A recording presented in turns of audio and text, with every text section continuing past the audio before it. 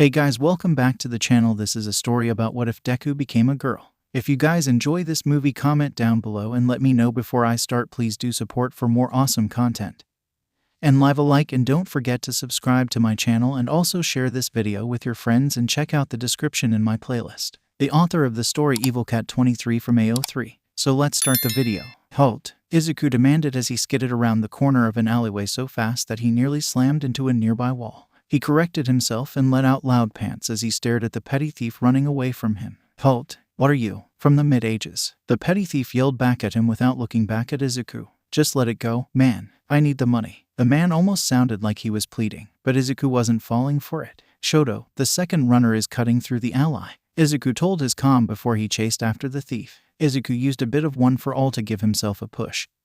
He was surprised at how fast this guy actually was. Izuku could only think back to how this happened. They were during work studies with 𝗓𝗏𝗏, their final work study before graduation that was. Today was the last day. Less than 5 minutes ago they got the call of a gas station being robbed by 3 thugs. Izuku, 𝐸𝐻𝐸, and 𝗏𝑃𝑃𝗀 had been the ones to come to the aid of the gas station attendant. The thugs managed to take off with a good chunk of money, and now here they were, separated and chasing after the thugs to get the money back. Okay, the third runner is going down 28th Street. The feed cut out after that. That was fine. Izuku knew that 𝐸𝐻𝐸 could hold his own and focused back on his own criminal. Izuku bounced from wall to wall high in the air to try and get the drop on the thief. I said, stop. Izuku yelled once he was right above the man as 𝐴 gave him the boost he needed to get high enough into the air. The man let out a gasp when he looked up to see Izuku descending upon him like a fallen angel. Izuku raised his arm up and 𝐵𝑙𝑎𝑐 activated towards the thief. It's not going to end like this. I need the money. That was when some sort of ball of light, smacked Izuku right in the chest and sent him flying back into a wall with a gasp. Izuku struck the wall so hard it knocked the wind right out of him, and he fell down into the metal trash cans. The ball of light faded the moment it touched Izuku's chest, and he sucked in a deep breath once the oxygen returned into his lungs. He then tried to stand. Izuku grabbed his chest as he felt a jab in his chest, almost like a harsh pinch. Still, as soon as it came, it stopped and made him just sit there and stare up at the cloudy gray sky above his head. Oh, that hurt. He wheezed at the pan that was thankfully receding fairly quickly. Izuku sucked in a deep breath and then went right back to running. The thief had managed to run out of the alley and back down the street as fast as he could. Izuku took off out of the alley and gave a quick look around and found his criminal running down the sidewalk as fast as he could. Izuku then used 𝐴 to give himself a bit of a boost and rushed towards the thief. Thankfully, the man never saw Izuku coming, and Izuku got the upper hand by tackling him to the ground completely unnoticed by the man. The man yelled when he and Izuku fell to the ground. The man reached up and pushed Izuku's face back to try and push Izuku off of him. Still, Izuku had the advantage and about 50 pounds of pure muscle on the guy. Izuku let out a grunt as he pushed the man right back and down to the ground with just one of his hands. Got you. Izuku breathed and used 𝐵𝑙𝑎𝑐 to wrap around the man completely so he couldn't run off again. Izuku let out several deep breaths as the man had given him a run for his money for sure. The man was cursing at him as loud and as much as he could. Izuku stood and kept 𝐵𝑙𝑎𝑐 interwoven around the man while he turned his comm back on and spoke to the others. Deku here, one of the thieves has been caught, he told his friends as he started to walk. It was like walking a belligerent dog, and the man wasn't happy. He bounced, screamed, and cursed at Izuku, but Izuku didn't care. Great timing, I caught my guy as well, came 𝐸𝐻𝐸's voice in the intercom, and then it was followed by 𝗏𝑘𝑢𝑔o's shout of, it shouldn't surprise any of you losers. But I already caught my guy way before you two, so eat my dust.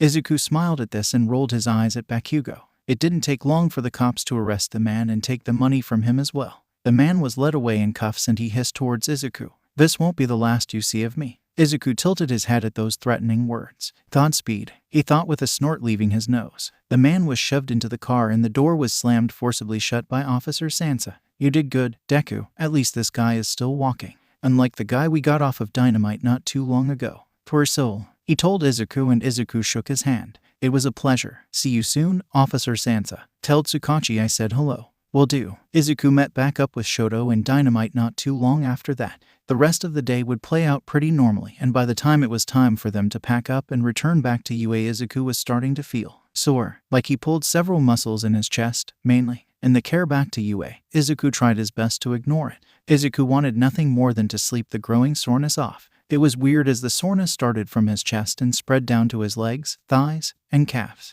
A nice hot bath sounded divine. Maybe once he was back in the dorms and everyone was asleep, he could take a nice long and hot bath with bubbles and bath salt. Of course, this was away from prying eyes around 3 in the morning or so. The 3 of them returned to UA without a fuss. Izuku returned his hero costume to the 3 dorms and tried his hardest to ignore the growing soreness, but it was making itself known. He was hoping to sneak off for a nap, but was stopped when he returned to the dorms, his friends wanting to talk to him, wanting to know how his work studies went and so on. So, Izuku put on a smile and spoke to his friends. "We're on for studying tomorrow, right, Midoriya?" Ida asked as he chopped his hand in front of Izuku's face. "Of course, Ida. I know I'm going to need a little help on my English homework." "Hey," Kaminari draped himself over the back of the couch and grinned at Izuku. "Can I join? I know I need some help with the story we're reading." "Of course you can," Ada declared. It made Izuku smile and then rub his tired eyes. Yes, he was sore, but he was also growing tired. Really tired. He couldn't sleep yet, not as dinner was being made. He knew if he skipped out at dinner he'd never hear the end of it from Bakugo. So, he toughed out his sleepiness. Izuku ate dinner with everyone, one that Shoto and Bakugo made together. It was a delicious soba that left Izuku full. The soreness was not helped when he ate, however. It had grown into a painful type of sore. His chest was the main culprit and he knew it had to be that petty thief. That light having more force than Izuku originally thought. Finally, he was able to return to his dorm room. On his way to his dorm he passed Hitoshi's dorm and stopped when a girl, not one from their class or the 3B class, nearly bumped into him. "Oh, sorry," she grinned, her face flushed, her hair slightly messy. It was clear what she had got done doing with Hitoshi. Ever since he moved into the hero course he's been rather notorious. Having girls from different classes coming over and whatnot. Every week it's a new girl. He never seems to have a girlfriend. Just a new fling. Makes Kaminari and Mineta jealous beyond belief, which is always a little funny. When Izuku made it back to his dorm room he wasn't ashamed to say when he took off his top he started to rub his pecs. The soreness was just that, soreness. He couldn't describe it. It wasn't like a bruise, it was like his muscles themselves were sore. The soreness felt deep in his muscles like he just needed a nice massage. So, that's what he was doing, giving himself a massage to ease the soreness. It didn't work, but still, he could dream. Izuku groaned and then rubbed his bare thighs before he looked at himself in his mirror. "Am I swelling?" he asked as he looked at his chest. There did seem to be some swelling. He made a face while looking at himself fully in the mirror. He never really enjoyed looking at himself in the mirror and now was no exception. He gave himself a firm headshake and turned away from the mirror. He wanted to take that bath, but he was feeling so tired and so sore he decided to just call it quits for tonight. He just wanted some sleep more than anything at this point in time. So, he rubbed his eyes before crawling into bed in just his boxer briefs. Getting under the covers he made himself as comfortable as he possibly could. Then came the stomach ache. It had happened completely out of nowhere. One moment he was fine, the next moment it felt like someone took a knife and was twisting it as hard as they could. Izuku was forced into a very tight ball to try and elevate the pain. It worked at least a little, but if he so much as moved an inch the pain would return. The pain continued through the night. Izuku would eventually fall into a restless sleep, waking up every so often from the searing pain that throbbed through his entire body. It was just his chest, or his stomach, but his body that hurt. And those brief moments where he'd be awake he would shake and quiver under his covers. A cold sweat would break out upon his body at some point in the night too, as he would wake up in a puddle of sweat. Still, by the time his alarm blared in his ear for him to wake up, Izuku would be feeling at least a little better. Not the greatest. His body was still sore, but that was probably because of how tight of a ball he had slept in. His neck was the worst type of sore, not being able to move it at all for the first few minutes upon waking. After a few minutes he would eventually wake up just a little more and uncurl himself from the ball. Izuku's neck was the worst, as stated, but his chest felt weird. It felt heavy, like there were weights attached. Izuku reached over and finally shut his alarm off. He groaned at the heavy silence that filled the air and stared at the wall in front of him. He just needed a few more seconds to fully wake up. He would then yawn to try and wake himself up a little better. He would then stretch both of his arms over his head and there was that oddly heavy feeling in his chest yet again. Still, he was happy that most of the soreness from his chest was almost completely gone. Izuku rubbed his palms against his eyes, digging the heels of his palms in, and that was the final thing he needed to wake up for the day. Throwing the covers off of himself, Izuku stood up, the floor cold against his bare feet and made him shiver. The shiver ran through his entire body and made him rub at his bare arms. It's what he got for sleeping in just his boxers. Speaking of which, Izuku found himself pulling those up a little more than usual this morning. Izuku walked to his bathroom and flicked the light on. He looked at himself in the mirror very briefly before turning on the tap. He paused, turned the tap off and looked back at the mirror at his own face. He was pretty close to the mirror so he could say without a doubt that something wasn't right. Izuku stared at his own reflection and hard. Then, for a reason he still didn't have, 𝐬𝐻𝐬 took a step back from the mirror, and the step back was all he needed for everything to make sense. Because the person staring back at him wasn't a male, but a female. 𝐬𝐻𝐬 had gone to bed in boxer briefs, and now here he stood in those same boxer briefs and no top. So, he could see pretty clearly that he had melons. Heavy melons at that. Dare he say, 𝐻𝐻𝐬-sized melons. Melons that he most certainly didn't have yesterday. 𝐬𝐻𝐬 just continued to stare at this reflection because there was no way this was him, right? He looked at himself in the mirror. This person was well-toned, a little curvy, but not too much. She was wearing the exact same boxer briefs that 𝐬𝐻𝐬 had gone to bed in. The same boxer briefs were sliding down her legs. 𝐬𝐻𝐬 blinked and the reflection blinked. 𝐬𝐻𝐬 raised his right hand up and the reflection did the same, also showing off the same gnarled scars across the hand and the same deep purple scar that had to be grafted on their arm the same as him. 𝐬𝐻𝐬 slowly brought his hand down and the reflection followed his suit. 𝐬𝐻𝐬 then looked down at his chest because there was no way he was going to have two melons attached to his chest. No way. He did, looking down at his melons. For science, just to be sure he wasn't losing his goddamn mind. He brought a hand up and felt one. Yes, it was real, it was there, it was soft. He accidentally ran his finger over his nipple and felt a soft shiver. Then, the thought crossed his mind. He felt a soft and sharp breath left his chest as he looked down past his chest, down at his boxers that were still trying to ride down, like he was missing something. No, a thought crossed his mind. A scary thought for him, a guy. 𝐬𝐻𝐬 licked his drying lips and gently hooked a finger against the elastic of his boxer briefs, and he paused before he pulled the elastic back. I'm not a girl, it's going to be there. It has to be there. 𝐬𝐻𝐬 slowly, oh so slowly, pulled the elastic of his boxers back and peered down. His girlish shriek woke all of 3A. His voice going so high it shocked him to his very core. He knew he woke the others as well because only 3 seconds later, after he screamed at the loss of his penis, there was someone, Kirishima, he would find out seconds later, pounding on his door with all their might. Midoriya, is everything okay? Kirishima demanded on the other side, and 𝐬𝐻𝐬 froze, the realization finally hitting him like a bat to the groin. He whispered, and his voice, oh his voice. It was high-pitched and sounded different to his own ears. It didn't sound like him at all. He felt rather lightheaded as he took a startled step back.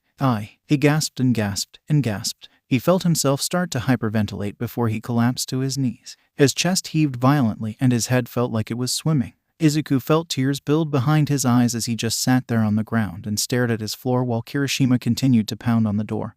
But at this point, 𝐬𝐻𝐬 was starting to tone his friend out as he stared ahead at nothing. His green eyes became gray and distant. This can't be happening, 𝐬𝐻𝐬 thought. It was the only thought that repeated itself over and over again in his head. It just couldn't be happening. But it was happening whether he liked it or not. He stared at his melons in disbelief like they would go away. They didn't. 𝐬𝐻𝐬 didn't hear the door open. He just saw movement out of the corner of his eye. 𝐬𝐻𝐬 slowly turned towards the movement and made direct eye contact with his teacher, Mr. Aizawa, having used 𝐬𝐻𝐬's key after hearing 𝐬𝐻𝐬's blood-curdling shriek earlier. Or maybe another student got him. Either way, he was here and looking at 𝐬𝐻𝐬. They stared at one another for several long seconds before Mr. Aizawa's usually stoic face broke and eyes actually widened ever so slightly. Then, without a word, he backed up and walked out the door almost as quickly as he had come. 𝐬𝐻𝐬 stared back at the floor once again. He just didn't know what to do or what to say. Mr. Aizawa returned and he looked tired. He had a very clear "why me" expression on his face. He was holding a towel up so he wouldn't see anything he wasn't meant to see. The towel covered his face just so he absolutely certain he wouldn't see anything.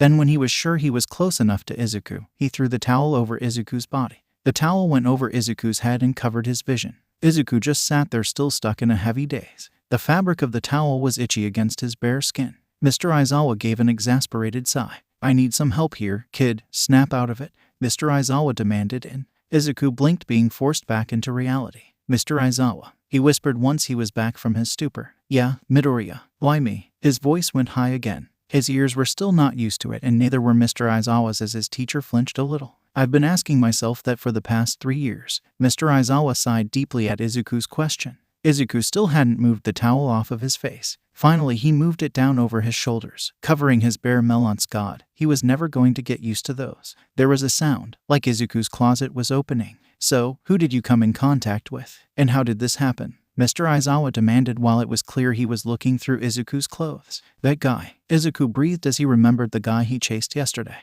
The one from my work studies. He hit me with his quirk. I thought it was just a force quirk to push me back, but 𝐬𝐻𝐬 let out a huff before he threw his arms up and it caused the towel to fall off of his body. Mr. Aizawa had turned before turning right back around and covering his eyes with another sigh. A top would be helpful, Midoriya. Mr. Aizawa growled while going to great lengths to keep his eyes away from his naked student.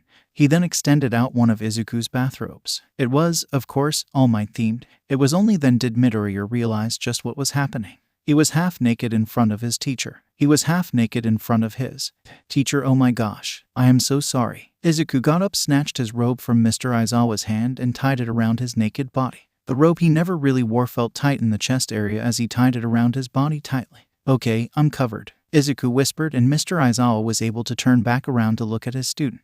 Mr. Aizawa finally got to look at Midoriya up and down with a raised eyebrow. Come on, Mr. Aizawa said with a grunt. Let's get you to Recovery Girl, though I doubt she'll be able to do much. The others. Izuku felt his hold on the robe's sash tighten as he looked towards his shut door. I really don't want to hear it from the others. His face turned a bright pink at the idea of the ridicule he was going to receive. Of course, he would turn into a girl. Only he would. I already sent them to their rooms, so, at least for now, we don't have to worry about them. Mr. Aizawa sighed as he led Izuku towards the door. He opened the door and together the two of them walked out into the dorms. The dorm was quiet, but Izuku could hear the muffled sounds of his fellow peers inside their own rooms as they passed by. How are you feeling? Mr. Aizawa inquired while they walked to the elevator. Like, you can't be feeling okay. Your whole body underwent a transformation. Right. Are you sore? I think most of the pain happened last night, Izuku told him while they stepped into the elevator. I felt sore, mainly in the chest and legs. Then, when I was trying to lay down, I got a really bad stomach ache.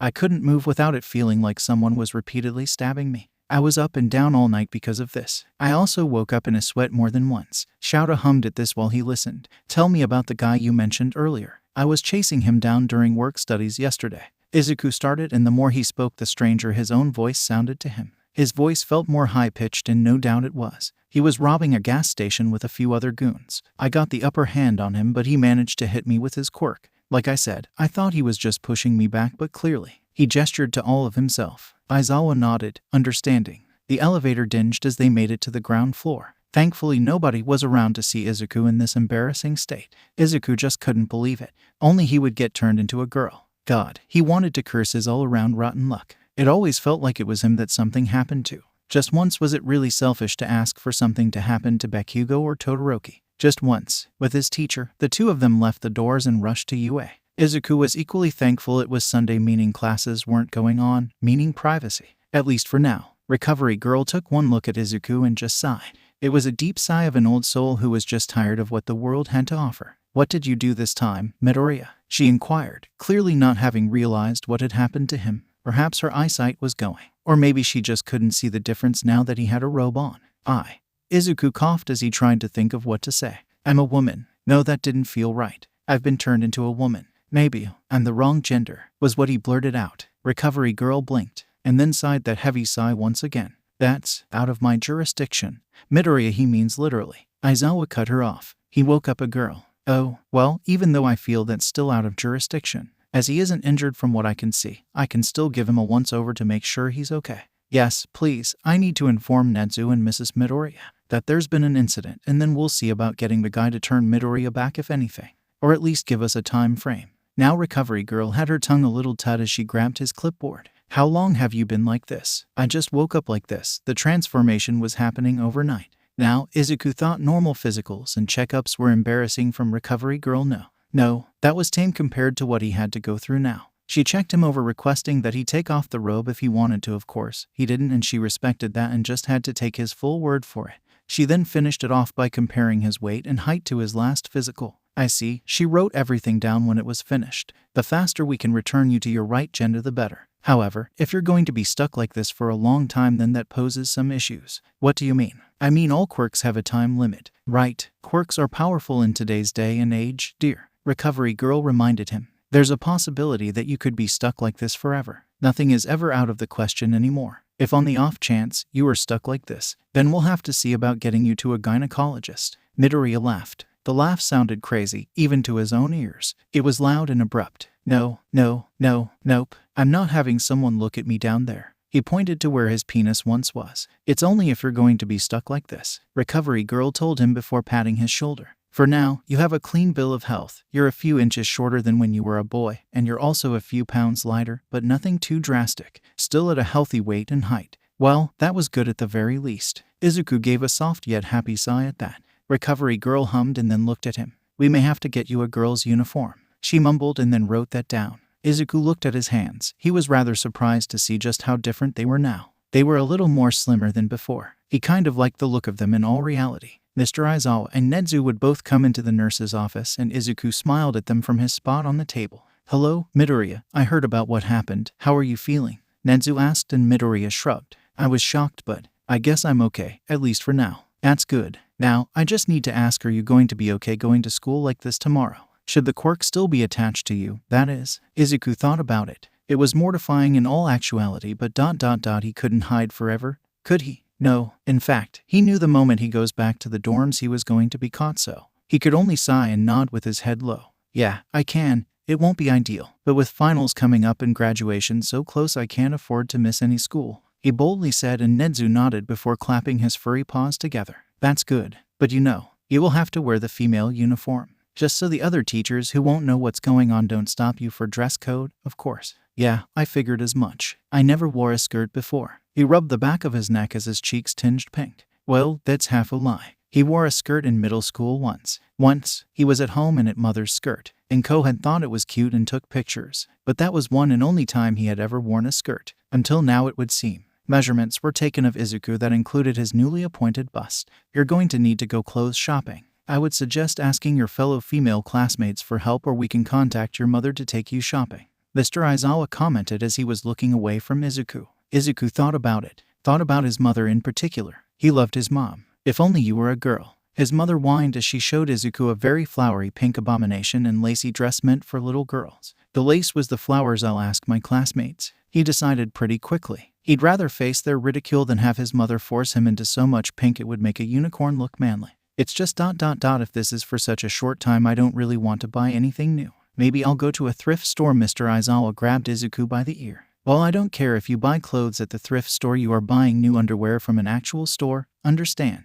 Mr. Aizawa told him, and Izuku nodded. "Yes, sir." "Good." Mr. Aizawa let go of his ear and Izuku rubbed it. Finally, Izuku was given the go-ahead to return to the dorms. He was told to look out for any sudden pains, as it could mean his body was transforming back. Tightening the robe around him a bit more, he walked with Mr. Aizawa. "This is going to be weird," he admitted to his teacher. "Yes, I'm aware. Just try and get used to it. We'll in the process of finding the guy that turned you into like this. We'll get you right as rain in no time." "Good." Izuku looked at his feet and realized he was barefoot, having not put on any shoes on his way to see Recovery Girl. Even his feet looked different. It was so strange. They got to the dorm doors, but Mr. Aizawa stopped him from opening the doors. "A word of warning." "Of course," Izuku said happily. "Be careful around certain students now that you're like this. People like 𝐸𝐸 and maybe even Hitoshi." "Hitoshi, 𝐸𝐸, I understand, kid. I'm going to be the first to tell you this, Hitoshi. He likes his girls. He's just not as disgusting or open about it as 𝐸𝐸. Kaminari is another, but I don't think he'll be as intense. Maybe fascinated, and if any of them ask to look at you naked, of course, I'm going to say no.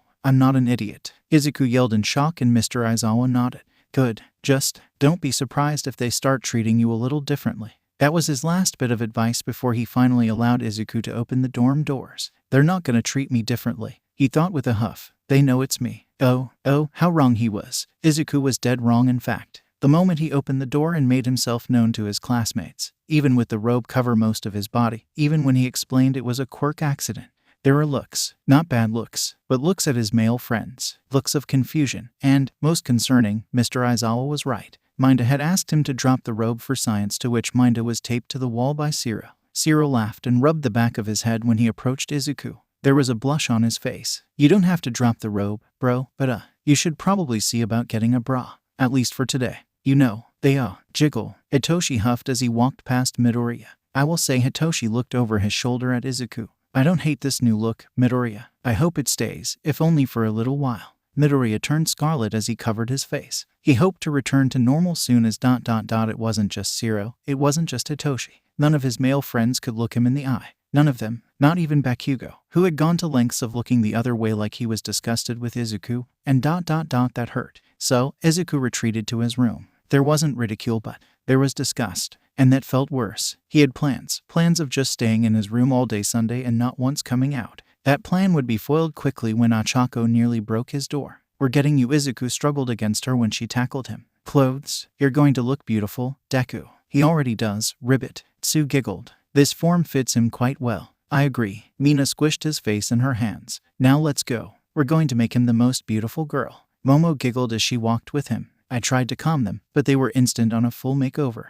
Izuku whined. I don't know, I probably shouldn't. Do it now, Mina said as she and the other girls dragged him. While you're like this, aren't you the least bit curious? I guess good. Now come on and stop dragging your feet, Deku. Ochako yelled as she helped push Izuku down the hallway. We're going to make those boys so confused. Ojiro laughed as she grabbed his hand. Just roll with it and understand that this is inescapable. It was inescapable. That was the sad thing. Yet, if there's one thing Izuku Midoriya loved doing, it was brand new things, and he was excited to try this new thing. At least once, while he was already a girl, right? Izuku looked at himself in the mirror. The girls had done a good job with the makeup. Granted, he had freaked out when the eyeliner pencil got near his eye, but after the girls reassured him they weren't going to stab his eyes out, he relaxed. It felt weird at first as they applied the makeup to his eyes. It made his eyes sting a little, but he got used to it. The girls had also straightened his hair, something Mina confessed to have been dying to do. With his hair now straightened, it was longer than before. The wild curls now pinned straight made his hair go down to his shoulders and ...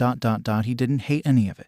He loved it. His only wish was that maybe, just maybe, his hair would be longer. But that was a silly want, as Izuku wasn't going to be staying a girl forever. Still, longer hair would make him feel a little more like a girl while he was in this new body. If I could control the length of my hair ... How long would I want it? He wondered. If I was a girl, that is. He corrected himself. If he were born a girl, it would be more natural for him to have longer hair. His mother, bless her, never let him have long hair as a child. He didn't dislike long hair, but for 𝐀𝐦 it was harder to take care of and required more expensive hair products to maintain, so she always got it cut when it threatened to reach past his shoulders. Now, as he stood in the mirror and looked at himself in this body, he wondered ... If he were born a girl, would his mother had let him grow his hair out? Of course, his mother was a good mom who did her absolute best, but still. As he stared at himself, he could only wonder. Here, he told himself as he put his hand below his shoulder blades. I think I'd grow it out to here, Izuku told himself. Of course, his hair would be a lot more of a hassle at such a length. Oh, Izuku. Mina and 𝐻𝐸 stepped into the bathroom. Mina had a grin on her face, and Izuku was sure so did 𝐻𝐸. After talking to the other girls, it has been decided. You should wear this. For, science. Mina then shoved something in front of Izuku's face. Oh, it was a dress. A sundress at that. The top of the dress was a nice yellow with thick straps that was an aligned top. The skirt of the dress was patterned with mammoth sunflowers and was backed by black to show off the sunflowers more. Where'd you get this? Izuku inquired as he felt the dress with his hands to feel the texture. It felt nice. It was Momo's. She found it in her closet and realized she never wore it. We figured it might fit you just as good, 𝐻𝐸 said. Momo had already been nice enough to help take Izuku's new measurements and make him 2 new bras with her quirk alone. 1 sports bra and 1 regular bra. I dunno, guys, Izuku said. I don't want to take something of hers as this, he gestured to himself. Won't last forever, just for today then. When we all go to the mall to get you some new clothes, you'll fill it out perfectly, Midoriya, Mina insisted. You have the assets. That made him blush. He didn't exactly ask for sea-size melons, but here he was with them.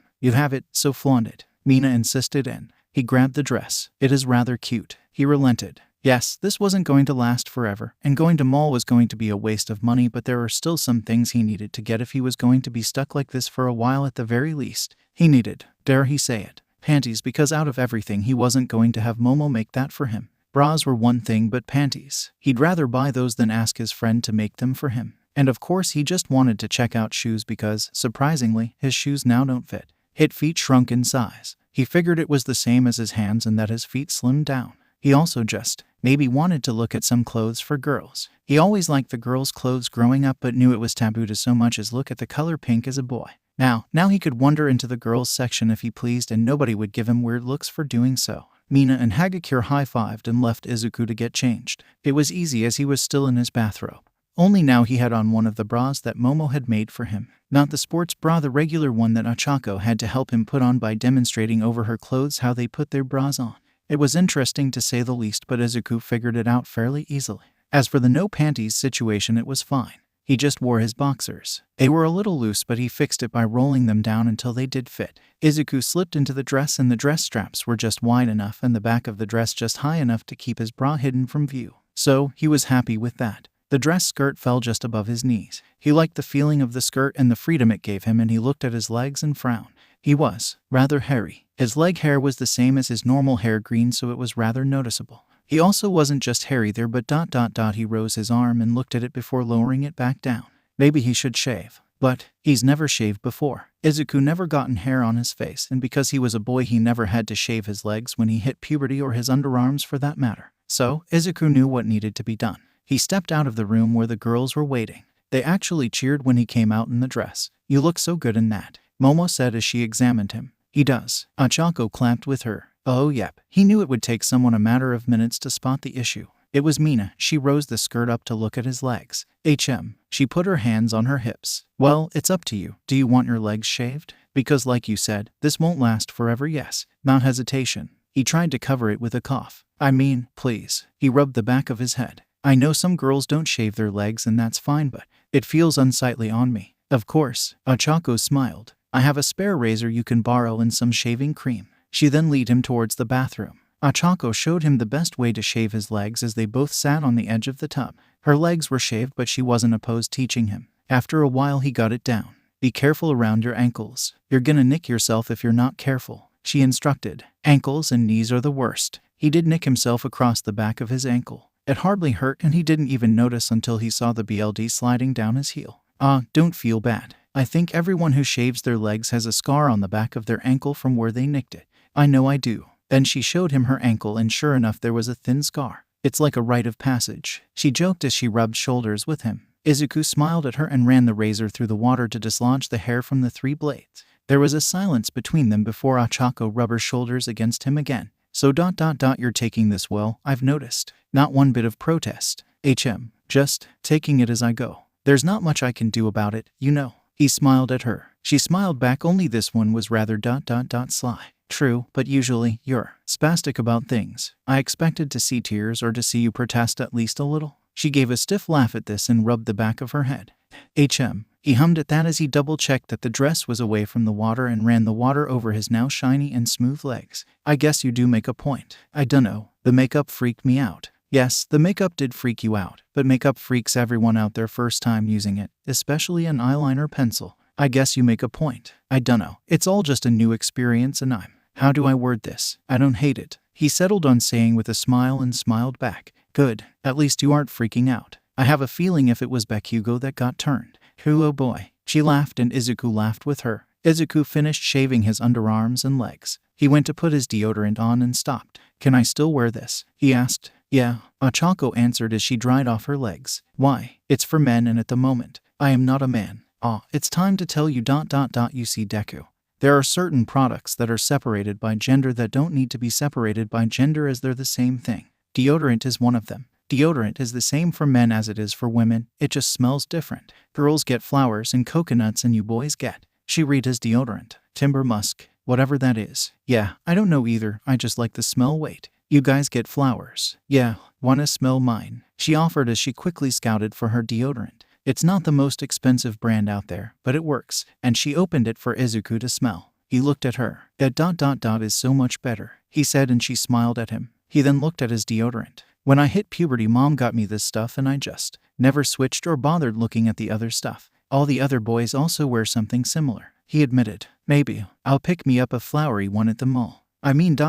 just in case, you know." Of course she rubbed shoulders with him. "Just in case," she teased. "Wanna know something blasphemous?" he asked her as they started to walk out. "Sure." 𝐀𝐦 doesn't always put his deodorant on after training. When he's tired or worn out he'll just spray body spray on his underarms and call it a day. "Oh, that explains why on some days he smells like he bathed his body spray." 𝐴𝐻𝐻𝐿 laughed loudly. They met with the other girls after that. "Let's see." Mina looked at 𝐬𝐻𝐻. "Makeup? Check. Fabulous dress? Check. Hair straightened? Check. You look amazing." Mina pulled 𝐬𝐻𝐻 into a side hug. "You should get your nails done while you're at the mall." Mina gasped and 𝐬𝐻𝐻 snorted. "No, nails will just be a hindrance with hero training, but maybe next time," he found himself saying without thinking about it, which got the girls giggling. "All right." 𝐬𝐻𝐻 was being led towards the common room. Everyone who was in the common room stopped when they saw 𝐬𝐻𝐻 being flanked by the girls. Literally, they stopped what they were doing. Which was funny in some aspects as people like 𝐀𝐦 were filling up glasses. 𝐀𝐦 was pouring apple juice in a glass and ... was still pouring even though the glass was full and juice was spilling on the floor. Todoroki's left side flickered with his clothes singing and turning black but not fully engulfed as he stared at 𝐬𝐻𝐻 with an open mouth. Bakugo's face turned red as he then turned away from Izuku and faced the fridge. Kirishima, who was next to Bakugo, turned as red as his hair and also looked away while grabbing onto Siro's shoulder with his hand, and Siro covered his mouth and his eyes went wide. "Oh sweet darkness, this is," Tokoyami whispered. Izuku frowned a little nervously at this. Were they all disgusted with this new look? Nobody could look him in the eyes. Nobody could look at him longer than 3 seconds before they would inevitably look away. Well, all except one. Mineta let out a sharp wolf whistle as he was the first to approach. "Might I say nope, you can't." Gyro huffed and pushed Mineta out of her way. "Hey boys, you lost Izuku. He's now an honorary girl until he changes back," Ochako loudly called to everyone. Sue put her hands on Izuku's shoulders and stuck her tongue out. "And we're not sure we'll even give him back when he's a boy again." Yeah, all the girls cheered at that exact moment, and quickly he's swept away by the girls and hurried out the door. "We'll be back for dinner," he calls over his shoulder and smiles at the boys. Todoroki's shirt finally catches fire at that, and Izuku was sure he heard a zap and Kaminari scream. Their reactions were weird to say the least. One short bus ride later, all of the girls of 1A and Midoriya were at the mall. Then Izuku was looking at clothes with the girls. Nobody once gave him a weird look or called him weird as he was looking through the women's shirts and pants. The girls had such better clothing with softer material and prettier designs than the boys. Yes, this was temporary, but he just had to get a few of these shirts for his time as a girl. Oh, and a skirt, some slides, because his shoes didn't fit. Some new sneakers, of course. Some pants, and yes, he got those panties. Mina seemed to know what she was talking about when she handed Izuku the package of white panties with a pink bow on them. He wasn't gonna question her. By the end, his arms were a little full of shopping bags and his wallet much lighter. He was gonna have to put a pause on his merch collecting so he could save again. Still, he was tired and the others were too. They've been at the mall for 2 hours or so and were about to call it a night. That was until Izuku passed by a salon. At first he walked past it without thinking.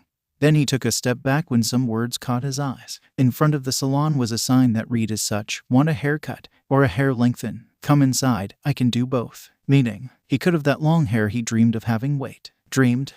No, he just wanted it now that he was a girl. Thinking of getting a haircut? A pixie? Gyro asked as she gently touched the ends of Izuku's short hair. "Actually, I was thinking of getting it longer but I dunno," he admitted softly. "Long hair is a bit of a hassle, especially with my curls." "Nonsense," Mina said happily. "So, you need to use a little more product. It won't kill you, you know. I'd say do it. Give in to your inner girl, Izuku." Ochako stayed silent on this part as she ran her hand through her hair. "I dunno. I mean, in the end, if you want long hair it's up to you, but product is expensive." Izuku looked back at the salon. "Okay." He handed his bags to Mina and both she and Hagakure cheered. "Just for as long as I'm a girl, and the moment I turn back into a boy it's gone." He settled on a compromise with himself before he turned and walked inside of the salon. An elderly woman with hair almost touching the floor that was put up into a ponytail and swept over her shoulder greeted Izuku with a smile. She had a kind face and equally kind eyes that crinkled in the corners when she smiled at him. She ushered him into a chair and he sat. "Short or long?" she inquired, and Izumi smiled at her. "Long. I'm thinking below the shoulders. Maybe mid-back." She hummed and touched his hair. "Well, let's try below the shoulders first." She touched his head with both hands and he could feel his hair slowly start to grow out. It made his scalp start to itch, but he resisted the urge to itch it. "Oh my, it's curly," she whispered and stopped at once. "That's gonna change things," the woman whispered as she touched one of his curly hairs. "When you said you wanted it long, did you want it long straight or curly? Because it depends on how you wear your hair usually." Long, curly," he settled, and she nodded. "Very well," and she let his hair grow again. It itched. God, did it itch as his hair sprouted quickly from his head and extended downwards. He actually got to see this as a strand was in front of his eyes. The curls coiled. Granted, they were loose coils, but they were coils nonetheless. He never knew, as he never let his hair get that long. "There, how's this?" The woman let go of Izuku's head and allowed him to look at himself in the mirror. Izuku's hair was just below his shoulders as he first requested. Long enough to put into a ponytail like Momo's if he so wished. And he was sure if he straightened it, it could reach his mid-back possibly. "Perfect." He chirped at the lady and she smiled the same as him. Izuku got up from the chair and walked to the pay area where the woman lead him. He would pay the fee and leave with his friends, all saying how much they liked the new hair. Although his ends now looked a little wonky straight as the rest of his hair was curly. All in all, it wasn't a bad day. If anything, it was a great day as Izuku got to experience a bunch of new things and get a bunch of new items he couldn't get before as a boy. He even got new deodorant. This one smelt like roses and lavender. So he was happy and beaming the entire bus ride back. His hair was long, his clothes were pink, and he didn't hate this. When they all returned to the dorms, Ida greeted them first. He did something weird when he approached Midoriya. He stammered. very 𝐬𝐻 𝐍𝐴 dinner is ready. You are all right on time. So remember to freshen up and join us. Of course, Ada. I just have to put all of this away, 𝐬𝐻𝐽 told his friend with a smile while showing off all of his shopping bags that hung off of his arms. Then I'll be down for dinner. Midoriya. Kaminari nearly tripped over his chair at the table, and that made 𝐬𝐻𝐽 take a step back as he raised an eyebrow. That all looks heavy. Let me help you. 𝐬𝐻𝐽 blinked at Kaminari and felt his face twinge pink. He wasn't weak now that he was a girl, so he was just going to have to set Kaminari right. Heavy. Kaminari. I can lift a fridge. He tucked some of his now long hair behind his ear. I think I can handle a few bags. Then he turned and started for the elevator. I'll be down shortly. He didn't look over his shoulder and thus didn't see Kaminari's dejected face as the boy just laid there on the ground. The girls left him be as he stepped into the elevator as they went to go straight for some food. Once alone in the elevator, he sighed and dipped his head upwards with a sigh. A happy day, yes, but a long day, tiring day. He needed a nap. But not now, later, after dinner, then he'll work out a bit afterwards. The elevator dinged and 𝐬𝐻𝐽 looked at the doors as they opened and he stepped out. 𝐬𝐻𝐽 walked back towards his room and jumped a little when Hitoshi's door opened as he passed it. Oh, Shinsu. He grinned at his friend. You've got a hair. Lengthen? Hitoshi asked as he pointed and 𝐬𝐻𝐽 nodded. Looks good. Oh, 𝐬𝐻𝐽 smiled at the rare compliment Hitoshi had given him. Why? He reached and twirled a curl around one of his fingers and the bags rolled down his sleeve. Thank you. Of course, love the dress, by the way. Anyways, I'm hungry. Talk to you later. 2 compliments by the stoic Hitoshi. 𝐬𝐻𝐽 almost couldn't believe his luck, until he remembered Mr. Aizawa's warning about Hitoshi being a bit of a player, so to say. Of course, 𝐬𝐻𝐽 knew this as well. Still ... The compliments were nice and he watched Hitoshi walk away for a moment before returning to his room. 𝐬𝐻𝐽 walked in, dumped his stuff on his bed, and retreated back downstairs. Dinner tonight was curry, and once 𝐬𝐻𝐽 joined everyone at the table it got quiet. People just kept staring at him, and when he would catch them they would try and look away like they weren't staring. Still, not everyone stared at him. Some of the girls would treat him as normal. Xiaoji also didn't act so awkward around him when he asked 𝐬𝐻𝐽 how he was feeling. Hitoshi also treated 𝐬𝐻𝐽 normally, but to be fair, Hitoshi just asked 𝐬𝐻𝐽 to pass the peas. 𝐬𝐻𝐽 did and Hitoshi thanked him. That was it for their interaction. Still, 𝐬𝐻𝐽 had to say something when he caught 𝐵AKUGO giving him a look, but then looking away just as quickly. He put his bowl and chopsticks down firmly and that got everyone's attention. Look, 𝐬𝐻𝐽 stated in an unusually firm tone. It's weird, I get it, but I'm still 𝐬𝐻𝐽, guys. It's not like I turned into a swamp person. I'm just the opposite gender for a little while. No big deal. There were a few mumbles and 𝐬𝐻𝐽 frowned just a tad. It's just, Todoroki looked lost for words. Kirishima tried to come to Todoroki's aid but nothing more was said. A girl, but that's fine. When are you turning back? 𝐵AKUGO grunted as he poked his rice. It was the first thing he had actually said to him since he turned. I don't know. They're looking for the guy who did this to me. Hopefully, it'll just wear off in a few days. 𝐵AKUGO slammed his chopsticks down at that, making everyone jump. A few days, huh? Then why did you buy enough shit for a month? I think you know more than you're letting on. And what about your hair? She's experimenting, 𝐵AKUGO. Hitoshi grunted. Let her, him, 𝐵AKUGO grunted. You know, Ada cleared his throat. I guess that does bring up a question. Midoriya, when you're like ... this ... how would you like your pronouns? The same, different, the same, 𝐵AKUGO answered, and Hitoshi actually threw a roll at 𝐵AKUGO. 𝐵AKUGO turned to him. White steam of anger leaving 𝐵AKUGO's nose as he snorted at Hitoshi. Last I remembered you weren't Midoriya. Hitoshi crossed his arms over his chest. 𝐵AKUGO sat while grumbling the entire time. Then all eyes were on 𝐬𝐻𝐽. He went quiet while thinking about it. Let's keep it easy. When I'm like this, I can have she, her pronouns, but when I return to a boy, then it's back to him, he, she said. Everyone was in agreement, save for 𝐵AKUGO. 𝐵AKUGO got up without another word and took his half-eaten food to the kitchen. It was clear he was done for the night. 𝐬𝐻𝐽 frowned at this. He really hates me like this. Am I that disgusting as a girl to him? She thought and put her hand to her cheek. So, I have to ask. Minda broke 𝐬𝐻𝐽 out of her thoughts. You do have a pee-pee. Sue grabbed Minda's head with both hands and then shoved his face in his curry. She kept him there and just smiled at 𝐬𝐻𝐽. Sue would let Minda go when 𝐬𝐻𝐽 was done eating. 𝐬𝐻𝐽 would return to her room, shut her door, and then lay on her bed staring at the ceiling for several seconds. Despite today being a good day ... that doubt still lingered in the back of her mind. Was she really that disgusting now? 𝐵AKUGO seemed to think so, and the others were weirded out by her. 𝐬𝐻𝐽 sighed quietly to herself before she rolled onto her side. The bags all crinkled with this movement and she looked at them. Maybe she had gone a little overboard with the new clothes and whatnot, but 𝐬𝐻𝐽 was just so excited. It was the first time she had ever been excited about anything since she got into UA, with a sudden surge of spite and determination running through her veins. Izuku sat up with a frown. This was the first thing she allowed herself to be excited about since getting into UA, and by God, she was going to enjoy this, no matter how weird the others look at her or how disgusted Bakugo seemed to be. After all looking at her desk, Izuku grinned. Nedzu Aizawa had been by and dropped off her new uniform. She was going to wear it tomorrow. She was going to wear it, and those that didn't like it could suck it. In fact, Izuku got up quickly from her bed and grabbed one of the bags. She had to rummage through a few bags to see what she was looking for, but she would find it. A makeup kit, with all the fixings a girl could need. With her new prize in her arms, she scrambled out of her room and up to the 4th floor. Finding her destination, Izumi knocked on Mina's door. Her friend opened it and was shocked when Izuku shoved the makeup kit in her face. "Teach me to do makeup on my own, please and thank you." She then bowed respectfully to Mina. Mina looked like she had been waiting for this day her whole life. It was going to be a long night, but Izuku was fueled by spite and she wasn't going to stop until she had the validation she wanted, no, the validation she deserved. The next morning, Izuku woke earlier than usual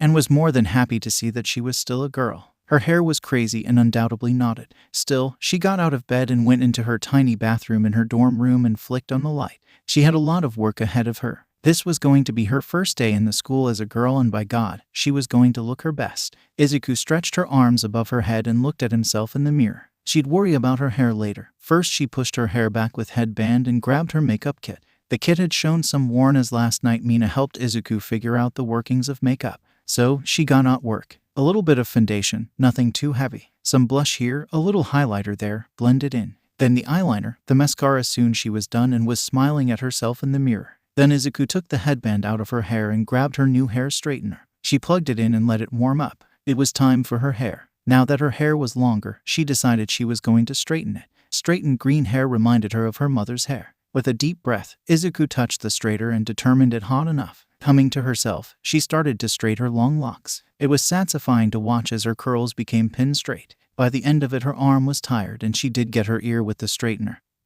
but her hair was straightened properly. Izuku smiled as she gently jostled his head from side to side. Okay. Grabbing a hair tie, she put it around her wrist and looked at herself in the mirror. Let's see if I can pull this off. She split her hair in half at the top, made sure both sides were even, which took a lot of letting go and trying again, but eventually she got it and tied her hair up. Half of her hair up like how her mother wears her hair. Izuku smiled at herself in the mirror and checked the time on her phone. She was making good time. So, with her new uniform already lined up and waiting for her to use, Izuku quickly got dressed. She buttoned her newly crisp white shirt and then she put on some black stockings like Ochako before putting the skirt on. The skirt wasn't too short and it gave her freedom she never even thought about when she was a guy. With a smile, she turned in a circle and her skirt moved with her. Izuku then looked at herself in the mirror and smiled with glee. Wow, I never realized. She smoothed out her skirt and then just gave another smile. Quietly, Izuku slipped into her new school-sanctioned shoes. She gave each shoe a little tap at the toe before giving herself one last look. Okay, I'm ready. Finally, she left her room. Crunch. Izuku took a startled step back and looked down. Flowers. There were 3 small bouquets of various flowers at her door. How odd. Izuku bent down and picked up the first bouquet. There were sunflowers and carnations alike. No note. Then she tucked the bouquet in her arm and picked up the second one. This one was just lavender and again no note. So, she tucked that one away and picked up the last one. Tulips greeted her. Tulips of various colors. This one did have a note. You look, the rest was scribbled out.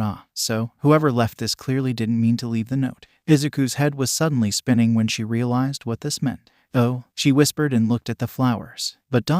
they know this isn't forever, right? Of course they know. That's why they didn't leave a note. Izuku shook her head quickly and nearly sent her half bun flying. Fine, they just wanted to get this off their chest. These flowers are really pretty. She smiled at the flowers and put them on her desk. I'll get a vase after class. Izuku turned and then finally walked out of her dorm room. Let's get this day started. Maybe the others were finally getting used to her. Or maybe they were finally putting an effort and not making their discomfort, infatuation obvious, but the air felt a little more lax than last night and that made Izuku happy. Izuku walked into the kitchen where several people were already awake and making their own food. She got a few compliments on her hair and looks, mostly from the girls, but still, Izuku couldn't help but blush at such compliments. Izuku walked up to where Shinsu was standing in the kitchen by the coffee maker. Izuku didn't speak as she opened the cabinet to grab a mug for a nice cup of coffee before deciding on what to drink. A hand grabbed the mug she was reaching for and Izuku slowly turned her head to look at Itoshi. Itoshi was grinning as he held the mug up. Come on, short stack.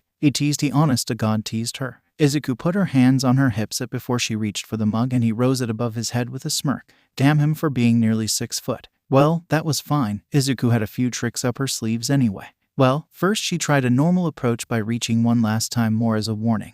And sure enough, he pulled it away from her. Come on, I know you're better than... Yeah, the smug bastard never got to finish. Izuku jumped, activated float, and floated up to the mug. She grabbed it from Hitoshi's hand in a flash with a triumphant ha. Hitoshi chuckled at this and let the mug go. All right, short stack, you got me. I'll get you next time. He then grabbed his mug and walked away. He looked at her out of the corner of his eye and smirked. Gotta keep you on your toes. Izuku felt all the BLD rush to her face for some odd reason, and she took a step back, nearly banging her back into the counter. Her peers were staring, and Izumi just fanned herself nervously. A little hot in here, isn't it? She giggled nervously, bumped into the counter, and giggled again before she poured herself a rather shaky cup of coffee. What was that? Ochako demanded as she poked her head beside Izuku's. Izuku turned quickly so as not to look her friend in the face. Izuku quickly took a sip of her hot coffee. I dunno what you mean. Izuku lied. Don't you lie to me. Ochako yelled, and Izuku swallowed hard.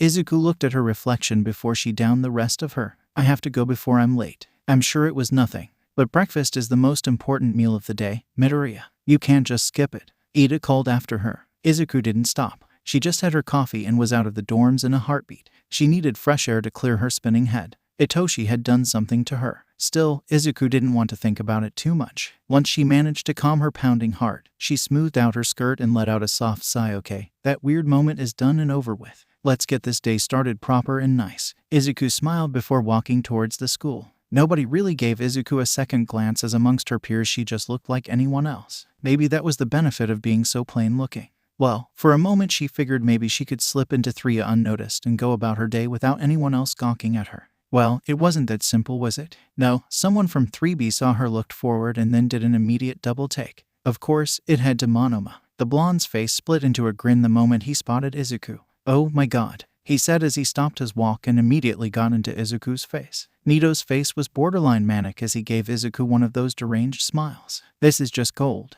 The golden child of 3A turned into a girl. You must be so uncomfortable and dying to return to normal. Izuku thought about it. Meh. She shrugged. Yeah. Monoma looked stunned. Meh. She repeated with the same shrug. I'm not uncomfortable. The opposite, actually. I'm okay in this body. But let me tell you, it was a shock when I woke up like this. Izuku laughed and Monoma's face went red as he backed off. Oh, well then, I hope you get turned back into a boy. No, that's too mean. Monoma thought about it for a second, then did something new. He gave up, turning his heel and walking away like nothing had happened. Huh, Izuku whispered as she watched Monoma go. Weird, she whispered, and then just went to class. Naturally, because she skipped breakfast that morning, she was one of the first ones in the classroom, but that was okay. It gave her time to set up, to make sure she had everything she needed for class. One by one her peers started to pile in. Izuku was sitting and quietly reading a book to pass the time when Bakugo approached her by putting his hand on her desk. I see you decided to go full throttle on this girl thing. Bakugo hissed, and Izuku just looked up from her book.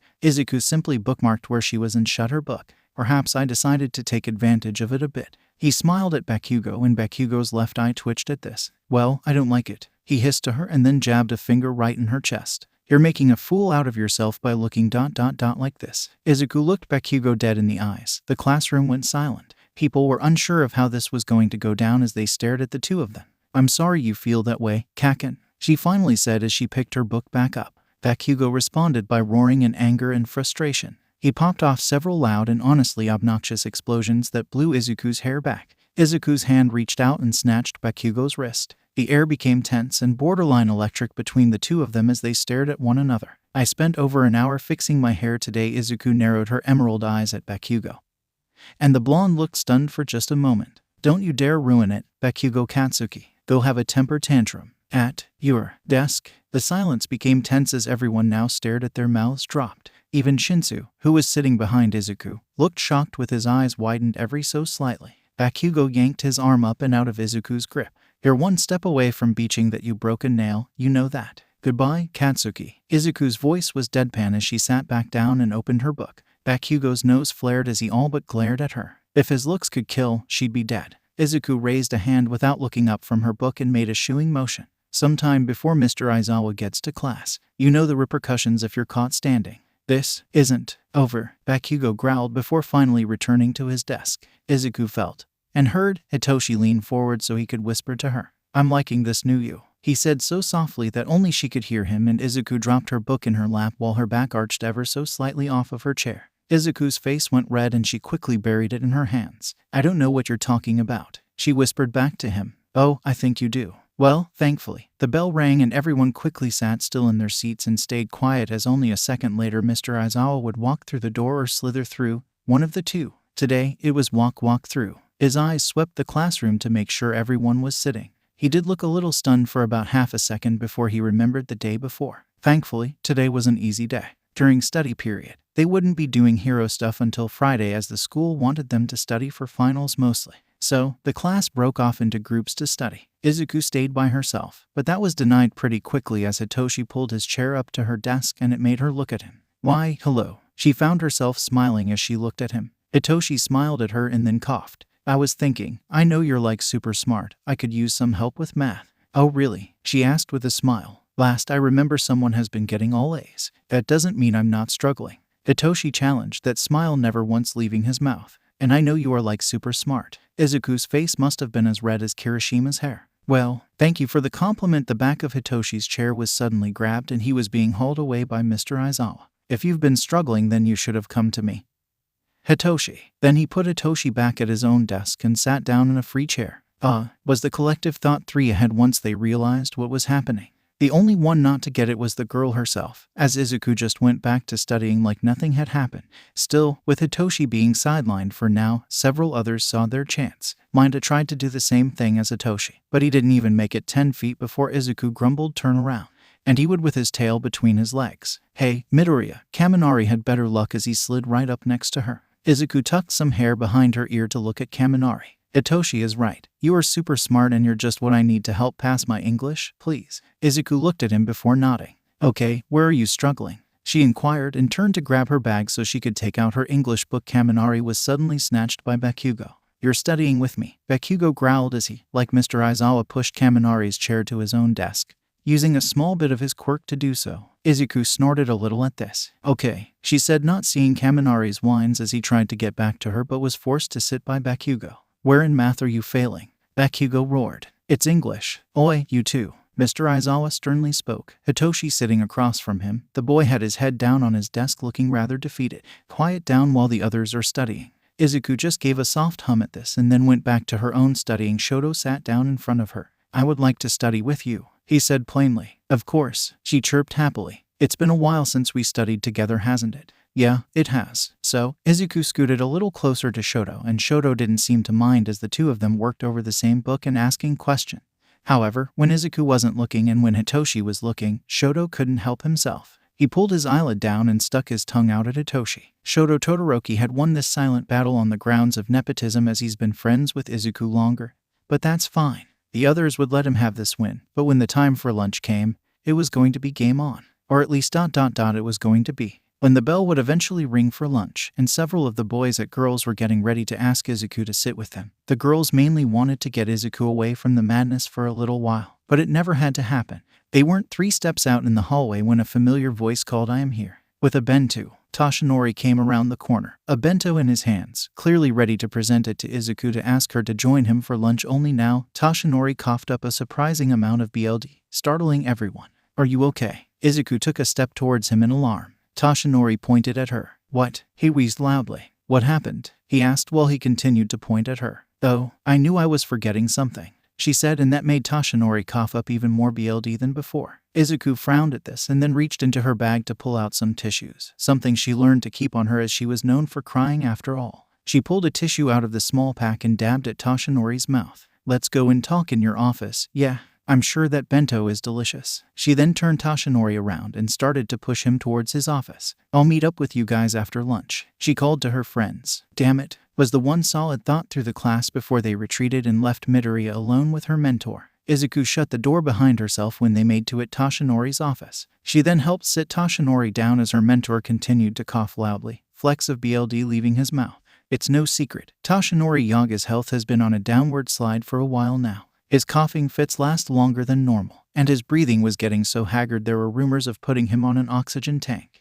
Izuku gently patted her mentor's thin shoulders as he continued to wheeze and cough. After a while his coughing would subside and he would be able to breathe normally again. Apologies, I was caught off guard. Please, my boy, please eat some lunch. Don't nurse me, Toshinori insisted as he kept his back turned so she wouldn't see him wipe the BLD from his mouth. Izuku sat across from him and opened the bento. This man knew her well as it was all her favorite. Quietly she ate while letting Toshinori clean himself up. So, Toshinori asked as he dipped his tissue in a cup of water without turning to look at her. He then brought the wet tissue to his face to wipe. What happened? I was chasing a criminal. He used his quirk on me, and the next morning I woke up like this, she told her mentor quickly. The guy was arrested, but it's taking a while to track him back down. I think he must have been transferred to a different jail or something. I see Toshinori turned to face her now that his face was clean and BLD free. His collar was still soaked, but Izuku didn't say anything about it as she continued to eat. And now you're a girl. Izuku shrugged. It's no big deal.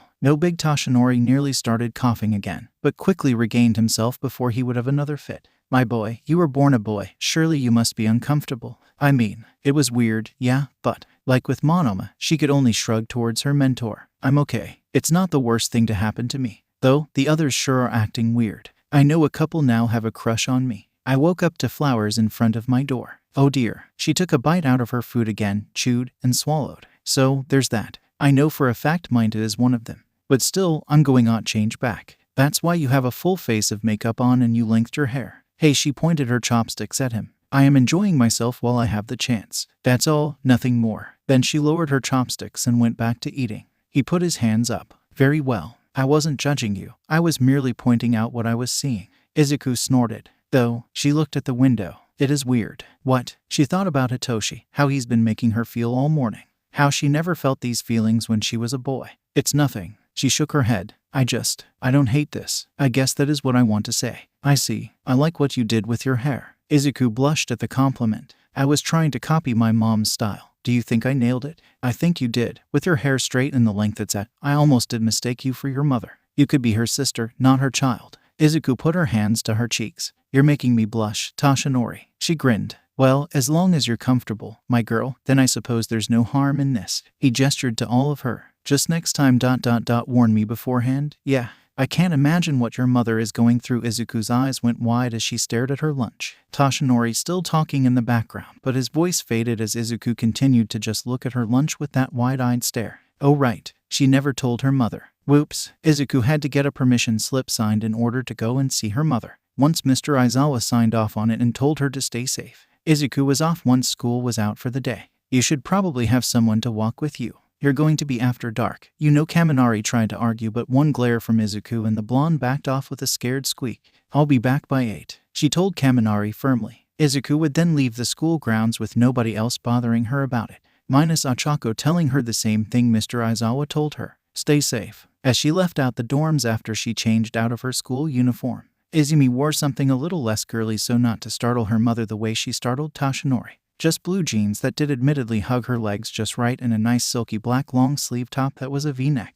You know, my clothes sure have changed since I was a boy, she noticed as she pulled a little on the sleeve of the top. The top felt so good against her body and she loved the way the jeans felt. Boy clothes were always so rough and scratchy, so often when shopping for clothes she would just buy t-shirts and jeans as those weren't as rough against his skin. Yeah, men had other options as well that were probably close to what she bought now, but she never liked the men options. It was hard to explain. Izuku got on the train and quickly found a place to stand. She held onto the bar and then started to browse her phone to pass the time as the train took off. Izuku looked at some recent hero fights and made mental notes about how the hero fought against the villain. Something was touching her ass. Izuku didn't hesitate. She turned, faced the guy who looked startled at her turning to face him so suddenly, and punched. Her fist made contact just below the groper's ribcage. Now, it wasn't hard, at least by her standards. But it was hard enough for the man to wheeze and double over in surprise. Don't touch me again, she screamed at the man. The guy was lucky that Izuku held back and didn't send him flying to the back of the train. Beach, the guy wheezed and Izuku just snorted at him before turning away and moving away from the groper. When Izuku saw an empty spot, she stood and grabbed onto the bar and waited for her stop. Thankfully, the groper did not return by the time the train came to a stop and she got off. Izuku then trekked to her mother's, which thankfully wasn't too far from the train station.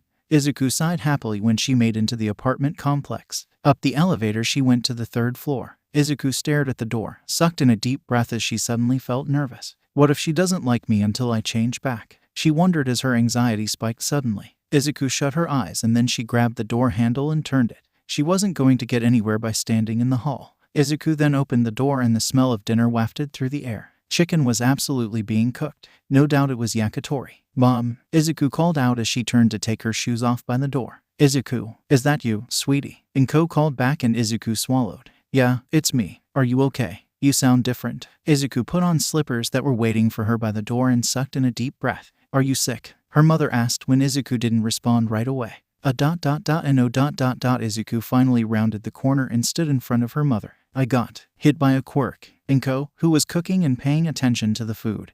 Then she gave 𝐬𝐸 a quick glance, looked back at her food, and then tensed and whipped around. Oh my, she nearly dropped her spatula. Then she quickly turned the stove off and put the spatula on the counter. 𝐸𝐻 rubbed her hands against her apron before facing 𝐬𝐸 fully. There was silence as 𝐸𝐻 studied 𝐬𝐸 and then gently touched a lock of 𝐬𝐸's hair. I see, 𝐸𝐻 whispered before she grabbed 𝐬𝐸's wrist and lifted her arm up as if to take all of her child in now. How long is this going to last for? I dunno know, 𝐬𝐸 said with a shrug of her shoulders. We're trying to find the guy that turned me like this. I see. Well, you hungry? Dinner is almost done. Well, I could eat good. Go and wash up and I'll finish up. Her mother patted her shoulder and then went back to cooking. Oh, well, that went better than expected. 𝐬𝐸 went to the bathroom and washed her hands before looking at herself in the mirror. Her ponytail had slipped a little, so she quickly corrected it. When 𝐬𝐸 was satisfied with her looks, she turned and walked out of the bathroom. The table was already set by the time 𝐬𝐸 came out. The food was on the table and her mother was already eating. 𝐬𝐸 sat across from her and started to fill her plate. Once her plate was filled to her liking, she started to eat. So, 𝐸𝐻 started right when 𝐬𝐸 took the first bite of her food. I can't help but notice a severe lack of freaking out from you. 𝐬𝐸 chewed and then swallowed before answering. What do you mean? How long have you been like this? 2 days. 2 days. I feel like most people in this situation would probably call their mother to figure out what to do now that their body has been made into the opposite gender. 𝐬𝐸 blushed as he put his fork down. I know. I'm sorry, but I'm okay with this body. Give it time. 𝐸𝐻 snorted as she continued to eat. I mean this, 𝐬𝐸. If I had to choose between being born a girl or a boy, I would have chosen a boy. The glamour will wear off. 𝐬𝐸 couldn't help but snort. There were things she could say, but decided not to. Perhaps her mother was right and the glamour will wear off and he'll want his old body back. 𝐬𝐸 continued to eat as did his mother, and soon the food was gone and the table cleared without much said between the two of them. It was when they were cleaning the dishes did 𝐸𝐻 speak again. Are you comfortable with this? She inquired, and 𝐬𝐸 had to think about it as she put the dish on the drying rack. Yeah, I am. I feel pretty comfortable in all honesty.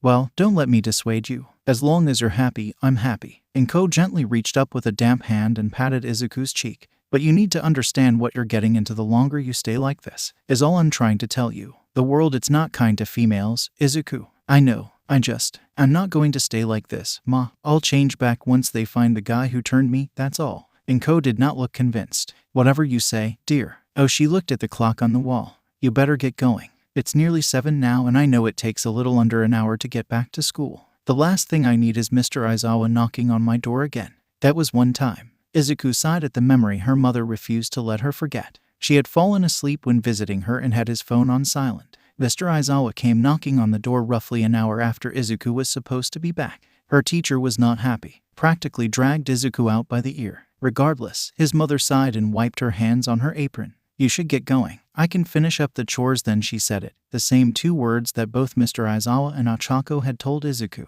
Stay safe. Stay safe. Nobody had ever told 𝐬𝐸 that when she was a guy, but now that she's in a girl's body. 3 people had told her that in one day. Of course, she knew women were often targeted at night, but she had no idea it was that bad. 𝐬𝐸 put her shoes back on and made sure she had everything she needed before bidding her mother goodbye with a kiss on the cheek. I'll see if I can visit you again this weekend, she told her, and 𝐸𝐻 smiled at 𝐬𝐸. Of course, and again, stay safe out there, 𝐬𝐸. Oh, and you're very pretty. With those parting words from her mother, 𝐬𝐸 walked out of the apartment.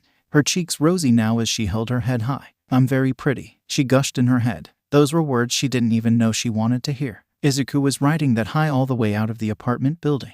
Happily, she walked down the steps and let the cool night air wash over her. 𝐬𝐸 jumped down the last step and put her hands in her pockets. Oh, the jeans didn't have pockets, lame. So, 𝐬𝐸 just walked normally. As 𝐬𝐸 walked along and looked at the night sky, she pondered on her mother's words. If could chose what gender I was born, I'd chose a boy. 𝐬𝐸 shut her eyes as those words echoed in her mind.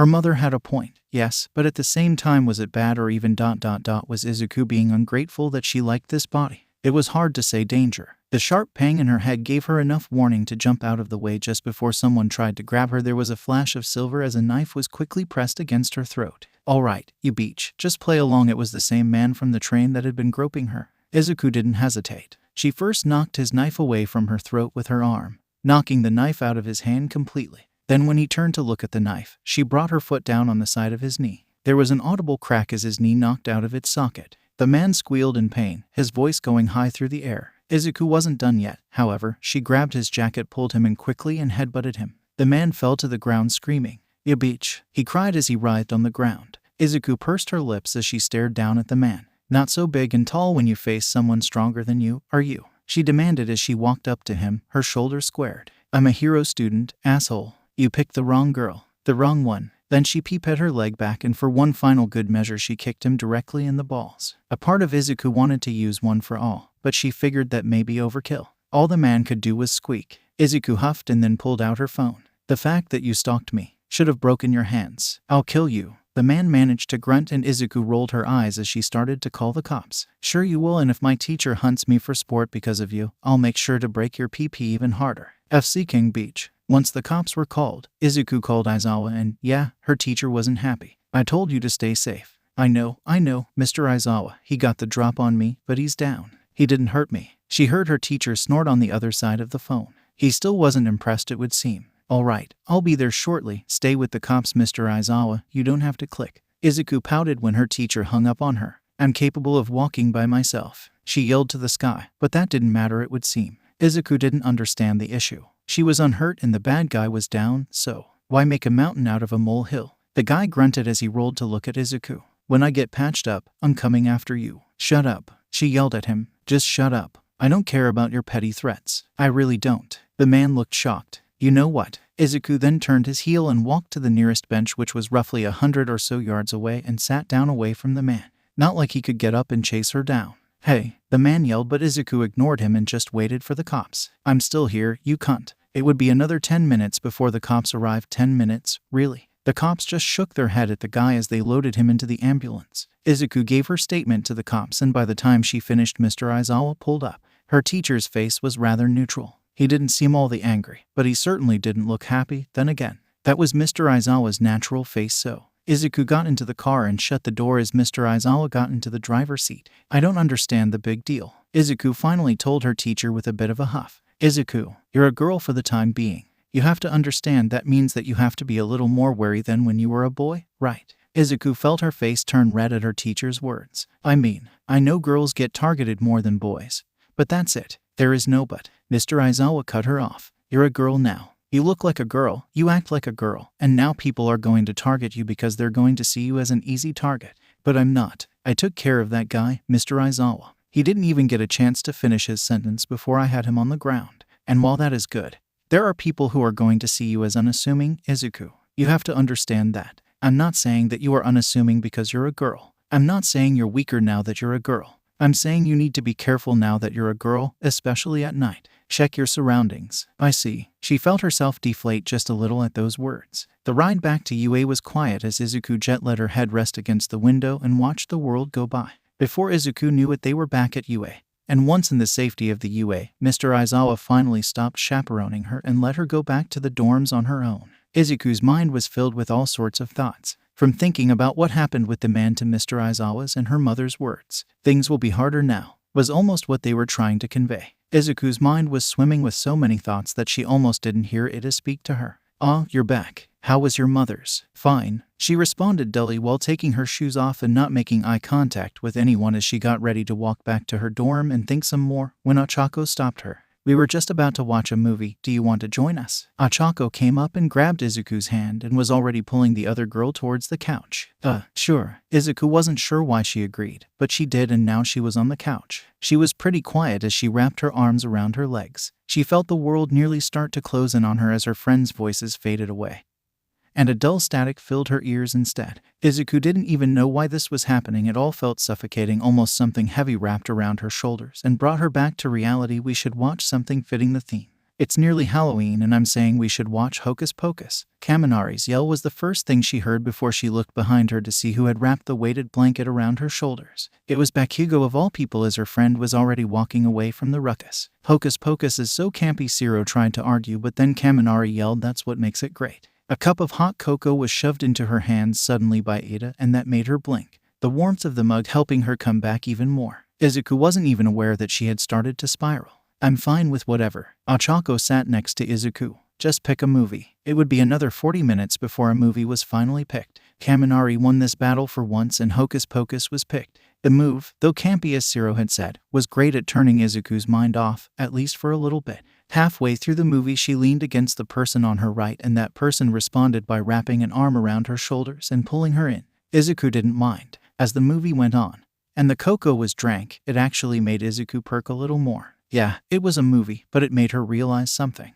If the world was going to push against her because she was a girl, then that was perfectly fine. Izuku could push right back. In fact, Izuku could push back quite hard. After all, that man was a perfect example. Yeah, she'll be careful, per Mr. Aizawa's request, but on the off chance she'll slip up ... then ... that was fine too. Izuku wasn't a quitter and she was going to show the world that. The movie ended and Izuku looked to see who had their arms still wrapped around her shoulders. It was Hitoshi of all people. They made eye contact and Hitoshi just smiled. When did he get so? Izuku never got to finish that thought when Hitoshi suddenly let go of her and got up. Izuku was cold. Izuku was now pouting as she watched Hitoshi start to walk away. Good night. I'm going to try and get a few hours of sleep tonight. Hitoshi called to his classmates. Some said good night to him. Others, Mineta and Kaminari, very clearly said something along the lines of good riddance. Izuku sighed and took the weighted blanket off of her. Good night, she said to her classmates next. I need to lay down and think about some things. Several of her classmates all bid her a good night. Izuku got on the elevator and went up to her floor, then she walked back to her room. Izuku shut her door behind herself and just laid with her back to her door. She exhaled through her lips and thought about Mr. Aizawa's words as well as her mother's. The thing was, despite what happened, despite their words of caution, Izuku didn't care. Okay, she cared a little, but she ...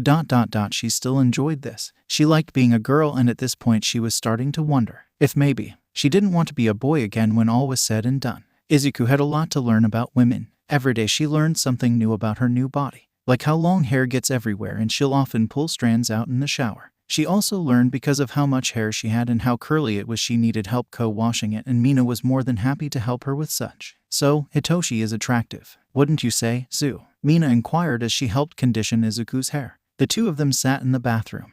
Izuku was on her knees wearing a dingy tank top that she owned when she was a boy. The tank top threatened to slip off of her as it was too big for her now. Mina's hands expertly worked the hair conditioner through Izuku's long, thick, curly hair. It was nice to have a buddy help her with her hair now that it was much longer. Izuku thought about Mina's question. Well, I mean, she felt her face heat up as she ducked her head slightly. Well, Mina didn't like that as she pulled on Izuku's hair to get her to sit up straight once again. Stop moving. Mina grunted as she went back to conditioning Izuku's hair. Apologies, I was trying to say. I guess. I don't know, it's strange. I never felt this way before. Izuku whispered. Mina hummed while she started a new lock of hair to condition. I never really saw him until after. She blushed a bright red as she put her hands to her cheeks.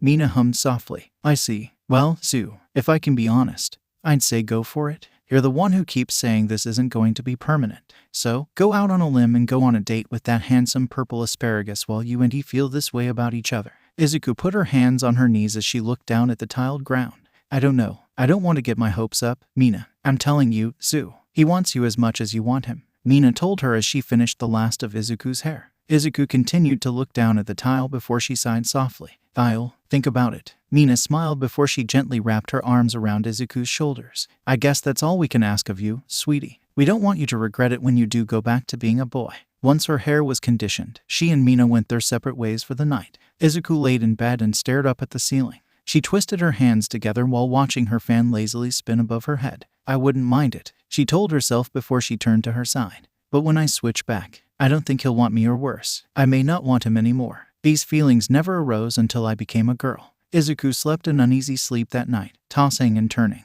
and the images that popped into her head when she would sleep woke her in a cold sweat. Izuku felt something she never felt before. It was like Hitoshi Shinsu put her under a twisting spell that made her body all hot and her back to arch, and the thing was much like this new body, these new feelings she didn't hate. If anything, they pulled her in. The next morning was the weekend, meaning there was no school, and 𝐬𝐻𝐻 was prepared to study the day away in her room.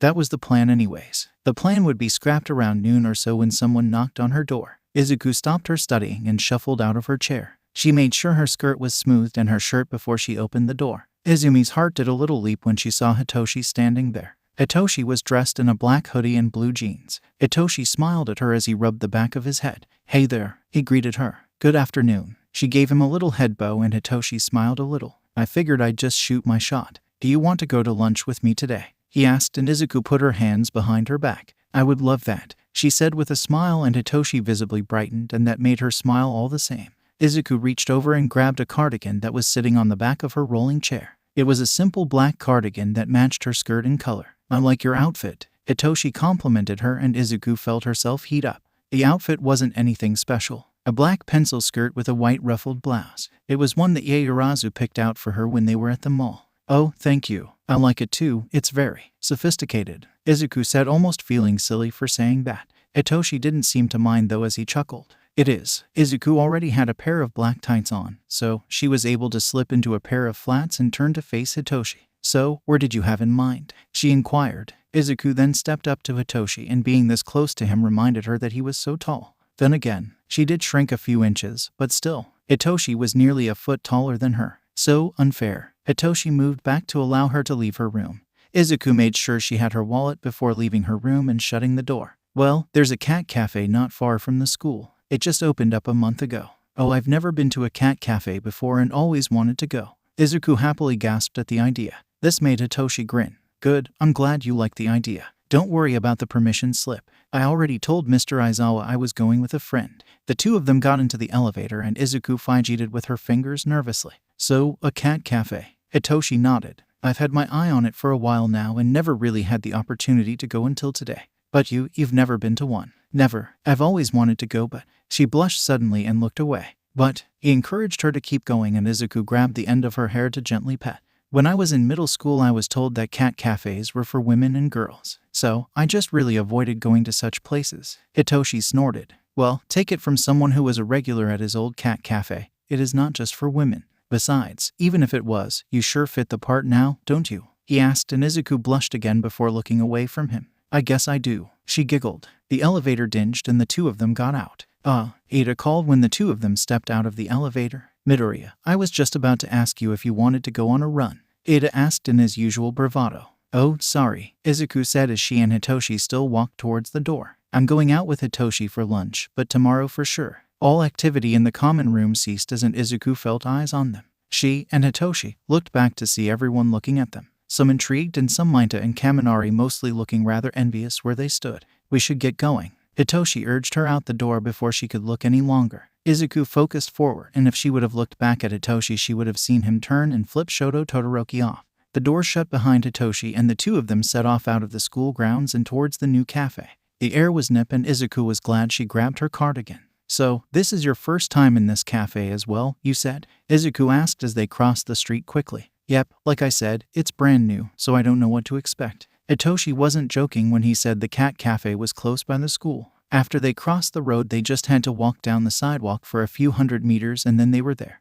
The building was small and wedged between two larger buildings, so it wasn't the biggest cat cafe. But that was perfectly okay. Hitoshi opened the door and let 𝐬𝐻𝐻 walk in first, and 𝐬𝐻𝐻 smiled at him. The fresh smell of coffee wafted through the air and made 𝐬𝐻𝐻 shut her eyes and take a deep breath in. It smelled nice. Despite the small location, there were still plenty of seats for them to take and plenty of cats roaming or lazing around. A woman at a register greeted the two of them. The woman had light purple hair, almost like Hitoshi's, and big blue eyes. She had on fake cat ears. No wait, those were real. Her cat ears were black and they gave a twitch when she saw the two of them. "Hello," she greeted them with a wave. "My name is Yuri and I'll be your server. May I ask how many minutes you two intend on staying?" she inquired chipperly. 𝐬𝐻𝐻 turned to Hitoshi and Hitoshi looked at her and then did a double take when he realized she was waiting on him. "I've never been to these things, remember?" 𝐬𝐻𝐻 reminded him. "Oh, right. How's 30 minutes? Sounds lovely to me," 𝐬𝐻𝐻 said and Yuri nodded. 30 minutes for the two of you. Awesome. Now, you two can leave your shoes with me and I'll provide you both with your own slippers. I do request that you sanitize your hands before petting or interacting with the animals, and of course after you interact with the animals, and before you eat. She put 2 pair of slippers on the desk and followed up with putting hand sanitizer next to the slippers. 𝐬𝐻𝐬 slipped out of her flats with ease and then grabbed the smaller pair of slippers. 𝐻𝐻𝐸 then did the same and the two of them handed over their shoes that were then promptly placed in a cubby. Now, as a rule of thumb, while you are allowed to pet the cats, we request that you do not chase after any of the cats, nor do you pick any of them unless they come to you specifically. There are an abundance of toys to garner the cats' attention. And not only do we have some food on the menu for the cats, you may also buy treats should you wish to do so. Also, your menus will be on the tables. Should you need me, there's a button on your table that will alert me. Yuri told them as they both finished putting their slippers. Any questions? They both shook their heads and understood the rules pretty simply. Yuri clapped her hands. Good. Have fun. Then they were allowed inside the cafe. Everything looked brand new, most likely because it was. Several cats scattered, but some still stayed and watched them disinterested, their tails flicking lackadaisical. 𝐻𝐻𝐸 pulled up a seat for 𝐬𝐻𝐬. Oh, thank you. 𝐬𝐻𝐻𝐸 sat and 𝐻𝐻𝐸 hurried to sit across from her. 𝐬𝐻𝐻𝐸 looked at the menu sitting on the table. There were a lot of options to choose from with a ton of drinks and a bunch of food to enjoy. 𝐬𝐻𝐻𝐸 looked at all of her options. What are you thinking, 𝐻𝐻𝐸? I don't know. A nice hot coffee for sure. Maybe a fried egg sandwich. Ew, good question. I'm thinking a mango tea with bursting baba. 𝐬𝐻𝐻𝐸 nearly jumped out of her skin when she felt a sock-clad foot rub against her leg. 𝐻𝐻𝐸 didn't say anything as he pressed his palm against his cheek and just grinned at her as he continued to rub his foot up and down her calf. 𝐬𝐻𝐻𝐸's face must have turned scarlet. Her breathing picked up as her face felt so hot that she was sure you could cook an egg on it. 𝐻𝐻𝐸, the meanie, only titled his head waiting for her to continue while he proceeded to rub his foot up and down her calf. A mango tea with bursting boba and ah. Maybe a fruit sandwich. 𝐬𝐻𝐻𝐸's breath continued to hitch the more she spoke. Her heart started to race as she maintained eye contact with 𝐻𝐻𝐸. That sounds like a good choice, 𝐻𝐻𝐸 hummed softly. 𝐬𝐻𝐻𝐸 smiled. She wasn't sure if she was smiling because 𝐻𝐻𝐸 was agreeing with her or if it was because he was still rubbing his foot along her calf. This was a new feeling, once she never felt even when she was a boy. The heat coiled along her gut and her face flushed. Well, their little moment was stopped when Yuri came up. Have you two decided? She asked in her usual chipper voice. I am, dear. 𝐻𝐻𝐸 turned to 𝐬𝐻𝐻𝐸 and 𝐬𝐻𝐻𝐸 swallowed hard. Dear, she thought in surprise. Oh yeah. She stared long and hard at the menu. Okay, what can I get you two? Yuri inquired as she had her pen and paper at the ready. I'll just have a triple espresso and a fried egg sandwich, 𝐻𝐻𝐸 told the waitress with a smile. Then both of them looked at 𝐬𝐻𝐻𝐸. 𝐬𝐻𝐻𝐸, who was still red because 𝐻𝐻𝐸 was still rubbing her calf with his foot, swallowed hard. See, can I get a mango tea with popping boba? 𝐬𝐻𝐻𝐸 nearly gasped when 𝐻𝐻𝐸's cold hand touched her knee. His fingers were cold. And a fruit sandwich, she said, trying to keep her face straight. If Yuri noticed, she didn't say or give anything away. Okay, no problem. Would you like to buy any treats to try and attract the cats to you? No, thank you. 𝐻𝐻𝐸 shook his head and Yuri walked away after that. 𝐬𝐻𝐻𝐸 reacted quickly and gave 𝐻𝐻𝐸's hand a little slap. Okay, Mr. Touchy, that's enough. 𝐻𝐻𝐸 grinned but respected her wish and took his hand off of her knee. Gotta keep you on your toes. 𝐬𝐻𝐻𝐸 snorted fondly at this and only moved her calf away from his foot. No more surprises, she told him matter-of-factly. Very well, no more surprises, but you didn't seem like you hated that. He winked and she turned red. And if I didn't? 𝐻𝐻𝐸 grinned. Then suddenly a calico jumped on the table, making them both look at the cat. The calico looked between the two before approaching 𝐬𝐻𝐻𝐸. Oh, hi there. 𝐬𝐻𝐻𝐸 cooed and reached her hand out. The calico dipped her head before rubbing her face against 𝐬𝐻𝐻𝐸's palm and purring. Yeah, you just gotta show him you're not a threat, and like the lady said, don't approach them or chase them. They'll come to you when they're ready, 𝐻𝐻𝐸 told her, and he gently kept his hand palm up on the table for the calico to sniff. The calico did before determining that he too was good enough to allow pets. The cat rolled onto the table in an attempt to get the message across. She's a lively one, isn't she? 𝐬𝐻𝐻𝐸 spotted the cat toys just a little ways away and scooted out of her chair to get one. Which toy should I get? She inquired as she turned to 𝐻𝐻𝐸. How should I know? The calico now had his arm in a death grip and was biting him. I didn't even do anything, he argued with the cat, who looked just seconds away from bunny kicking. I thought you were the cat expert. 𝐬𝐻𝐻𝐸 answered his question, and 𝐻𝐻𝐸 looked at her briefly. 𝐬𝐻𝐻𝐸 put her arms behind her back and did something she never thought she'd do. She batted her eyelashes at him. She knew exactly what she was doing as she did this. If he wanted to get a rise out of her, then she had every right to get even. 𝐻𝐻𝐸 blinked a few times, his face turning pink. Just pick the one with the feather at the end, stop it. He grunted as the calico continued to bite him, but he did little to stop it. Izuku turned and smiled as she approached the toys. There were a couple with feathers on the end, and she just picked one she liked. Reaching for the toy, she was shocked when a hand touched hers. Izuku turned to see a man that she didn't know. The man looked at her and then backed off. "Apologies, Missy." The man then gestured for her to take the toy. "You're a pretty lady," he said once Izuku had the toy in her grasp. Thanks," she whispered and made an attempt to return to Hitoshi, but the man stopped her. It should be said that this guy was clearly in his 50s, maybe even 60s. Wrinkles in the corners of his yellow eyes, and his hair was dark maroon red peppered with gray. The man quickly got in front of her. "You are just what I need, and I think I'm just what you need. I'm looking for a pretty little thing to show off to my friends, and I'm willing to pay you good if you're interested." Sorry. No, I'm not into compensated dating. Izuku fidgeted with the cat toy and her eyes went to Hitoshi. Hitoshi was now watching. His eyes narrowed as he picked up that something was happening. "Oh, it doesn't have to be worded like that. Sweet cheeks, my boyfriend wouldn't like that," Izuku said loudly and firmly to the man. "Right." She then made it a point to look at Hitoshi. Hitoshi immediately, but gently, pulled the cat off of his arm and stood. Well, that got the man to back off, if only a little, as he literally took a step back. Hitoshi approached and had his hands in his pockets. "Everything good here?" Hitoshi inquired as he looked at the man and then at Izuku. "Bah, it's nothing." The man grunted before fully backing off and going away. Izuku let out a breath. "Thanks," she told Hitoshi, and Hitoshi led her back to the table. "He offered me money to go on a date with him." Hitoshi's nose crinkled. "Compensated dating? He's that desperate?" He said, "I'm just what he needs to show off to his friends." Izuku quoted and Hitoshi snorted. "Yeah, well, you're taken. And not just by me either. I think WhatIf 𝐍𝐭 beat that guy into the ground for even attempting such a thing."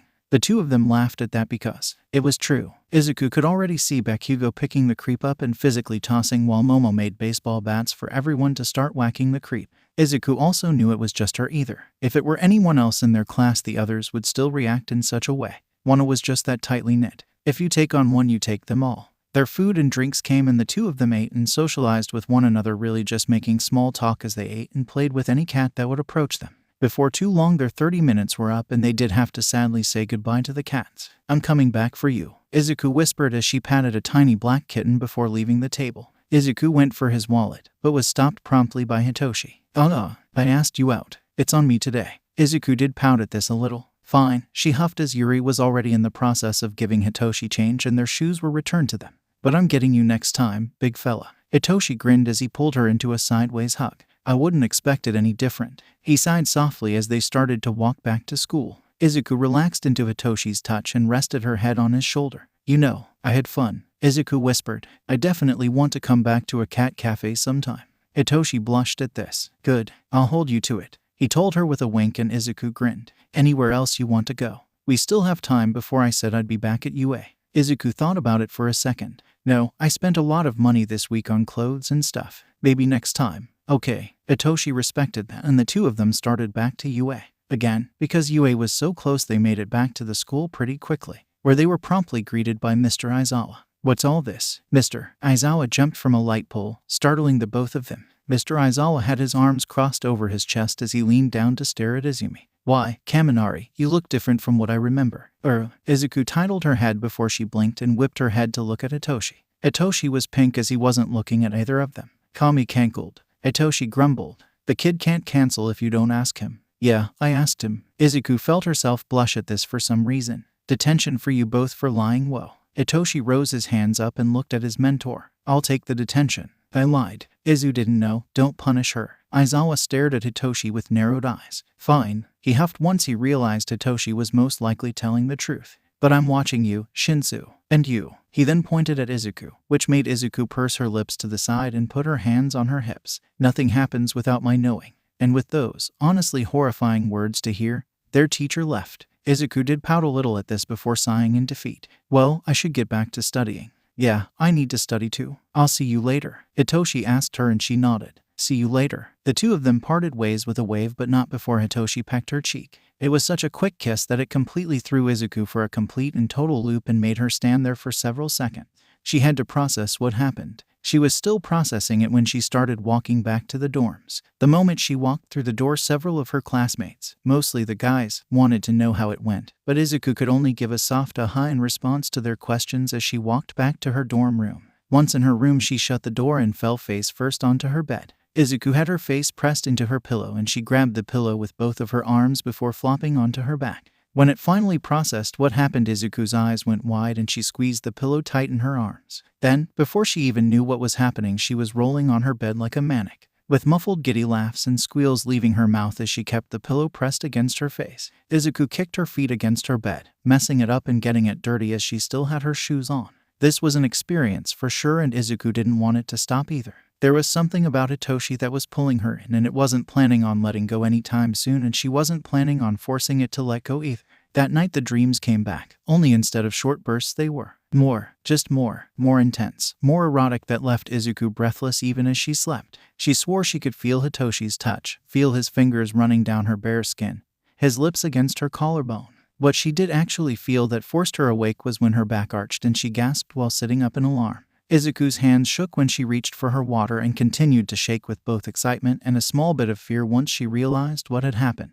This was no ordinary crush, she realized. Izuku Midoriya wanted Hitoshi more than anything, and by God, she felt by the end of the week, if she were still like this, she was going to have him if he wanted her, of course, but Izuku was more than sure that he wanted her as much as she wanted him. Still, she wasn't just going to jump his bones, and she was sure he wasn't going to do that either. She needed to be ready, and so did he. So, she was going to bide her time until both of them were ready for such a thing, or until she turned back into a boy. One of the two. Quirkless sparring, love it or hate it, it needed to be done. Even if they were in their third year and almost pro-heroes themselves, quirkless sparring was a fundamental of being a hero, and that's exactly what they were going to be doing today. Today they were going to be sparring in their hero costumes so they could get used to the feeling, as the last couple of years they've been sparring in gym uniforms. Yes, this did include their support gear on their person to get used to the weight. You need to remain quirkless. Those who use their support gear will have missed the whole point of this practice, Mr. Aizawa explained to all of them as they were in the classroom and waiting for him to finish so they could go and get changed. If you feel you may use your support gear accidentally, then you are free to leave them off to the side. 𝗵𝘃𝐬. Mr. Aizawa told 𝗵𝘃𝐬 firmly, and 𝗵𝘃𝐬 pouted pretty quickly at the call out. Yeah, I'll leave my gauntlets off, 𝗵𝘃𝐬 grunted, and that made a few people giggle. Mr. Aizawa quickly finished what he wanted to change and everyone got up to grab their outfits. Izuku made it to her suitcase when Mr. Aizawa stopped her. Have you talked to the support course about changing measurements since becoming like this? Mr. Aizawa asked.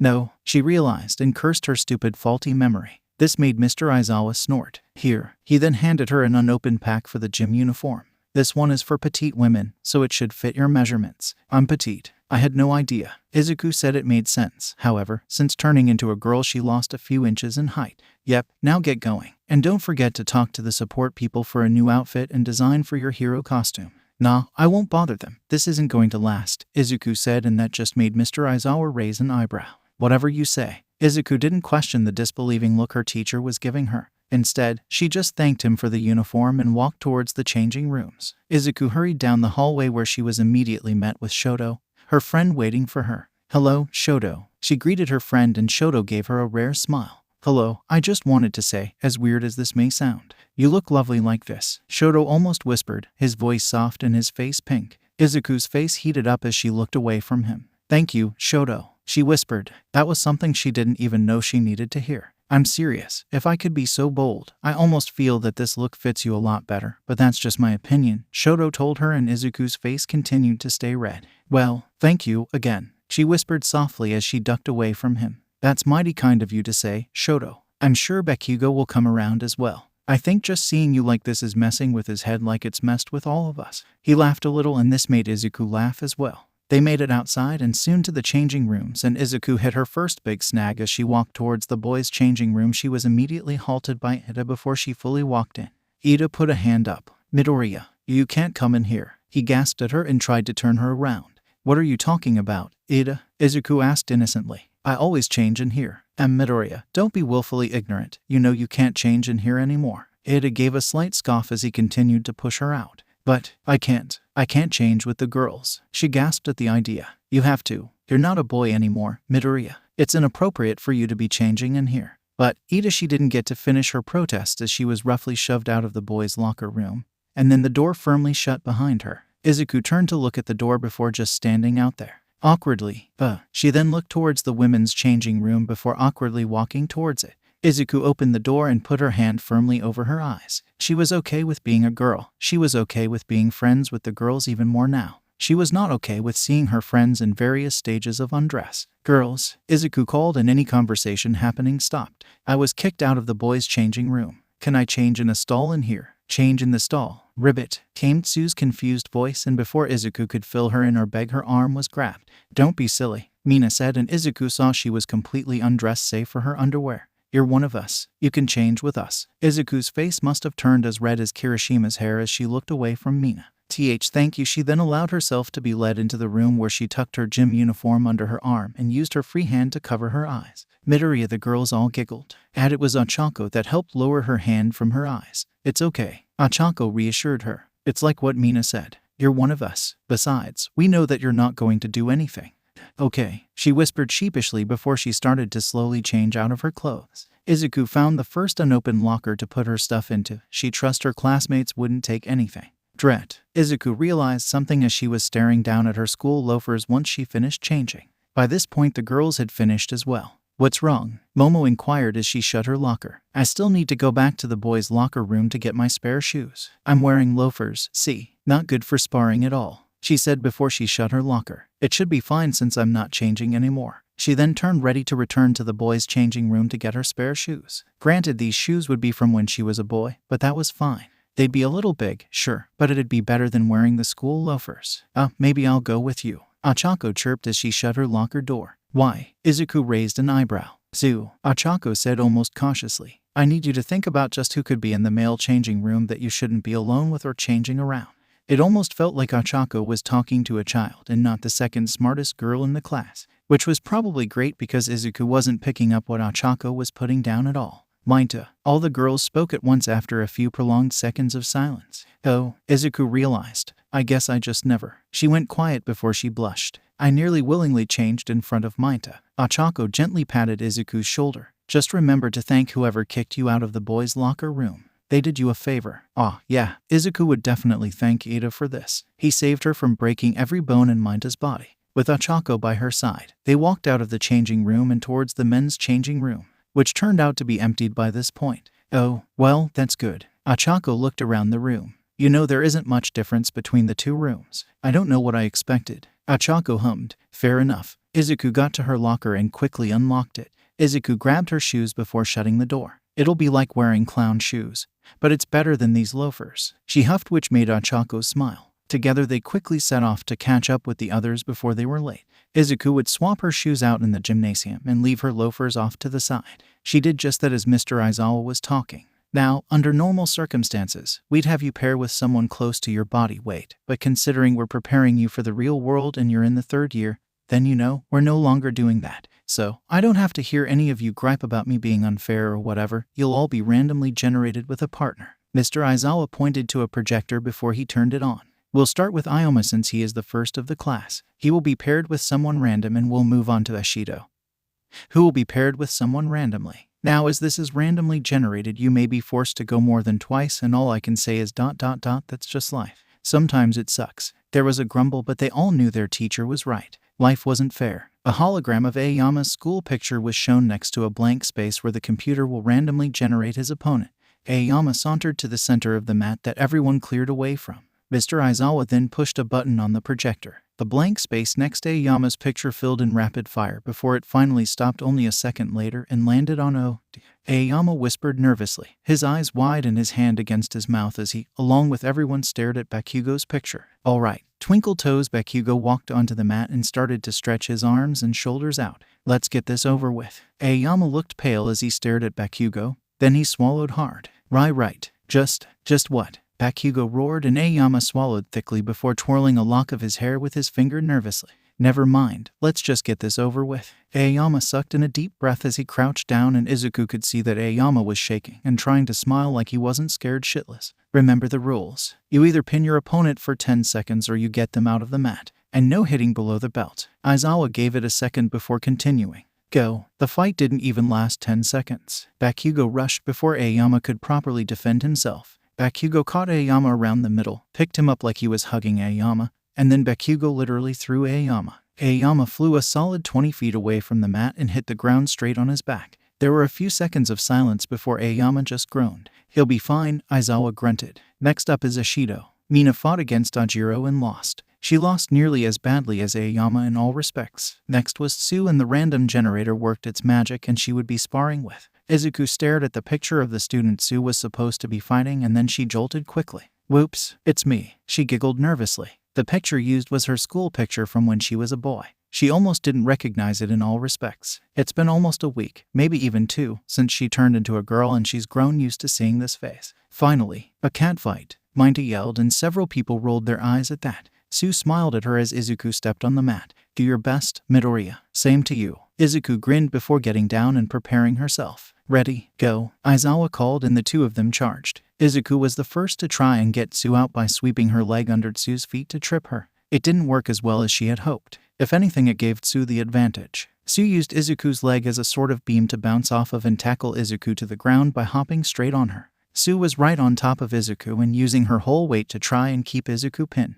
It's a shame that after all the years they've known each other, people tend to forget. 𝐬𝐻𝐬 Midoriya can lift a fridge without a quirk. 𝐬𝐻𝐬 grasped both sides of 𝐲's waist, and 𝐲 tensed visibly at this. PBTH. Her eyes going wide as her face went red. Oh, 𝐲 was ticklish there and was now trying to fight the laughter. 𝐬𝐻𝐬 wasn't going to tickle her. She wasn't heartless, but she did lift 𝐲 up just enough for 𝐬𝐻𝐬 to get her feet under 𝐲's belly, and then she pushed her legs. "Wah, ribbit," 𝐲 cried as she somersaulted off of 𝐬𝐻𝐬. 𝐬𝐻𝐬 quickly twisted on the ground and scrambled to tackle and push 𝐲 out of bounds. 𝐲 caught 𝐬𝐻𝐬 off guard by jumping in front of her, reeling her legs back, and like a spring-loaded trap she sprung her powerful legs forward, catching 𝐬𝐻𝐬 right in the chest. All of 𝐬𝐻𝐬's breath was caught right out of her legs when 𝐲's mighty kick propelled 𝐬𝐻𝐬 right out of bounds and sent her rolling across the floor with a gasp. "That was amazing," 𝐬𝐻𝐬 yelled as she pushed herself off of the floor. "Good job, 𝐲." "Thanks, Midoriya, ribbit." 𝐬𝐻𝐬 tasted BLD and realized her lip either split or busted when she either hit the ground or had a tooth knocked against it.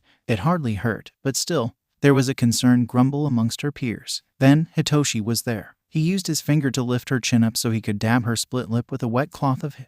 It was the end of his capture scarf he was using that he dipped in his bottled water. "Are you okay?" he asked her. 𝐬𝐻𝐬 gave a weak giggle at this. "It's going to take a lot more than that to knock me down," she told him. "I know, but also, you lost this." He then raised up her right shoe, which was balanced on her finger. "It nearly hit me in the face." He laughed awkwardly. 𝐬𝐻𝐬 looked down at her feet. "Would you look at that?" Her right foot was now shoeless. 𝐲 knocked her right out of her shoes. 𝐬𝐻𝐬 took her shoe back and then turned away shyly. "Thanks," she whispered, hoping her face wasn't as red as it felt. "Maybe I should start calling you Cinderella from now on," Hitoshi teased as he rested his arm against the wall above her head. 𝐬𝐻𝐬 bit her lip as she looked up at Hitoshi. If she was going to say something back to him, she never got to say it.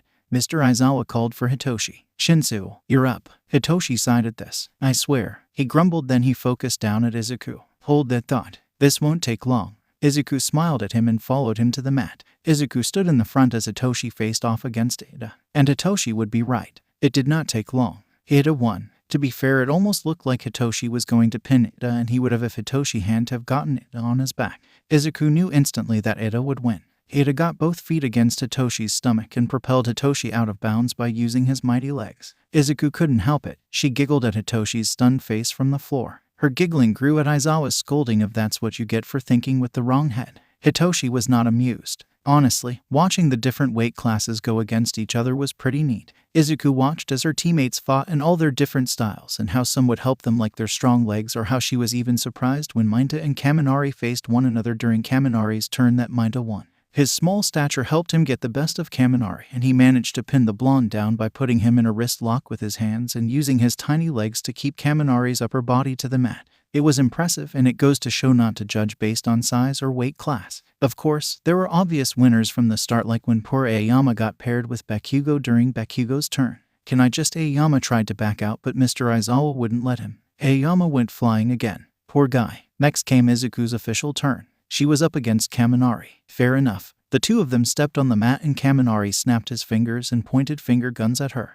"Don't worry, I know you've gotten weaker," 𝐬𝐻𝐬 frowned. It had to be the quickest anyone had knocked a smile off of her face. "What?" she demanded and put a hand on her hip. "You lost to 𝐸𝐻𝐬, when normally, if you were a guy, you'd win. So, obviously, you have gotten weaker. So, don't worry, I'll go easy on you." He winked. "Bad move," she heard Hitoshi say, and then tried to hide it behind a fake cough. Then 𝐬𝐻𝐬 put her smile back on. But if anyone knew her, which all of three did, then they'd know that this wasn't a normal smile. It might as well be an Aizawa smile. One that said, "You messed up." "Is that so?" Well, how kind of you, 𝐀𝐦. Her voice was tense and her words terse. Of course, several of their classmates exhaled when it became apparent that 𝐀𝐦 had no idea how much he messed up. Go, Aizawa demanded, and Izuku sprung first. 𝐀𝐦 may be holding back, but she wasn't. 𝐀𝐦 saw her gunning for him and crouched low, thinking they were going to meet and try to pin one another. Izuku stopped just short, dropped herself to the ground, catching him off guard and knocking his right leg out from under him. Now, here's where most would probably use their legs to knock him down or even knock his other leg out to help them. Not Izuku. Once 𝐀𝐦 had dropped to his knee in surprise, but managed to keep his balance, Izuku was on her feet. Nobody could see her next move, not even the late Sir Nightai. Izuku, now on her feet, ran and jumped, doing a flip in the air to grapple both her arms around the back of his neck to full-on body slam his face into the mat. 𝐀𝐦 landed face first with a resounding thud that echoed through the gym. Several of her classmates winced. 𝐀𝐦 did not get back up within 10 seconds. Izuku only huffed at him before dusting her hands off. I lost Tsu because she managed to use her wits to catch me off guard, Izuku told 𝐀𝐦 matter-of-factly. To say I've grown weaker as a female is just such a blatant insult. 𝐀𝐦, not just to me but to the other girls as well. I expected better of you. Shame him, came Mina's command. Shame, she pointed at him. Shame, came a chorus response from several others as they all pointed at 𝐀𝐦, who bowed his head at this. Well, after that was over there were just Minato and Momo left. Minato had no chance when Ojiro got chosen. Poor guy was thrown off the mat in seconds flat and landed at Izuku's feet. Izuku tilted her head at Minato as he was looking at her. Minato seemed to think about it before he shut his eyes and went limp. Step on me, he demanded with a blissful look on his face. Well, her savior came quicker than she could blink. It was Shoto. I could pulverize your testicles, he grunted as he boldly put his foot between Minda's unprotected crotch. Minda squeaked before he spasmed and quickly scrambled away. It was a joke. He whimpered and then ran like a kicked puppy. Last was Yaoyorozu, who actually got Shoto as a partner. They also had the longest fight between one another, last a total of 5 minutes before Shoto would be the victor. He managed to get her on her stomach, arm pinned behind her back and hand pressed against the back of her head to keep her from getting up. Their sparring session was then over. Some of them had to go multiple times against their classmates, with Izuku being one of the rare few who only got to go a total of twice. Izuku collected her loafers before she ran to catch up with her female classmates. Wait up, she called as she followed after them. A couple would. That move you did on 𝐀𝐦 was brutal, Midoriya. You have to show me how you did that, Ochako gleefully said, and it made Izuku smile before blushing. The thing is, I'm not sure I can replicate it. I just let my body move without thinking. What 𝐀𝐦 had said struck a nerve. I'll say, Mina agreed with a scoff. I just can't believe he would even say something like that. He usually knows better. Well, at that moment they actually had crossed paths with 𝐀𝐦, who was walking with the boys back to the boys' locker room. The moment 𝐀𝐦 and Mina locked eyes, it was on. Shame, Mina yelled and pointed at him. Shame, Ochako and Izuku joined in along with Shiro and Kirishima. 𝐀𝐦 visibly wilted at this. They went back to the changing rooms with Izuku going straight for the female lockers, this time with no fuss. Granted, she still didn't dare look. Izuku focused solely on changing herself and didn't look anywhere else but down. So, how's it going with Shinsu? Mina, who was half-dressed, rubbed against Izuku, and when Izuku looked at her, Mina wiggled her eyebrows up and down. Izuku only gave a slight chuckle at this before she turned away. What do you mean? He's just a friend. Oh please, Mina scoffed. You like him and he likes you. It's obvious. She is right. It is obvious. Yaoyorozu was buttoning up her school shirt. Hagakure was done getting dressed when she surprised Izuku by grabbing her arm. You need to go on another date with him ASAP. He is like putty in your hands right now, Zu. I've never seen him like this. Not even with the other girls he brings around. Now that made Izuku suddenly nervous. Oh, she whispered. You know, I kinda forgot that he. She frowned a little. Hagakure. Mina hissed and elbowed Hagakure in the ribs. Oops, Zu, trust me. You're different. Mina reassured her. I see the way he looks at you and it's ... it's different. Maybe. Izuku hoped so anyway. Yet, there was still this underlying fear or doubt in her mind about this. The warning bell rang above their heads and they were forced to stop their conversation. Izuku, being already dressed, hurried out. The rest of the day was carried out like normal, outside of Mina keeping the shame train going with 𝐀𝐦. By the time school ended, Mina stopped doing it,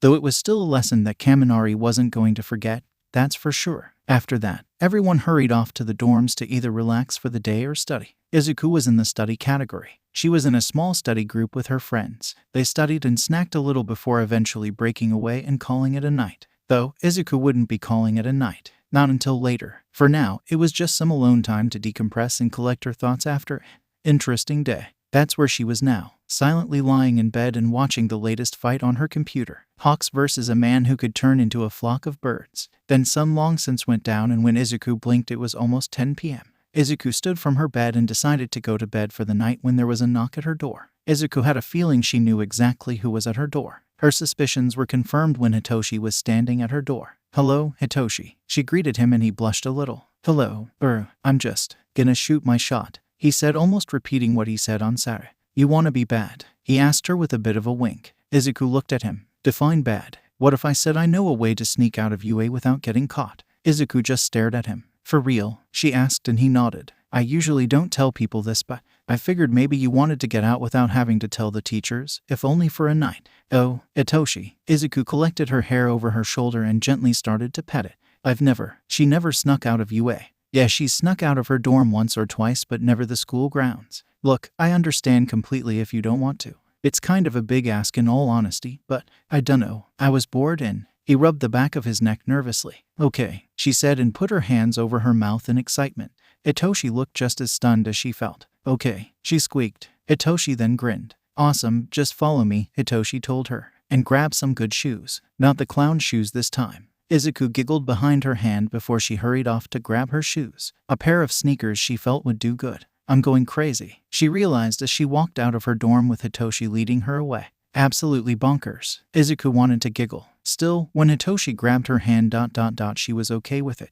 "Maybe it's him that's making me crazy, but I don't mind." Tonight was going to be an interesting one for sure. One that had Izuku both giddy and terrified. Izuku couldn't believe she was doing this. She was going crazy, absolutely bonkers. Yet here she was dressed in a skirt, hoodie, and sneakers. All stuff that wouldn't restrict her movement should she, or Shinsu, need to make a break for it.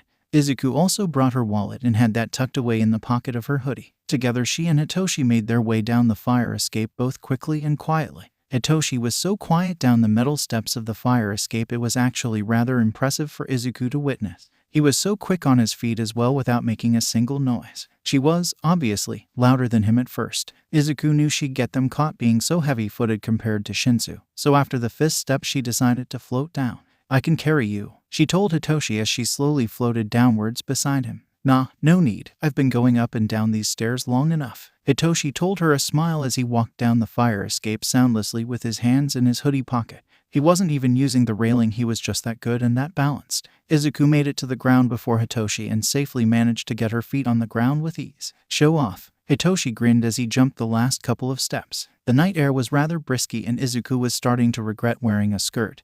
But it was too late to turn around now. Izuku smiled at Hitoshi once he was next to her. "This way," he whispered and started to lead her towards the trees surrounding the dorms. "How'd you even find this?" Izuku inquired as she hurried along the way with Hitoshi. Hitoshi took her hand in his as they hurried along the trees. There were so many trees it was like a forest. "I was just going for a walk one night and I just happened upon this. I think the builders forgot about it when they added the dorms in 2 years ago." Izuku gasped in shock and this made Hitoshi nod. "Exactly. I found it last year and I know for a fact that Nedzu doesn't have cameras that far back. I've been using it to sneak out every once in a while when I want to do something without letting all Aizawa know." "How daring." Izuku grinned at Hitoshi as they continued through the forest of trees. They quickly made their ways deeper into the trees, so deep that soon the dorms vanished when Izuku looked back. "Just up ahead," Hitoshi whispered as he tightened his hand around hers. Izuku felt both elated and lightheaded. This was ... She really couldn't believe she was doing this, but here she was. Hitoshi pointed forward and Izuku saw what he was pointing at. Next to the wall surrounding the forest was a bunch of bags of cement powder. 4 of them all stacked up on each other, making a bit of a stepping stone that was almost as tall as Izuku was. Still, the wall was at least a good 20 feet above them. No easy jump. Hitoshi let go of Izuku's hand and started to move the bags of cement back to see a hole in the wall. "I think they meant to patch this up. Put this stuff here to do that? And just forgot," Hitoshi whispered. It wasn't a small hole in the wall either. This hole was just wide enough for them to couch down and just crawl through it, but it still looked a little small. "I've been sneaking out every once in a while, like I said earlier. Not all the time, mind you, just enough to where I don't get caught. After you." He made a gesture towards the wall and Izuku crouched down on her hands and knees. "Don't you dare look under my skirt," she told Hitoshi and gave him a look. I won't. But that being said, you are wearing panties, aren't you?" he asked and was absolutely looking at her ass. "Wouldn't you like to know?" Izuku said with an undoubtable purr in her voice as she gave her butt just a little wiggle before she started to crawl through the hole in the wall. "Oh," she gasped when her ass got stuck. Let's repeat that. Her ass got stuck. Oh dear. She started to squirm and try to force her way through by digging her shoes into the ground. Everything okay there, short stack? Hitoshi asked in an undeniably teasing tone. Izuku felt dirt wedge under her nails as she clawed at the ground to try and force herself through. She backed out a smidge before trying to slam herself through. Hitoshi whistled. Now this is a view. And you say you don't dance. You're pretty good at twerking from what I'm seeing. Oh, shut it. She backed out once more and tried to slam herself through once again. It didn't work. Jealous that you're as flat as a board. Oh, so mean. Izuku was then rolling down a hill as she managed to finally free her fat ass from the tight hole, literally head over heels and clumsily. Loud gasps left her mouth before she finally came to a stop thanks to a tree. Granted, that tree also had her seeing stars. But whatever, she stopped and that's all that mattered. Hitoshi was then in front of her face with his hands back in his hoodie pocket. He was grinning at her and she snorted at him. Being flat comes in handy. At least my ass doesn't get stuck when I need to crawl through something. Izuku straightened up and then winced a little as she felt a pain in her head. Hitoshi suddenly became a little more serious as he crouched down. Hang on, he whispered and then gently cupped her chin and turned her face towards him. You cut yourself. Hitoshi was surprisingly gentle with his next moves. He moved his sleeve over his hand and gently dabbed his sleeve against her cut. Izuku didn't even flinch, but there was something just something about watching him be so gentle as he did his best to clean up the BLD. There, I'll see about getting you a band-aid when we get into town, Hitoshi told her as he helped her to her feet. Oh, I suffered worse than just a little scrape, she whispered as she pulled on her fingers. I know, but still, we don't want to risk an infection or even worse, sepsis. Izuku gave just the tiniest of smiles. Come on, we'll hit up a store and then I'll show you my favorite place to go afterwards. Hitoshi then pulled her in and started to quickly lead her down to the nearest sidewalk. Izuku rested her head on his chest as they trekked briskly down the sidewalk. It's so quiet, Izuku whispered as the usual hustle and bustle of the city was rather subdued now, which wasn't surprising as it was nearly 1 in the morning and most were asleep. Izuku flicked her hood up once they were nearing the busier part of the city. Oh, good call. Someone could recognize us, or worse, Aizawa could recognize us if he were on the roofs, he whispered and Izuku's BLD ran cold. Probably as cold as the air. Slowly she looked at Shinzu. He's in the dorms ...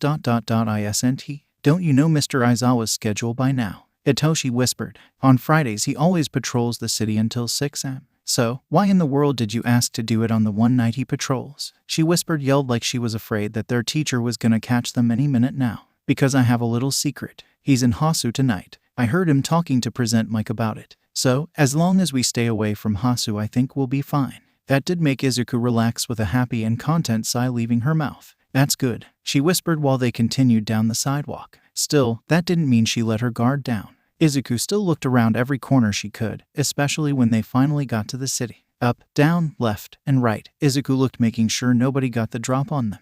We'll stop by that 7-Eleven gas station and I'll help disinfect your little scrape, Hitoshi told her matter-of-factly and in such a way that she couldn't bring herself to argue with him at all. So, into the gas station they went where Izuku would go and clean up her little scrape with soap and water while Hitoshi bought band-aids. Less than 2 minutes later Hitoshi joined her in the bathroom without a care in the world. Hey, there could be someone else in here you know. She lightly scolded him and Hitoshi only shrugged. But there isn't. Then in a surprising move he leaned down, grabbed her from behind her knees and hoisted her up and on the sink to make her sit. Oh, she gasped in surprise. Izuku will not admit how that made her feel. Hitoshi then grabbed a band-aid from his freshly bought pack and gently placed it over her clean wound. There, Hitoshi whispered softly as he made sure the band-aid was on by smoothing it down with his finger. He was just so close to her. It made her stomach feel funny and her legs shake ever so slightly. Well, thank you, Izuku whispered as her legs gave just a tiny shake. I appreciate it. Hitoshi gave her a smile and finally backed up. Izuku let out a breath and licked her lips. She would then hop off of the sink with ease, although her legs still felt a little wobbly, but that was okay. Still, Hitoshi offered her his hand as they exited the bathroom together and she was more than happy to take it. So, where are you taking me? She could only ask. They left the 7-Eleven and the cold night air hit them once again and once again Izuku was cursing the fact that she wore a skirt with no legging. Once they were outside they both also flipped their hoods up. I go to this place every time I sneak out. It's almost a ritual at this point. It's not far from here either, just up the road. That didn't answer her question. Izuku decided to just trust him as he led her quickly up the sidewalk. Honestly, Izuku was liking the quiet of the nighttime city. A few cars on the road and very few people was just nice. This way, Hitoshi urged her to pick up the pace and she did. As Hitoshi promised, the building was not that far. It was honestly just a little hole in the wall that would have gone unnoticed during the day. The only reason she noticed it was because it was the only place amongst the other buildings that looked to be open. Hitoshi opened the door and a bell dinged above their heads, as well as a blast of warm heat immediately making them both sweat. It was a sushi restaurant, an all-you-could-eat sushi restaurant at that, with a conveyor belt that the tables sat around. Shinsu came a happy voice, and a man quickly teleported from somewhere in the restaurant to right in front of them.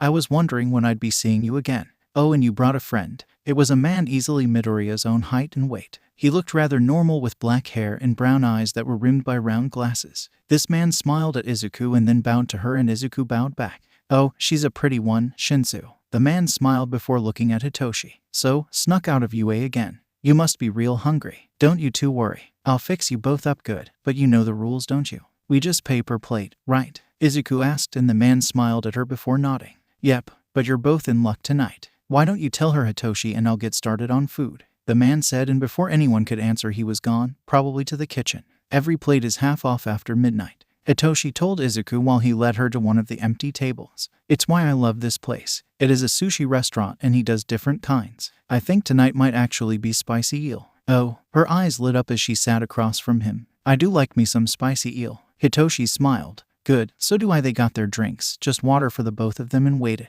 At first, it was a little awkward, but it was Hitoshi who broke the awkward silence with a simple "Sue." That made Izuku look at him with a smile. Hitoshi gently circled the ring of his glass with his finger as he looked like he was debating what he wanted to say. How have you been feeling since you? He gestured at her. It's been almost a week now. Has it really? Izuku just couldn't believe it as she looked at the ice in her cup float and bob lazily in her glass. I've been feeling perfectly happy. She then smiled as she spoke the truth. I can't describe it. I've been really okay with this. That's good. You've been looking a lot more comfortable in your skin since this happened, Hitoshi said before he went quiet. Sorry if that was a little too bold, he added quickly before taking a nice long sip of his water. Izuku was going to reassure him that it was fine, but stopped because the first bit of sushi was going by their table on the conveyor belt. There were 2 plates, both with 𝐀𝐦 𝐍𝐭 sushi. 2 on one plate topped with salmon roe and the other 2 on the other plate topped with uni. At first, neither of them wanted to be the first one to take the sushi, probably fearful that they may take the one the other may want. It was Izuku who broke first. She grabbed the sushi topped with salmon roe, and Hitoshi let out a happy sigh of relief and grabbed the one with the uni. What one? They both asked at the exact same time. They paused and blinked before letting out a laugh. They wordlessly placed the 2 plates between them and started to eat. Izuku took one of the uni sushi while Hitoshi first grabbed the one with the roe. The sushi was good and tasted fresh, and the uni was great. Forbidden boba, Hitoshi suddenly said, and that made Izuku stop mid-chew to look at him. His eyes were wide as if he realized what he had just said. He then swallowed his sushi and looked away from her. It's not forbidden, Izuku told him with a smile as she grabbed her salmon roe sushi and grabbed one of the little roe balls. Gently she moved the little piece of roe between her thumb and middle finger. It would be forbidden if you can't eat it. You most certainly can eat salmon roe. So, by that logic, you can put it in your boba if you're not a coward. Izuku smiled and then popped the small piece of roe in her mouth. Then she picked up the sushi in question and ate that next. Are you saying you'd put salmon roe in your boba? Hitoshi asked as he leaned down just a bit to look at her with a smirk on his face. Izuku copied his smirk and gently dabbed her face with her napkin. That is a good question, she told him firmly, and then proceeded to not answer. That made Hitoshi snort at her but not push it any further. It wouldn't be long before more sushi came. This time simple salmon nigiri, which they both happily took. Before too long their plates just kept stacking up, first 2 high, then 3, 4, and so on. Neither of them slowed down as they spoke and ate with ease. The spicy eel did eventually come out, and that was theirs as well. At one point Hitoshi even had a piece of sushi between his chopsticks as an offering, and Izuku was more than happy to take it. Hitoshi's hand was on her knee, and Izuku felt that familiar fuzzy feeling in her stomach when he raised his hand up her thigh, gently teasing the line between her skirt and bare flesh. His fingers would just gently go past her skirt but not any further. In all honesty, with the way the night was going, Izuku wouldn't have minded if he just dared move his whole hand upwards to touch her warm skin, but they never got that far. Hitoshi had turned towards the door. Maybe it was his intuition, maybe something told him to look, but quickly his eyes went wide. Shit. He then took his hand away and propped his hood up. Hitoshi never let her finish as he pulled her hood up for her as well. Keep your head down, he demanded as he grabbed the dessert menu to block their faces even further. Izuku started but was cut off when the door dinged and there was a tired sigh. A rather familiar tired sigh. What a night. Came Aizawa's voice. Tell me about it. Present Mike sighed as well. I'm just glad that Hasu Patrol didn't take as long as we feared. Present Mike made a sound like he was stretching his arms above his head and then grunted. Aizawa and Hisashi. What a surprise. The owner popped in front of the two. No, Eri, it's 2 in the morning. Of course, she wouldn't be with us. Hisashi laughed. Hitoshi and Izuku just stared at each other with wide eyes. They were trying their hardest to be telepathic. Their eyes were wide with absolute fear and terror as they didn't know what to do. Thankfully, the owner sat Aizawa and Hisashi away from the two of them on the other side of the restaurant. The problem is that the partition was glass, meaning even though they were on the other side, if they looked over they could still see the two of them. How do you want to do this? Izuku finally whispered. Well, first, I have to pay. Hitoshi looked around and nodded to the kiosk at the door. It was electronic and clearly where you needed to pay. There, Hitoshi did a quick count of their plates and then nodded. 14 plates, a record, not that that's a bad thing. He smiled at her before resuming with his plan. I'll pay, you just go straight for the outside and stay away from the door. He whispered, and that did make Izuku frown a little. At least let me pay for half of it. No. Hitoshi shook his head. I asked you on this date, it's fine. I got it. Izuku frowned. She didn't care for that, but they didn't have time to argue about the bill and who pays it. Fine, but I'm getting you next time, she whispered as she scooted out. Hitoshi smiled. I look forward to it, he whispered back. The two of them kept their heads down and hoods up. Izuku was even tugging on her hood to keep it as low as it could go. Hitoshi stopped to pay and Izuku opened the door to leave. The cold air made Izuku shiver violently and caused her skin to bump up. Izuku thought that maybe, just maybe, they'd be okay and be able to get out of there without being noticed. It was when Hitoshi opened the door to make his own escape did they both heard it, the two words they didn't want to hear. Hey wait, came Aizawa's yell, and immediately they scrambled into a full-on run. Their shoes actually scraped against the concrete as they ran as fast as they could. When they turned down the alleyway, Izuku heard the door to the restaurant open. Get back here. Hitoshi took the lead by grabbing her hand, and the two of them ran full speed down the alleyway wordlessly. Their shoes splashed in a puddle that got Izuku's bare legs wet. Her heart was racing 1,000,000 miles a minute. This way he suddenly tugged her down another alleyway to the right and she followed along. There was the rushing of footsteps and they skidded to a stop before following them down the alleyway. They were coming up to the street as the alley was coming to an end. They crossed the street without even looking, which was fine as there wasn't a car coming. Hitoshi seemed to know exactly where to go as instead of going to the next alleyway he instead ran up the sidewalk. Izuku was just along for the ride as she ran with him. Should I use my quirk? She whispered as they continued to run. No, that'll tell him it's us. I think he suspects me. He doesn't suspect you. What tipped him off? Hitoshi didn't answer and Izuku decided to look back for just a moment. He was still giving chase and he was coming up fast. He was going to catch them. He just needed a little more room and he could reach them with his scarf. Trust me, Hitoshi whispered as he pulled her closer to him, so close that they were practically running as a couple. Can you do that? He then looked at her and Izuku didn't hesitate. She nodded firmly and with determination. Good boy. Did Hitoshi surprise Izuku with his next move? It was a move she wasn't expecting. Hitoshi was letting Aizawa get closer to them. Closer and closer. Izuku could feel him start to grab his scarf, ready to wrap them up and unmask them. Izuku could see the gray cloth rising, getting ready to pull them in. She tightened her grip on Hitoshi's hand and knew it would only be seconds. Hitoshi sharply turned into the alleyway. So sharply that Izuku nearly fell as the turn had been that close of a call. Thankfully, Hitoshi corrected her and down the alley they went, but not before Hitoshi shoved her into another alley. But this one was different in that it was so tight that they were on top of one another to fit. This alleyway was so tight that Aizawa didn't even bother to look down it as he rushed past them. Hitoshi was pressed against her and she against him. They were so close that Izuku could feel Hitoshi's racing heart and she wondered if she could feel it. Come on, he whispered, and they had to awkwardly wiggle just a little deeper into the alleyway and take cover in the darkness. Izuku had the weirdest urge to laugh. She was trying to stifle it. God, was she trying? Izuku had her face pressed against Hitoshi's chest to keep herself from making any sort of noise. Hitoshi ran his hand through her long hair to try and soothe her. They would stay like that for a good 10 minutes. Their bodies pressed against one another as they just waited.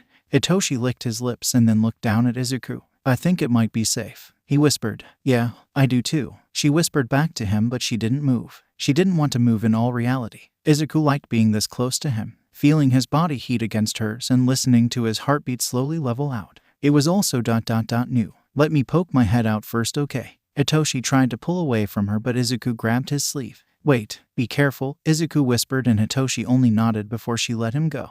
Hitoshi would cautiously poke his head out. He looked left, then right, and then up at the roof. Clear, let's get back to the dorm. I know he has to be on his way back by now. We might be able to beat him if you use your quirk, Hitoshi urged, and Izuku could only agree. So, Izuku picked Hitoshi up, a rather easy feat on her part, and gave him a piggyback. Hang on, she urged, and he would. The run back to UA was pretty damn quick, so quick that Izuku had to pat herself on the shoulder for being able to not knock Hitoshi off and for not alerting anyone them. Together they made it back to the hole in the wall, and Izuku was quickly cursing at her luck as she put Hitoshi down. Go through first, Hitoshi urged as he helped her down to the ground. Just trust me. Izuku didn't like it, but she would crawl through like requested, and of course, she got caught again. Only this time Hitoshi did help her in a way she was not expecting. His hands were on her ass and he pushed her through the hole. This made her gasp as she popped through the other side with ease. Hitoshi crawled after her. Izuku was not going to admit how much she enjoyed that. Hitoshi started to move the bags of cement back, and Izuku snapped out of her thoughts to help him as fast as she could. It was right as they managed to get the bags back in place did Mr. Aizawa's voice ring out. I'm telling you, it was Hitoshi. Hitoshi grabbed her hand and the two of them quickly ran. Knowing they couldn't keep running without being caught, they both found a separate tree to hide behind. The bark of the tree was rough and scratched at Izuku's legs as she pressed herself against it. Izuku was across from Hitoshi as they listened in. You sure? Came Present Mike's skeptical voice. You act like I don't know my personal student. Like I don't know his wallet. The kid had the same wallet for 3 years. I don't know the girl he had with him. Izuku looked towards Hitoshi, and Hitoshi had his eyes shut tightly and hand over his mouth to keep himself from making a sound.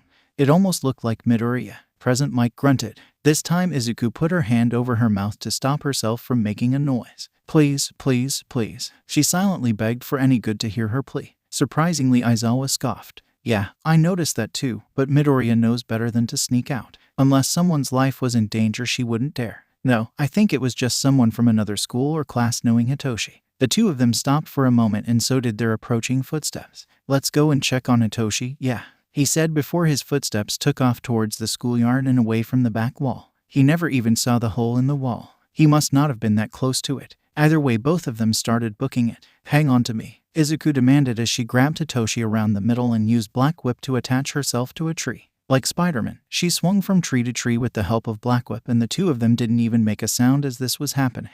On the very last tree, Izuku made one big leap in the air, a rather daring move so she could land quietly on Hitoshi's balcony with ease and with the help of Float. Hitoshi opened his unlocked balcony door and they both rushed in. Hitoshi then did something Izuku didn't expect when he took off his hoodie and shirt. He threw both of those on his admittedly messy floor before pushing Izuku into his closet.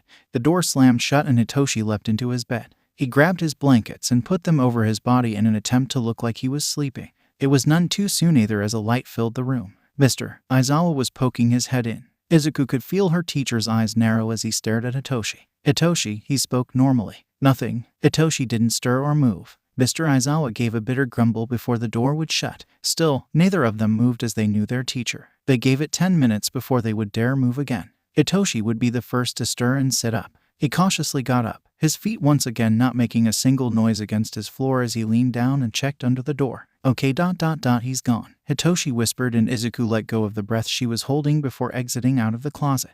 Well, Izuku whispered before she cautiously walked over and then sat on Hitoshi's bed. That was intense. She laughed nervously and she sighed. Sorry, this isn't how I thought it would go, he whispered before he sat on the edge of his bed with her. Izuku leaned against him and he wrapped an arm around her shoulders. I had fun, she admitted, and it made him laugh as he looked down at her. Right, I forgot you have a thing for adrenaline. He teased her and she smiled at him before sighing tiredly and leaning heavily against his side. Hitoshi wordlessly looked at her, and over time she looked at him. They just stared at one another as they both felt the heavy spark between them. Hitoshi started to lean down and Izuku met him in the middle. Their lips met briefly. Izuku couldn't believe it. Her very first kiss ever. It was, well, she couldn't describe it. The kiss was brief, but soon they went back for more, with Hitoshi's kissing becoming a little stronger, urging her to return his fervor. Izuku did so, opening her mouth ever so slightly. Hitoshi took her invitation and their kissing became rather hectic as Hitoshi pulled her into him. Izuku's breathing was loud and fast with each new kiss between them, and eventually, they did need to break away to breathe. The both of them sucked in deep breaths, with Izuku even gulping in some air. Izuku wiped her mouth to get any saliva away from her lips as she recollected herself. Izuku just couldn't believe it that she finally had her first kiss, and wow, a rush of emotions was flooding her body at this moment that it made her so lightheaded. She felt like she was floating. Oh wait, she was floating. Izuku had floated all the way to Hitoshi's ceiling without even realizing it at first. Hitoshi snorted rather fondly as he stood with his hands on his hips and his head tilted. I take it you liked it. Izuku let out a high-pitched squeal as she covered her entire face with her hands. Hitoshi smiled. Well, I'm glad. Come on, let's get you back to your dorm before Aizawa gets wise. It would, unfortunately, take a few more minutes for Izuku to finally float back down to the floor. Once on the floor, they both poked their heads out of his door and looked both ways. It's clear, Hitoshi whispered. They hurried back to Izuku's room, both grateful that Izuku was on the same floor as Hitoshi. That ... was close, Izuku whispered as she grasped her door handle. I know ... let's not do that for a while. I agree. She laughed and then leaned against the door with a smile. I did have fun, Hitoshi. You have a way of making a girl blush. Hitoshi smiled before he leaned down and kissed her again.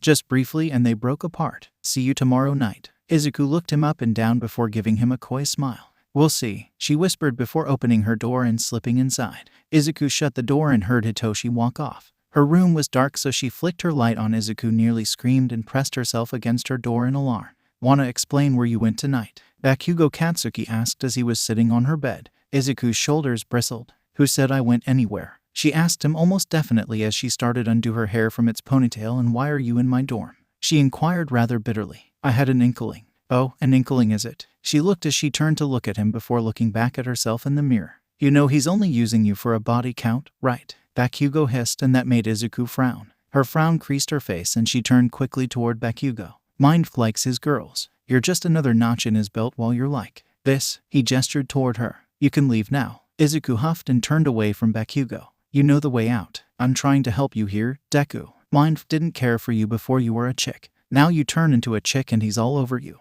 You can leave, Kaken, she said a little more firmly and even opened her door. Out. 𝐻𝐸's eyes practically rolled into the back of his head. Fine, but I don't want to hear you crying when you turn back into a guy and he loses all interest into you. 𝐻𝐸 got up from her bed and started for the door, but not before turning to look at her just before he left.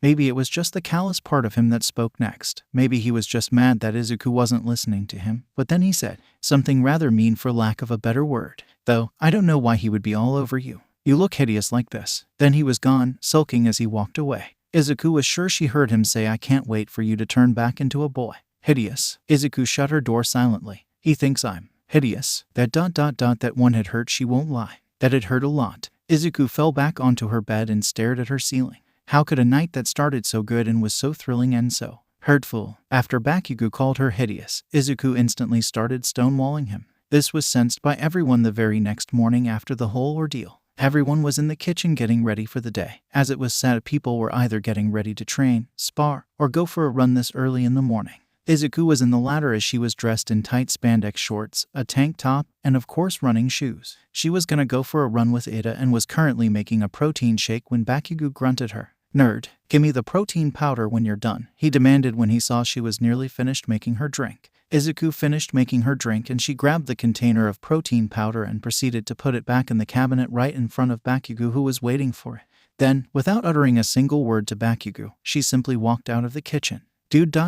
what did you do? She heard Denki ask in a scared voice. Doesn't matter, 𝐻𝐸 grunted. He'll get over it. Ochako corrected him with a grunt. Izuku heard the silence as all activity in the kitchen ceased. Izuku walked up to the front door where Ada was waiting for her. Ada was stretching his arms to the side. Did you stretch? Remember, stretching your muscles is important. Ada reminded her and Izuku smiled. Of course, Ada. I always stretch in the morning right before waking up. Good. Oh, and here like a magic trick, Ada pulled a hair tie seemingly out of nowhere. For your hair, you shouldn't run with it down while it's this long. It'll tangle. Oh, Izuku blushed as she reached for the back of her head. She could have sworn she put her hair up, but it was possible she just forgot altogether. It was something she was still getting used to. Thank you, Ida, she chirped and took the hair tie with a polite bow. Izuku then put her hair up with ease and she and Ida were ready for their run. Izuku heard the kitchen door open and she knew it was 𝐻𝐸 glaring at the back of her head. Izuku didn't even look at him as she left the dorms with Ida. Izuku put a wall between them, metaphorically speaking of course, and that wall wasn't coming down until a certain someone apologized. It was as simple as that. After you, Ida had the door open and was waiting for Izuku to walk through it, holding it open for her. Izuku smiled at him and walked out the door. Such a gentleman. Ada's face turned red at her compliment as he walked out right behind her. Why, thank you. Race you to the track. Then Izuku took off in a run for the track. Hey, Ida called after her and started running after her. Izuku had her elbows locked as she was gunning for the track as fast as she could. They weren't using quirks as they raced on foot. Even still, without their quirks, 𝐻𝐸 was catching up to her and fast. 𝐬𝐸 let out a startled, intense laugh as she ran as fast as her legs would allow her without the use of her quirk. She could hear 𝐻𝐸's upcoming footsteps, and it sent a bit of excitement coursing through her veins as she almost felt like a kid again, and she was able to put Deku in the back of her mind. As fast as 𝐬𝐸 was, she was never a match for 𝐻𝐸. 𝐻𝐸 was a machine, and he was proving this as he was catching up to her with complete and utter ease. Eventually, 𝐻𝐸 won the race to the track and was looking back at her, waiting for her to catch up to him, and she would. 𝐬𝐸 ran up to him, and 𝐻𝐸 probably expected her to stop. She did not. 𝐬𝐸 instead reached out as she ran and touched his chest, lightly pushing him back. "You're it," she called as she turned and started running full speed down the track. How old are you?" 𝐻𝐸 yelled at her in surprise. 𝐬𝐸 looked over her shoulder at him and only smiled. "You're it," she shouted over her shoulder while she continued to run. Well, she opened a whole can of worms there as 𝐻𝐸 was suddenly gunning for her. Their game of tag was on. 𝐬𝐸 laughed as she ran down the track as fast as she could. 𝐻𝐸 reached for her when he got close enough to try and tag her. 𝐬𝐸 saw his hand out of the corner of her eye and was reminded of the night before with Hitoshi. That image of Aizawa getting ready to capture them with his scarf as he was gaining on them. So, 𝐬𝐸 took a page out of Hitoshi's book and waited. She watched out of the corner of her eye while she kept her legs pumping full speed.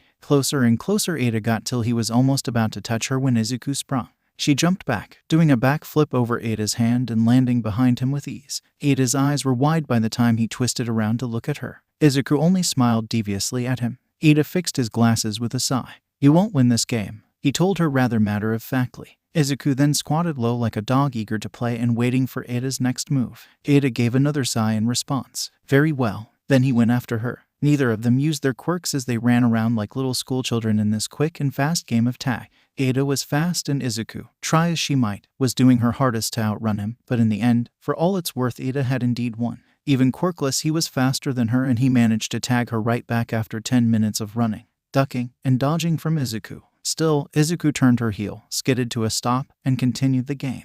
Then an unknown amount of time later, they were both just on the ground, completely out of breath and laughing. 𝐬𝐸 didn't even remember laying down, but that was all right. With another breathless laugh, she rolled over onto her side to look at 𝐻𝐸. "Not the running you thought of, huh?" she asked while she smiled at him. "Not exactly," 𝐻𝐸 laughed with her. "You've changed since you turned into a female, you know that." "Not in a bad way, of course." 𝐻𝐸 sat up now. "Changed?" she asked innocently and rested her head on her elbow. "How so?" "Well, you're a lot more comfortable. You don't stutter nearly as much as you used to. And you've become a lot more lively." 𝐻𝐸 got up with a grunt and wiped his legs off quickly. 𝐬𝐸 thought about his words and then thought about how Hitoshi had said almost the same thing the night before. The words repeated in her head. "You're a lot more comfortable in your skin." Was she? Yeah, she'd say she was pretty damn comfortable in this skin as of lately. 𝐻𝐸's hand was suddenly in front of her, and 𝐬𝐸 realized he wanted to help her to her feet. Using both of her hands, she wrapped them around 𝐻𝐸's hand and hauled herself to her feet with his help. "I must say, Midoriya," 𝐻𝐸 said softly as he put a hand on her shoulder. "Whatever you choose in the end, I'll support you." His eyes went down for a moment before going slightly wide, and he quickly looked up at her with his face now red.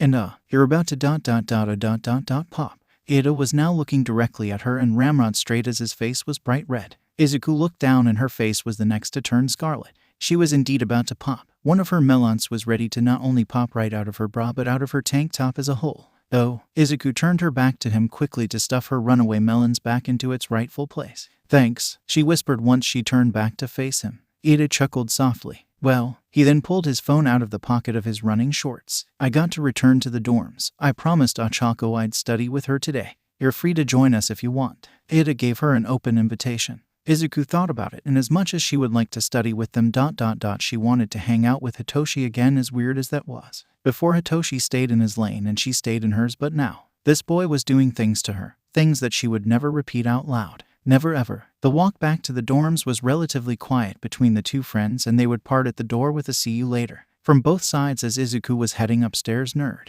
We're sparring now." Deku roared from downstairs as it was clear that he knew exactly where she was going. 𝐬𝐸 didn't even stop to look at him. Nope, she just kept on walking up the steps. "Nerd Deku," he bellowed from down the steps, and still 𝐬𝐸 didn't stop or acknowledge him. Well, luck was on her side. It would seem as if Hitoshi was just coming down.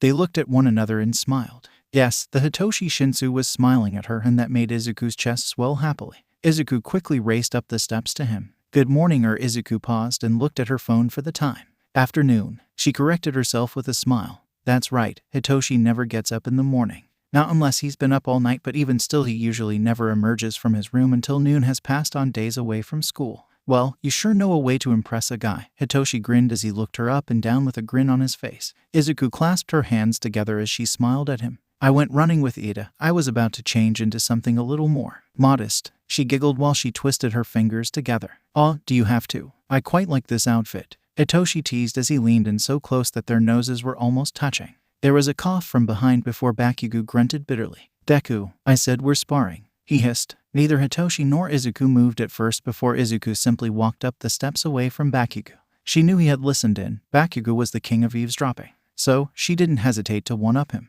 You can join me if you want, she told Hitoshi before gently booping his nose with her index finger. Yes, please, with the eagerness of a puppy.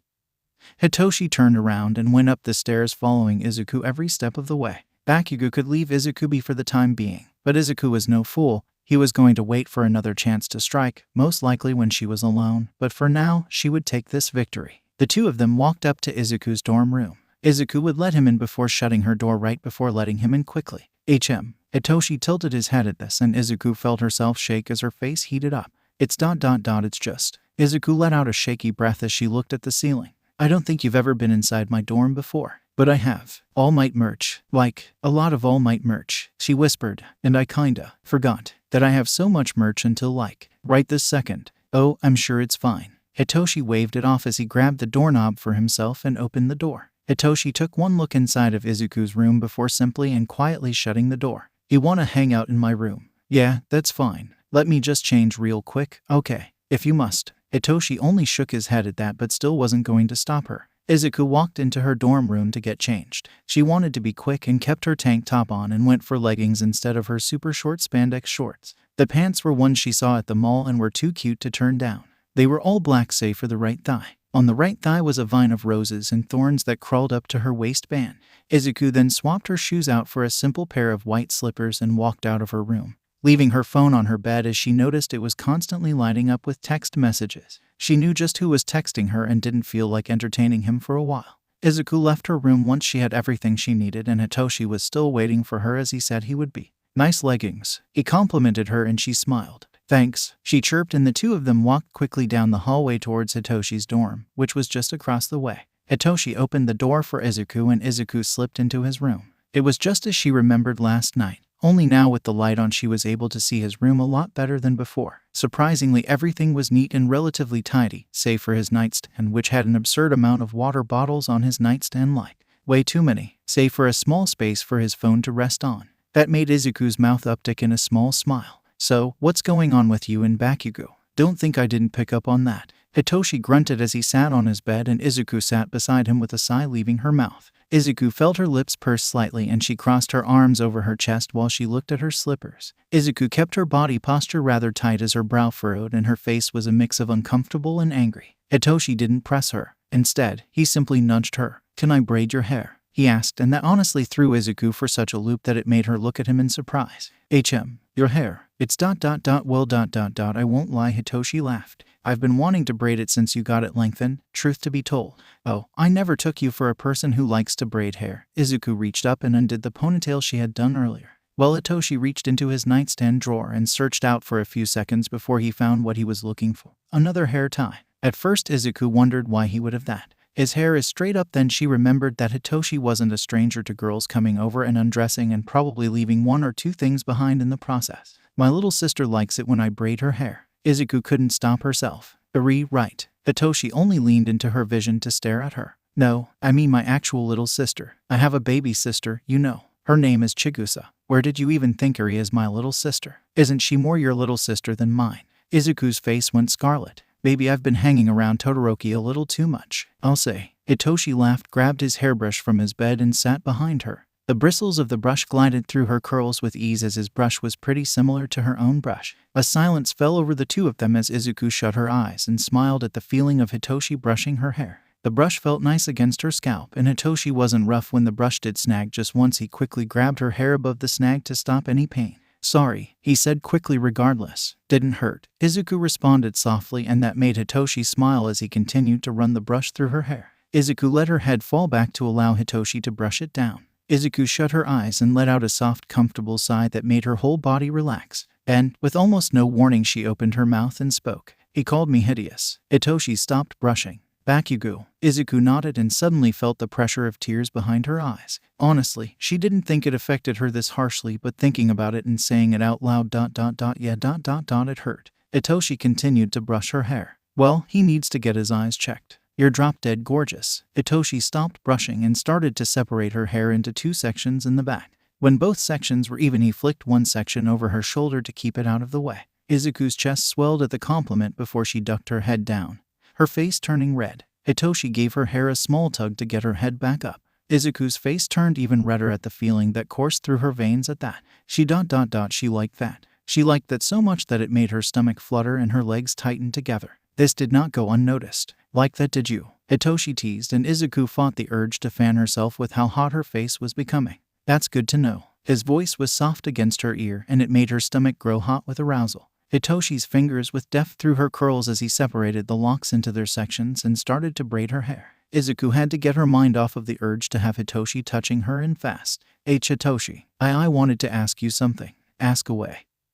Hitoshi hummed as he continued to concentrate on braiding her hair from the scalp down. Izuku just asked the first thing that came to her mind, and yeah, it was a bit of a heavy question to ask in retrospect. Why do you sleep around with so many girls? Hitoshi paused for just a moment before resuming. I should have guessed that was coming, he muttered to himself. He would then tie the end of her hair to secure the braid and then move the second section of hair behind her back to the braid. Like before, he sectioned those parts off with ease before he started from her scalp down. You know I have insomnia, right? Everyone does. Hitoshi nodded. Well, during our second year was when it was at its worst. I'm saying I would go into microsleep during class, or would just lay down and stare at my ceiling for hours. I remember one night just sobbing into my pillow because I just wanted to sleep, but sleep wouldn't come no matter what I did. I took pills, drank tea, and even tried exercising right before bed. Nothing. Well, one day me and this girl from Gen Ed were talking to one another in my room. I can't even remember what. Well, one thing led to another, and next thing I know we're just going at it hot and heavy, and we eventually had sex, as one does in these situations. Then when it's all said and done and she leaves, I fall asleep.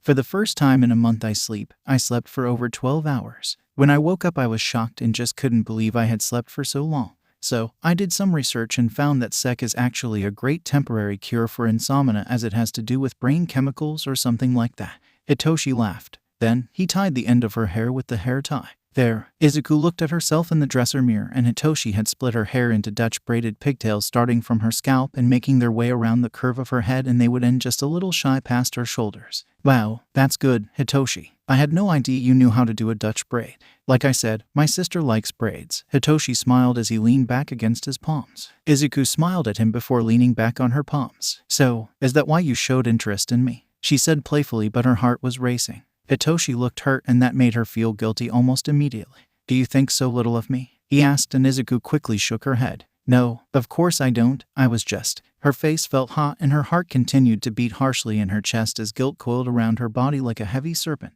I didn't mean it, I'm sorry. She then bowed her head. I didn't mean to be insensitive, but you are known for sleeping around, and 𝐀𝐦 even brought it up during a little spat last night. He said you were just using me for another notch in your belt. I don't believe him for what it's worth. Hitoshi snorted at this. I see. Midoriya. Hitoshi shut himself up and turned away.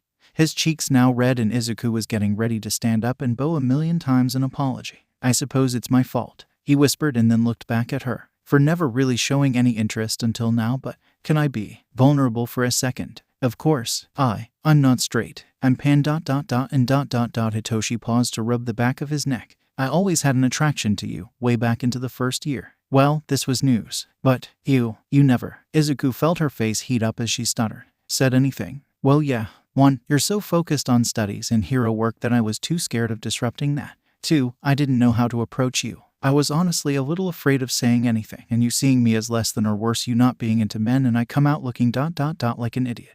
Hitoshi sighed softly and just couldn't meet Izuku's eyes. Then, it was like my prayers were answered. You turned into a girl. Someone I could approach, and please don't take this wrong way. You were cute as a boy, but as a girl you are dead beautiful. And even then I wasn't going to approach you. I was going to leave it be, but then you started dressing like a girl. You started acting like a girl. And I just had to shoot my shot, Midoriya. It became so much easier for me to approach because... He shut up. His face now beat red as if he were too afraid to speak anymore. Because you knew how to approach girls. Exactly. Izuku's own face was mirroring his now with how red it was. The two of them were laughing while hiding their faces in their hands. Izuku just couldn't believe it as her mind was reeling from what he told her. He had a crush on her this whole time and she never knew. She never knew. Hitoshi chuckled softly and Izuku realized why when she peeked through her fingers at him. She was floating again. Up to his ceiling she was with her back to the corner. Hitoshi was smiling at her. I'm beginning to think I should have a capture scarf on standby for you.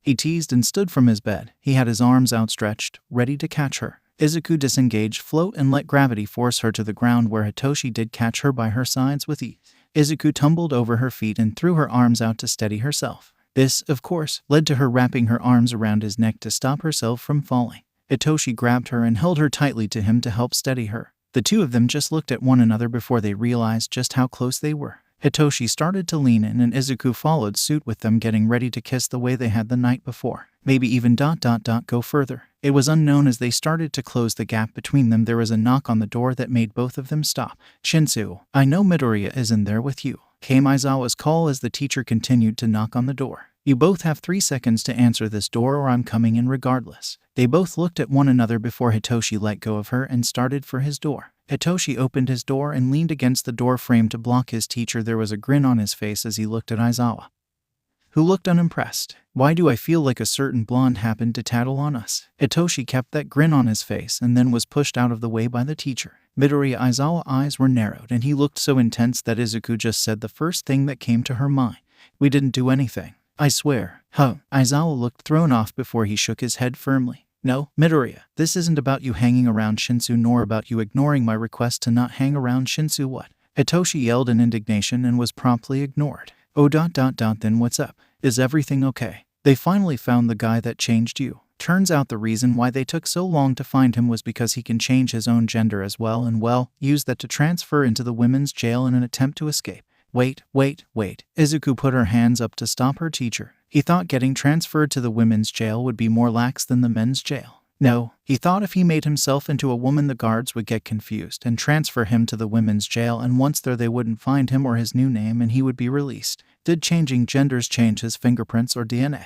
Mr. Aizawa only shook his head. No, this person isn't very smart, are they? No, Mr. Aizawa once again shook his head before he gestured with his head towards the door. Now, let's go and get you changed back. Oh, Izuku felt everything just stop at that moment as a sudden sadness hit her, and it hit her hard. It was time to change back. Midoriya, Mr. Aizawa grunted. Come on, we can't keep them waiting. Izuku looked at Hitoshi before squaring her shoulders and then sighing softly. Coming, Mr. Aizawa. I'll see you later, Hitoshi. She told Hitoshi softly as she walked past him. Hitoshi nodded. I'll be here. Izuku nodded to Mr. Aizawa and the two of them were off with her homeroom teacher going to be her chaperone for this. Izuku had to stop by her room to grab her bag and some flats. The last time she'd probably ever wear these flats, and she felt an overwhelming bit of sadness hit her. Izuku should be happy. She was finally going back to the right gender. The right gender. But she still had so many things to experience. But now, those things were slipping from her fingers. They passed by Bakugo and his squad on the way out the door, and the two of them only shared a sharp look before Izuku turned away from him and kept walking behind Mr.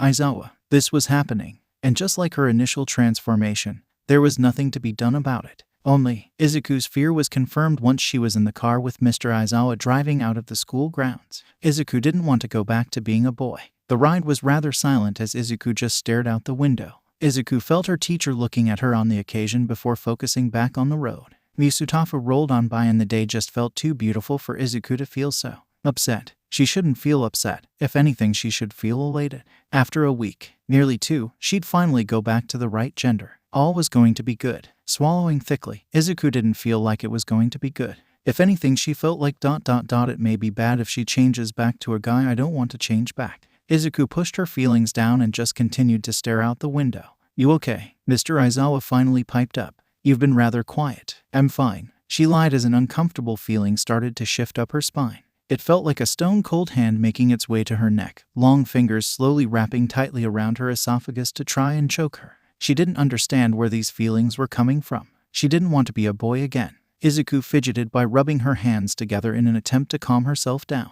I like your hair. I suppose Hitoshi braided it. Mr. Aizawa commented, and Izuku paused and reached up to touch one of the braids. She had forgotten that Hitoshi had Dutch braided her hair just less than an hour ago. She ran her fingers along the ridges of the braid and then felt a small blush grace across her face. "Yeah, he did," she whispered. "He told me he likes to braid his little sister's hair and he braided mine. He's so good at it." Mr. Aizawa snorted at this and gave his head a little shake. "Well, he did do a good job." "Yeah, he did." Izuku looked at her teacher and smiled before looking back out of the window. Izuku felt her stomach start to twist when she saw the jail coming up. It was hard to miss with the stone walls and barbed wire fences. Aizawa saw the jail as well and looked at Izuku as they pulled into the parking lot. But first, they were screened by the guards. Once cleared, Mr. Aizawa pulled into a parking lot and found a spot. When he turned the car off, he turned towards Izuku and something about his eyes made Izuku still. "Listen to me carefully, Izuku." Aizawa wasn't angry or even stern, just cautious. "This is the men's jail." Izuku blinked as she looked at her teacher. "But you said I know. They caught him in the female prison, but he was transferred back to the men's prison this morning and put on quirk suppressants. But I digress. Just stick close to me and do not let the other prisoners get to you," Aizawa demanded, and this made Izuku frown a little. "All right," Izuku whispered and then got out of the car. Once she was out of the car, she stretched her arms above her head and stared at the building in front of her. "Tsukachi is inside as well. He's waiting on us, so let's get going." Aizawa hurried Izuku along once the car was locked. They made it to the front door and Mr. Aizawa pressed the buzzer button. "How can I help you?" a voice on the other side asked, and Mr. Aizawa spoke. "We're here to interrogate Mr. Ieyato." "Ah, Tsukachi was waiting for you guys." There was a loud buzzing sound and the door opened for them and the two of them walked on in. Izuku stayed close to her teacher as they first walked down a hallway before they faced the receptionist. The man smiled at them before unlocking the door in front of them. He didn't say a single word to them, and Izuku was maybe grateful for that for some odd reason that she couldn't really explain. "Stay close to me," Aizawa demanded once they were down another hallway. Then ... came the voices. First, it was just a man who shouted "girl" from the top floor, and once that shout was called, the voices became indistinguishable as men all yelled, and Cat called Izuku as she and Aizawa walked down the cell block as the men all locked up. Izuku couldn't hear what was being said amongst all the voices, but she had an inkling that it wasn't good. Izuku swallowed hard and resisted the urge to grab onto Mr. Aizawa's arm. "It's you." A man jumped from his cell and made an attempt to grab at her as he reached for her through the bars. It had startled her and caused Izuku to sidestep to get away from the man reaching for her, and this made her bump into Mr. Aizawa. Immediately her teacher wrapped an arm around her to stop her or him from falling. "You bitch." Izuku realized who was reaching for her. It was the man that had tried to target her when she was walking back from her mother's. The man's face was twisted in a snarl as he rattled the bars. "Keep walking." Aizawa urged her forward and Izuku walked with her teacher. There were sharp wolf whistles that echoed through the air and made Izuku shrink in on herself just a little. Izuku felt like a child as she kept a grip on her teacher with both of her arms wrapped around one of his. Mr. Aizawa didn't say anything as he allowed this to happen. Izuku tried to block out the dog-like barking from these men as the words blended to just make noises in her head. The walk from the cell block to the interrogation room was less than a minute, but it felt way longer than that. But finally the two of them walked into the interrogation room. The heavy door opened with a god-awful creak. They walked in, and then it shut, slamming right behind them. The heavy door muffled the barking and shouting from the convicts, and it allowed Izuku to just relax. She shut her eyes and exhaled slowly to try and relax her tense shoulders. Then she opened her eyes to stare at the person that had changed her gender. Like Aizawa had mentioned before, they were, in fact, the opposite gender than when Izuku captured them. The two of them stared at each other and the criminal Ieyato. "Yeah," Ieyato smiled at her. It was a PPY and smug smile. "Well, look who's back." Ieyato's hands were cuffed to the table, but they were able to still open them. "I almost didn't recognize you, little hero." They kept that smug smile on their face as they rested their chin on their wrist. "I had a feeling I'd be seeing you again." Their voice was more female sounding to fit this new form of his, and it made Izuku narrow her eyes at them. Izuku put her hands on her hips as she stared at Ieyato. Ieyato's eyes were blackened, both of them, but they weren't swollen, so they were in the middle of healing, no doubt. They had a softball-sized bruise on his cheek. That was also healing as it was green in color. "I take it the women didn't like having a man amongst their midst, huh?" Izuku asked as she stepped up to the table. This made Ieyato scowl at her. "Maybe. I'm sure your little classmates didn't care too much for this look, huh?" They mocked her and Izuku crossed her arms over her chest with her own smug little smile. "Actually, my classmates like this new look." Izuku thought about Hitoshi and it made her want to float to the ceiling. The fact that he liked her for so long and she had no idea. Not a single clue, and now. Ieyato snorted bitterly at this. "Well, good for you, princess." "Ieyato." Tsukachi finally made himself known as he walked around to stare at Ieyato.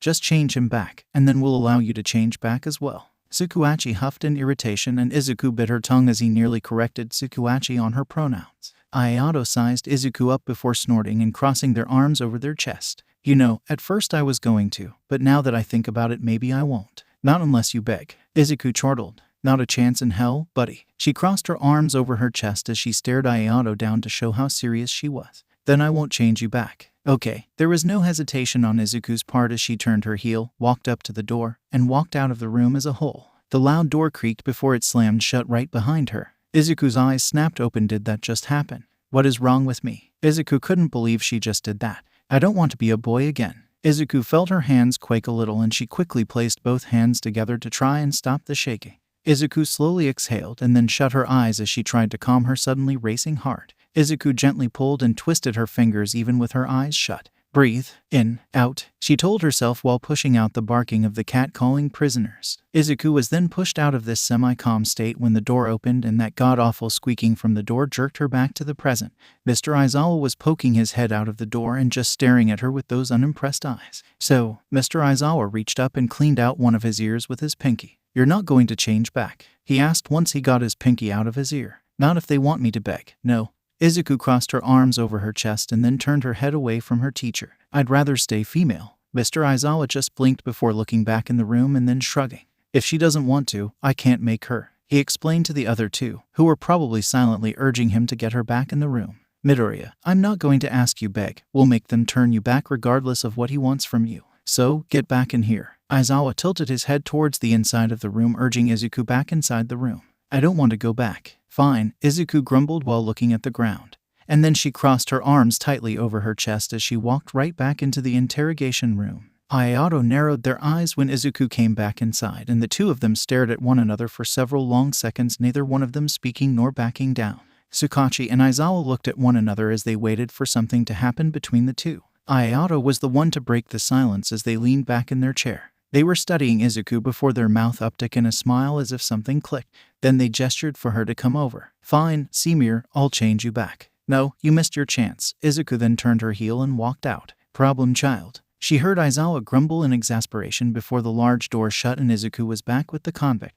She had her hands on her hips this time and her eyes shut, almost feeling triumphant. Oh dear God, what is wrong with me? She suddenly thought in pure panic as her eyes snapped open once again and her whole body became rigid and tense. Don't Wintaga back. Don't WANTTOGOBACK. Izuku needed air. She needed to think is what she needed to do. So, without her teacher, Izuku quickly started to hurry past the convicts and guards alike. She ignored their howling cat calls her way and just walked. Well, it started as a walk, but when she blinked she had used a small bit of one for all to boost her speedy escape. Izuku was soon outside with the heavy doors of the jail slamming shut. Once outside she sucked in several big and deep breaths as she felt so overwhelmed. She didn't even know why she felt so overwhelmed.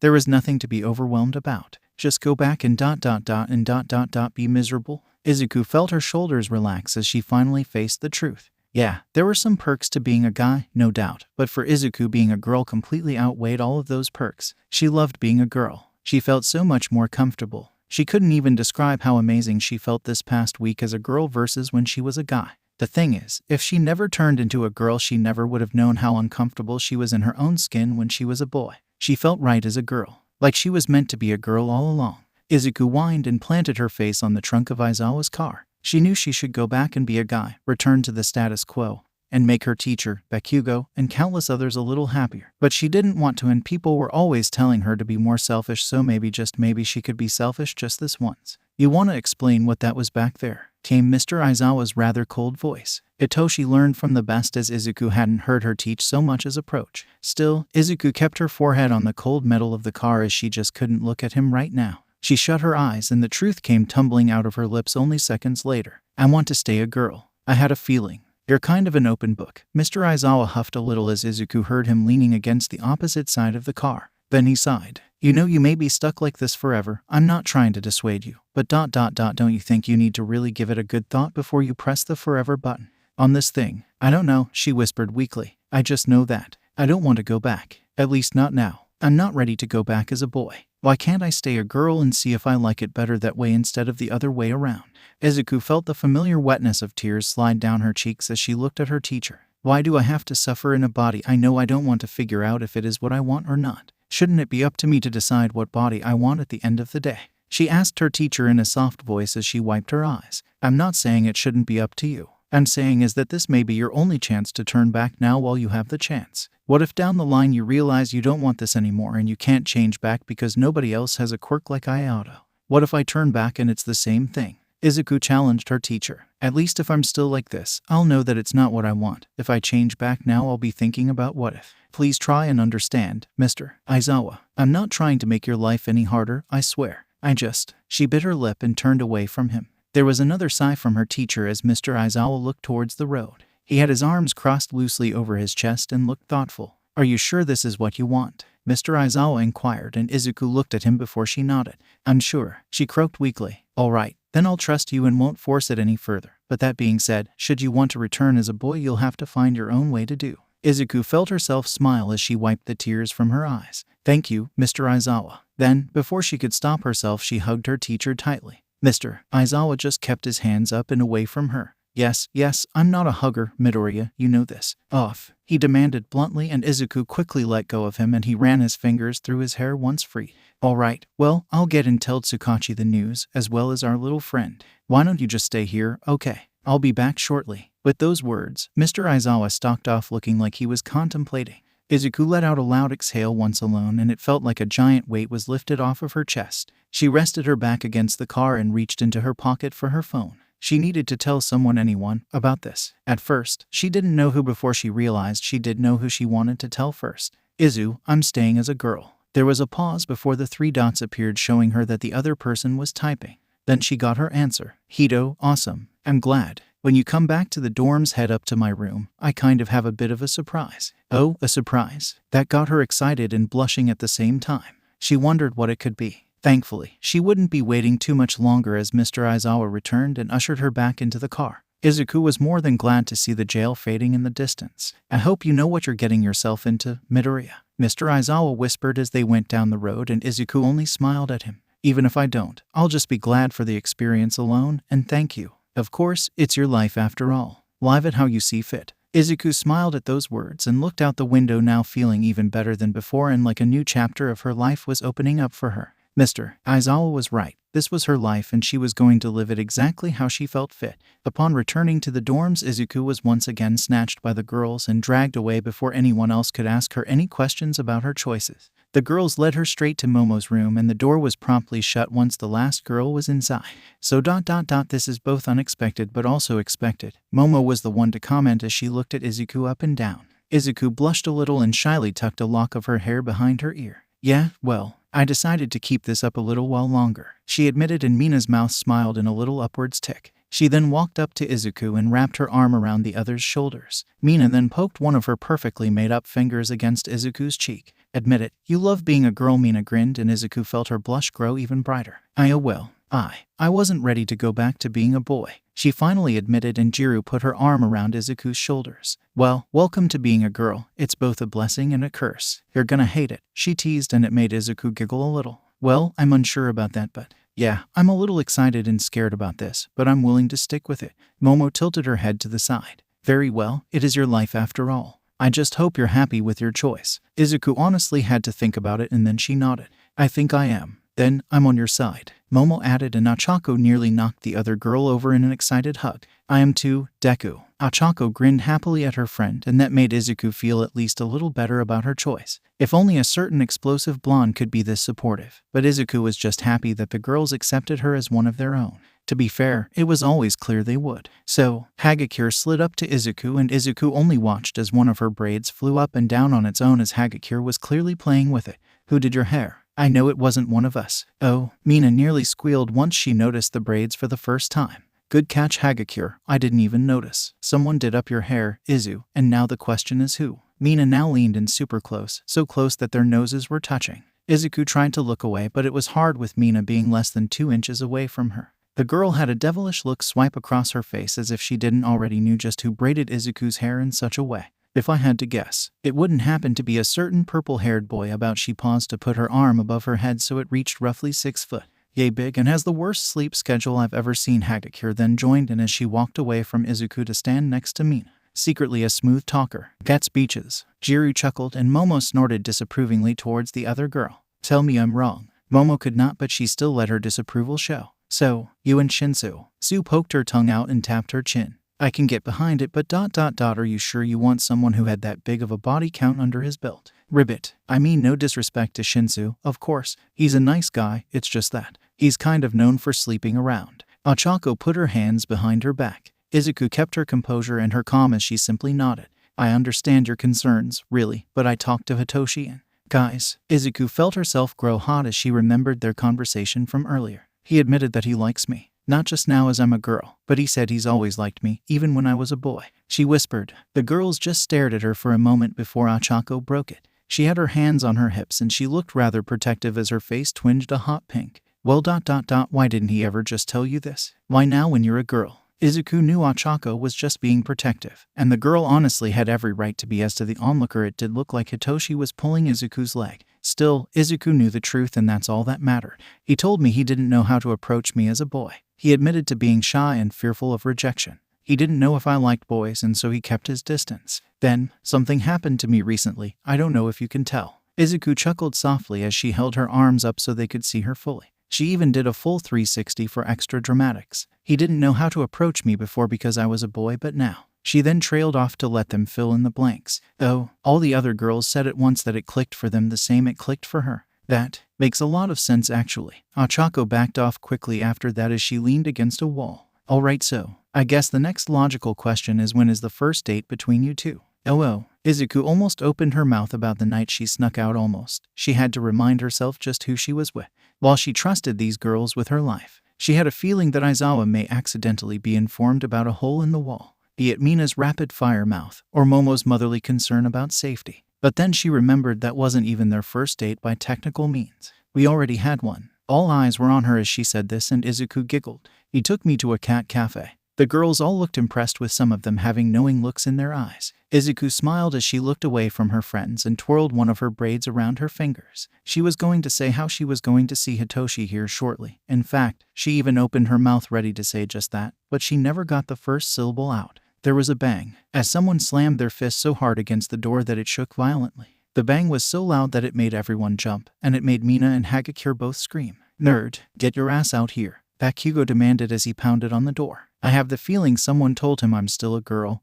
Izuku sighed tiredly. Let me deal with him. She then walked past Momo and Jiro and towards the door. Izuku mentally braced herself and then opened the door. Izuku smiled at Katsuki, who was breathing heavily and angrily. His teeth were gnashed in his rage and he looked pissed, and that made Izuku smile. It was a shit-eating grin as she just stared at him. Problem? She asked him. Why the FCK are you still a girl? He roared so loudly and with so much fervent anger that it blew her braids back. Still, Izuku was unfazed as she looked at her nails. Felt cute, didn't feel like going back to a boy. She responded reasonably as she finally looked at him, her stare unwavering and, most importantly, unafraid. 𝐵𝑃𝑃𝐻𝐻's eyes widened with a mixture of shock and fury. He couldn't believe that Izuku was standing there, completely unbothered by his explosive outburst. His fists clenched at his sides, and his face turned a shade redder as he struggled to find the right words to respond. Are you FCK kidding me? You think this is some kind of joke? He spat, his voice dripping with anger. Izuku stared at him, her gaze completely leveled. Izuku then tilted her head slightly. No, it's not a joke. I just… 𝐻𝐻𝐻, why can't you accept that this is me right here and right now? Why does it bug you so much that I happen to like being a girl? 𝐵𝑃𝑃𝐻𝐻 gritted his teeth, the veins pulsating on his forehead. You can't just change who you are whenever you feel like it. It's not normal. He yelled at her before poking her chest. You are a boy. Well, maybe I don't want to be a boy. She yelled right back at him, and that made 𝐵𝑃𝑃𝐻𝐻 look rather shocked, his anger falling for just a second as he stared at her. Who are you to tell me what the FCK to do with my body? Oh, Mina hissed from behind Izuku. 𝐬𝐻𝐻 just dropped the F-bomb.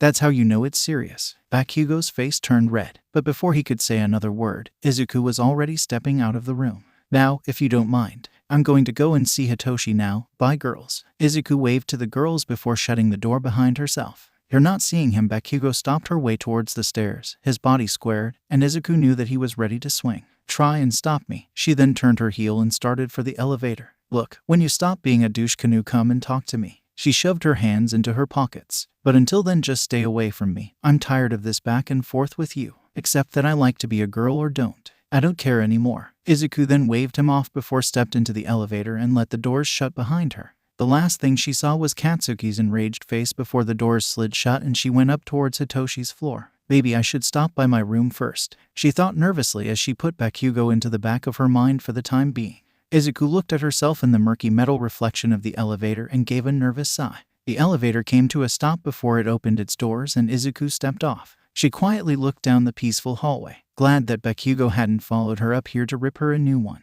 𝐬𝐻𝐸 decided to skip her room for now. After all, it was rude to keep Hitoshi waiting. She did have to wonder what the surprise was, and it was making her buzz with excitement.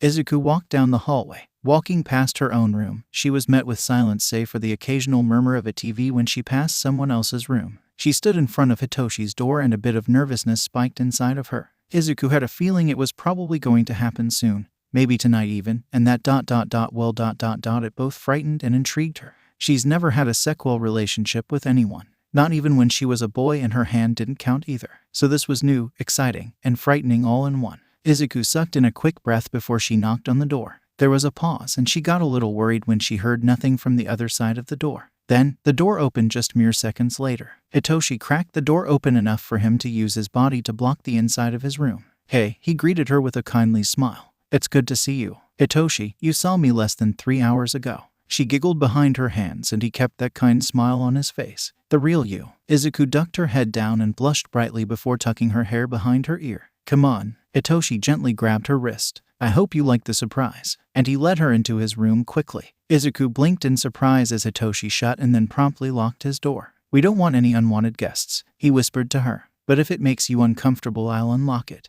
he said as he leaned in, and 𝐬𝐻𝐸 thought about it. She decided she was okay with the locked door, mainly because she had yet to process just what he had done to his room while she was away. Hitoshi had completely rearranged his room for her. His bed was pushed to the farthest wall and stripped of its pillows, sheets, and blankets. On his bed was a chair that was holding up a broomstick. Why was the chair holding a broomstick? Because in the center of the room, he had used his sheets to make a fort. The broomstick was holding his sheets in a camping tent style, so they still had privacy. It was a blanket fort on the floor with at least 4 or 5 blankets for padding and every single pillow 𝐴𝐻𝐸 owns in the center of the fort. The lights of the room was dimmed because around the inside and outside of the fort were soft glowing fairy lights that gave the whole area a romantic feel. 𝐬𝐻𝐸 leaned down to look at the inside. Inside the tent was his TV, which was perfectly framed by the sheets so naturally that it didn't look out of place. "Wow," 𝐬𝐻𝐸 whispered as she took a step back to observe it from the outside just once more. "This is, wow, you put it together so quick. It wasn't easy, I'll tell you that much, but still, I got it up and going." He gave her a soft smile and 𝐬𝐻𝐸 couldn't help but smile back at him. "It's nice," 𝐬𝐻𝐸 whispered as she leaned into his chest and he wrapped an arm around her. Hitoshi then helped lower her into the fort. 𝐬𝐻𝐸 crawled onto her stomach and laid flat down with her arms resting under her chin. Hitoshi crawled right next to her with a satisfied sigh, and the two of them were touching, nearly on top of one another, as the area was cramped, but a comfortable type of cramped. Tight, but not too tight. 𝐬𝐻𝐸 leaned to the side just a little and felt the sheet tent move a little as she leaned against it. She then smiled at him and rested her hand on her cheek. "So, I'm not gonna lie to you, Shinsu. I've never had sex before." Hitoshi nodded and reached forward to play with one of her braids. Gently he twirled the end of the braid around her fingers. "That's okay, I won't do a damn thing until you're ready," he told her in a gentle tone. "We don't need to have sex right away or even ever if that's what you want. I may like sex, but I respect boundaries more." His voice was soft as he put her braid down and then gently reached to caress her arm with the back of his fingers. His feather-light touch sent shivers down her spine and made her breath hitch slightly. 𝐬𝐻𝐸 was suddenly blushing as she realized she never really had time to explore herself or this new body. Yeah, she's seen herself naked, many times in fact, but she's never touched herself. When she was a guy, she never felt the need to masturbate unless she needed to let off some steam. And that mindset crossed over to the now. Hitoshi tilted his head as he noticed her growing blush. "Is everything okay?" he asked her softly. "Did I make you uncomfortable?" No, it's just that. I've never, for this body that is, I never." She stumbled over her words as she kept gesturing at her own body. Hitoshi blinked once and then he nodded as he understood. 𝐬𝐻𝐸 felt nervousness run through her body as he moved his hand down to the dip in her hip. She could feel his touch through her clothes and it caused her to breathe in deeply. Hitoshi sensed this nervousness and looked at her. "You're scared. I understand, first times are always nerve-wracking. I know my first time." He chuckled a little, shook his head, and smiled at her. "God, I was so nervous. People hype up sex all the time and that hype makes everyone nervous." 𝐬𝐻𝐸 smiled a little at his words as ... Yeah, it probably was the hype that made her nervous. The fact that she wasn't as experienced as him didn't help her nerves either. "I'm telling you, 𝐬, it's nothing to be nervous about. We were all newbies once and I'm sure as hell not going to judge you." he whispered, and he leaned in so close that their noses were touching. "But if you're not ready, I understand. Like I said, I respect your boundaries." His voice was breathless as the gap between them started to close. Izuku's heart was absolutely racing when their lips connected on her own accord. Hitoshi's lips were surprisingly soft, and she wondered if he was thinking the same thing about her. His hand stayed in the dip of her hip and gently caressed the area with just enough pressure to keep her from giggling.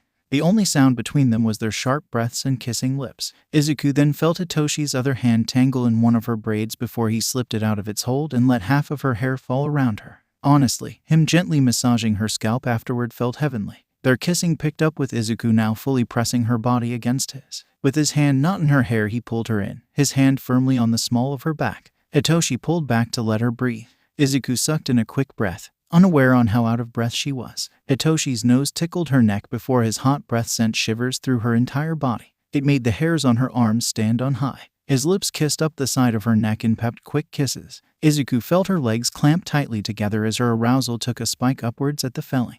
Hitoshi chuckled at this, and then he picked a spot on her neck to kiss to tease, his lips hot against her flushed skin, which made her whimper ever so slightly. Hitoshi kissed the area in a slow but sloppy kiss, teasing the sensitive area with his tongue. One of his hands, Izuku didn't know which one, undid her second braid with ease. "I like your hair this long," Hitoshi whispered, his voice husky against her skin that made her hips buck against him. One of his hands snaked its way to the back of her hair, his fingers entangled in her curls before he pulled on her hair, forcing her head back. A loud "oh" left Izuku's mouth as Hitoshi exposed her neck. Hitoshi lapped his tongue along her jugular and down her esophagus. He stopped at the dip in her collar and kissed it before rubbing his tongue around it. The feeling of his hot tongue made Izuku's arousal grow deep in the pit of her stomach. She felt her legs tighten as her clit ached, longing for some sort of friction. "Oh, Toshi," she whimpered. Hitoshi continued to kiss and suckle at the soft skin, bruising it and claiming it. "Oh," she suddenly yelped when his teeth nipped her skin. Immediately he stopped, his head whipping up to face her. Izuku pressed her hand at the spot where he had bit her on the side of her neck. "No," she told him rather childishly, and then shook her head. "Hair pulling, I'm okay with. I don't care for biting," she told him as the area was still stinging. "Just because I have a high pain tolerance, it doesn't mean I like being in pain. Understand?" Hitoshi nodded. Loud and clear, "No biting. Are you good to continue? Or did I ruin the mood?" he inquired, and Izuku got comfortable by leaning back into the collection of pillows. "We can keep going," she whispered as she pressed her face into one of the pillows. Hitoshi smiled before kissing her lips in a soft kiss. Their kiss was slow as they both savored the feeling of their bodies against one another. Hitoshi took the kissing a step further as he slipped his tongue into her mouth. Izuku was off-put by it at first, but quickly grew used to the feeling when their tongues clashed together briefly. The heat reappeared between the two of them. Hitoshi quietly crawled on top of Izuku, and Izuku wrapped her arms around him. There was a thickness between them, a thick air growing stifling as they both moved on instinct between their sloppy kisses. Hitoshi's own hands moved away from her hair and caressed her neck in a ticklish feeling, making her stop everything to giggle at the feeling. His hands didn't stay long as he moved them down her collarbone and then to her melons. His hands cupped around her clothed melons, adding pressure around her nipples in particular. Izuku gasped at the feeling and her hips bucked upwards, grinding against Hitoshi's crotch. Hitoshi smirked at this as they pulled apart from their kissing. "Oh, are your nipples sensitive?" he asked as he gently trailed circles around her nipples with his fingers. She could just barely feel this through her bra and shirt, but she felt it just enough for her to wriggle under him. Hitoshi looked at her. His eyes were soft as he stared at her. "May I?" he asked, and he didn't need to specify what he wanted from her. She already knew. Izuku nodded, her face growing white-hot and no doubt turning red. Hitoshi kissed her lips in a quick peck. "Just tell me if you become uncomfortable. I'll stop," he promised. Hitoshi lifted her shirt up. The air, despite being thick and hot, felt cool on her exposed skin. The shirt was lifted over her melons to expose the bra to him. Izuku lifted herself up and took her shirt completely off, tossing it to the other side of the fort. She then laid back down and looked at him with a coy smile. Hitoshi's hands cupped her melons and gently squeezed around her bra. With the two of them panting heavily in a fort and the heat building between them, the air became stifling, and Izuku didn't exactly hate it. Hitoshi didn't seem to hate it either as he teased her by pulling her bra down, but not committing to it. Izuku gasped and she bit her lip, the urge to relieve the ache between her legs growing strong. Honestly, it was Izuku who couldn't take it anymore as she reached behind her back and unclipped her bra. Hitoshi hadn't even done much of anything up to that point, but she didn't care. Off the bra went, thrown away, and soon she was exposed. Of course, when Izuku was a boy, she wasn't shy about exposing her chest, and honestly, it didn't feel much different now. It was just a chest. only now she had different assets. Hitoshi looked slightly stunned by this and didn't know what to do as he was debating how far was too far. So, she didn't think twice about helping him. Grabbing his wrist, she laid his hands to her melons. "Come on, I know you've felt melons before," she lightly joked, and Hitoshi did chuckle if a little awkwardly as he gently squeezed. "Yes, I can say I have. But I must say, yours are the best I've seen." He then leaned against her before capturing her lips in his. She accepted his kiss happily. There was a hunger growing between them along with this new heat. The feeling of his body against hers. It was all becoming too much and making Izuku dizzy with euphoria. Izuku longed to feel his skin against hers. It was only fair after all. She was topless and braless and he wasn't. Izuku reached both of her hands under his shirt to wordlessly tell him what she wanted from him. Hitoshi shivered and the skin on his arms tightened, allowing his hair to raise up along his arms as well. He seemed to like this and, most importantly, he understood what she wanted. He reached down and grabbed the hem of his shirt before taking it off. His shirt was then thrown behind him, off to the abyss with Izuku's forgotten clothes. They went back to their intense kissing, with Hitoshi being a little more forceful with his tongue in her mouth. She didn't hate it. In fact, Izuku found herself loving this feeling, and the feeling grew when his chest touched hers. It was a whirlwind of intense feelings and pleasure that left them both breathless but longing for more. Their hands traveled and caressed each other's bodies, with Hitoshi gently rubbing her nipples for extra measure. They broke away for just a moment to catch their breaths. Izuku also took this moment to look at Hitoshi's chest and appreciate it, unlike the times in the changing rooms. This was almost brand new to her and she was loving it. His chest was only slightly hairy with a light coating of lilac-colored hair over his pectorals, but that's not what caught her eyes. Izuku noticed that he had a happy trail of hair that started from his navel and went down to his more private areas. It made her blush just noticing it. When she was a boy, she never even noticed these things when they were changing. Then again, she always gave the others their privacy. Hitoshi's hand trailed down to her pants and he gently teased the hem. "Can I?" he asked her, and Izuku nodded. Hitoshi gave her a reassuring smile and he started to pull her pants down. Izuku had no idea what came over her when she covered her whole face with her hands as he did this. She didn't want to see his reaction. She didn't want to see her fully exposed and potentially hate what he saw. It was silly, but it was very real. Hitoshi only got her pants down to her thighs and stopped. "Are you okay?" he asked her, clearly noting her reaction. Izuku nodded but didn't remove her hands from her face. "Izuku." He grabbed her wrists and gently pulled her hands from her face so she'd look at him. Their eyes met and his face was soft but almost concerned. Izuku quickly looked away from him. "It's fine," she said. "It was fine. She just, outside of the girls, she's never been fully nude in front of someone. And not only that, but she's never been this vulnerable and intimate with anyone. I just, like I said, say the word and we can stop." "I know what the word no means, Izu." Hitoshi gently caressed her cheek and Izuku leaned into the touch before shutting her eyes. "We can keep going. I want to keep going. It's just that I've never done this and I'm a little scared." "Understandable." His hands went down to her hips and he gently rubbed circles against both of her hips with his thumbs. It was oddly soothing. "I'm going to keep going then. But I mean it. If you're uncomfortable, just tell me to stop. I'll stop." "Understand?" Izuku nodded. "Say it. I understand. If I want to stop to tell you." "Good girl." Hitoshi then leaned in and pecked her lips. "Good girl." Now that did something to her. Something she couldn't place. Something that made her legs rub together and her face turned red hot. Something Hitoshi picked up on fairly quickly. He got a grin on his face and then got so close to her that their noses were touching. "Did you like being called that?" "Hey, good girl." Izuku's breath hitched greatly. Holy shit, she did like being called that, and now Hitoshi knew as much. Hitoshi's thumb brushed against her panties and it made her gasp at the sudden jolt. He stroked his thumb up and down her panties, feeling how damp they were. He let out a soft moan before pulling his fingers away. "Wow, you're really wet." Izuku squirmed under Hitoshi as she felt the head in her stomach grow even hotter. Hitoshi watched her, his eyes calculating as he paused to think about his next move. Then he grinned and leaned down to peck her lips. "You're going to love this," he whispered in a voice that made her hips gently grind against him. His promise made her curious and she didn't have to wait to see what he was going to do. He slipped his hand down her panties, but it was just so he could pull them down. Once her panties were down, a cold breeze swept down her body as she was now fully nude in front of him. Hitoshi took another pause, but this was just to look at her. Izuku wanted to cover her eyes, but then he said something that stopped her. "You're beautiful," he whispered and ran his finger down her well-toned abs. "Absolutely beautiful." Izuku's face felt hot at his praise as her breath hitched once again. Hitoshi's hands found their way to her hips and he rubbed his thumbs against her hips once again. "You think so?" She couldn't stop herself from asking, and Hitoshi only smiled the sweetest smile right back at her. "I know so." Izuku felt herself relax at those words as all the tension eased out of her. Then he did and said something that completely took her off guard.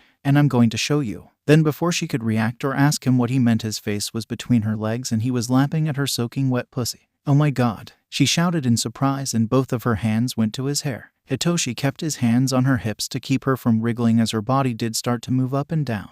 Hitoshi let out a series of moans that made Izuku replicate his sounds tenfold.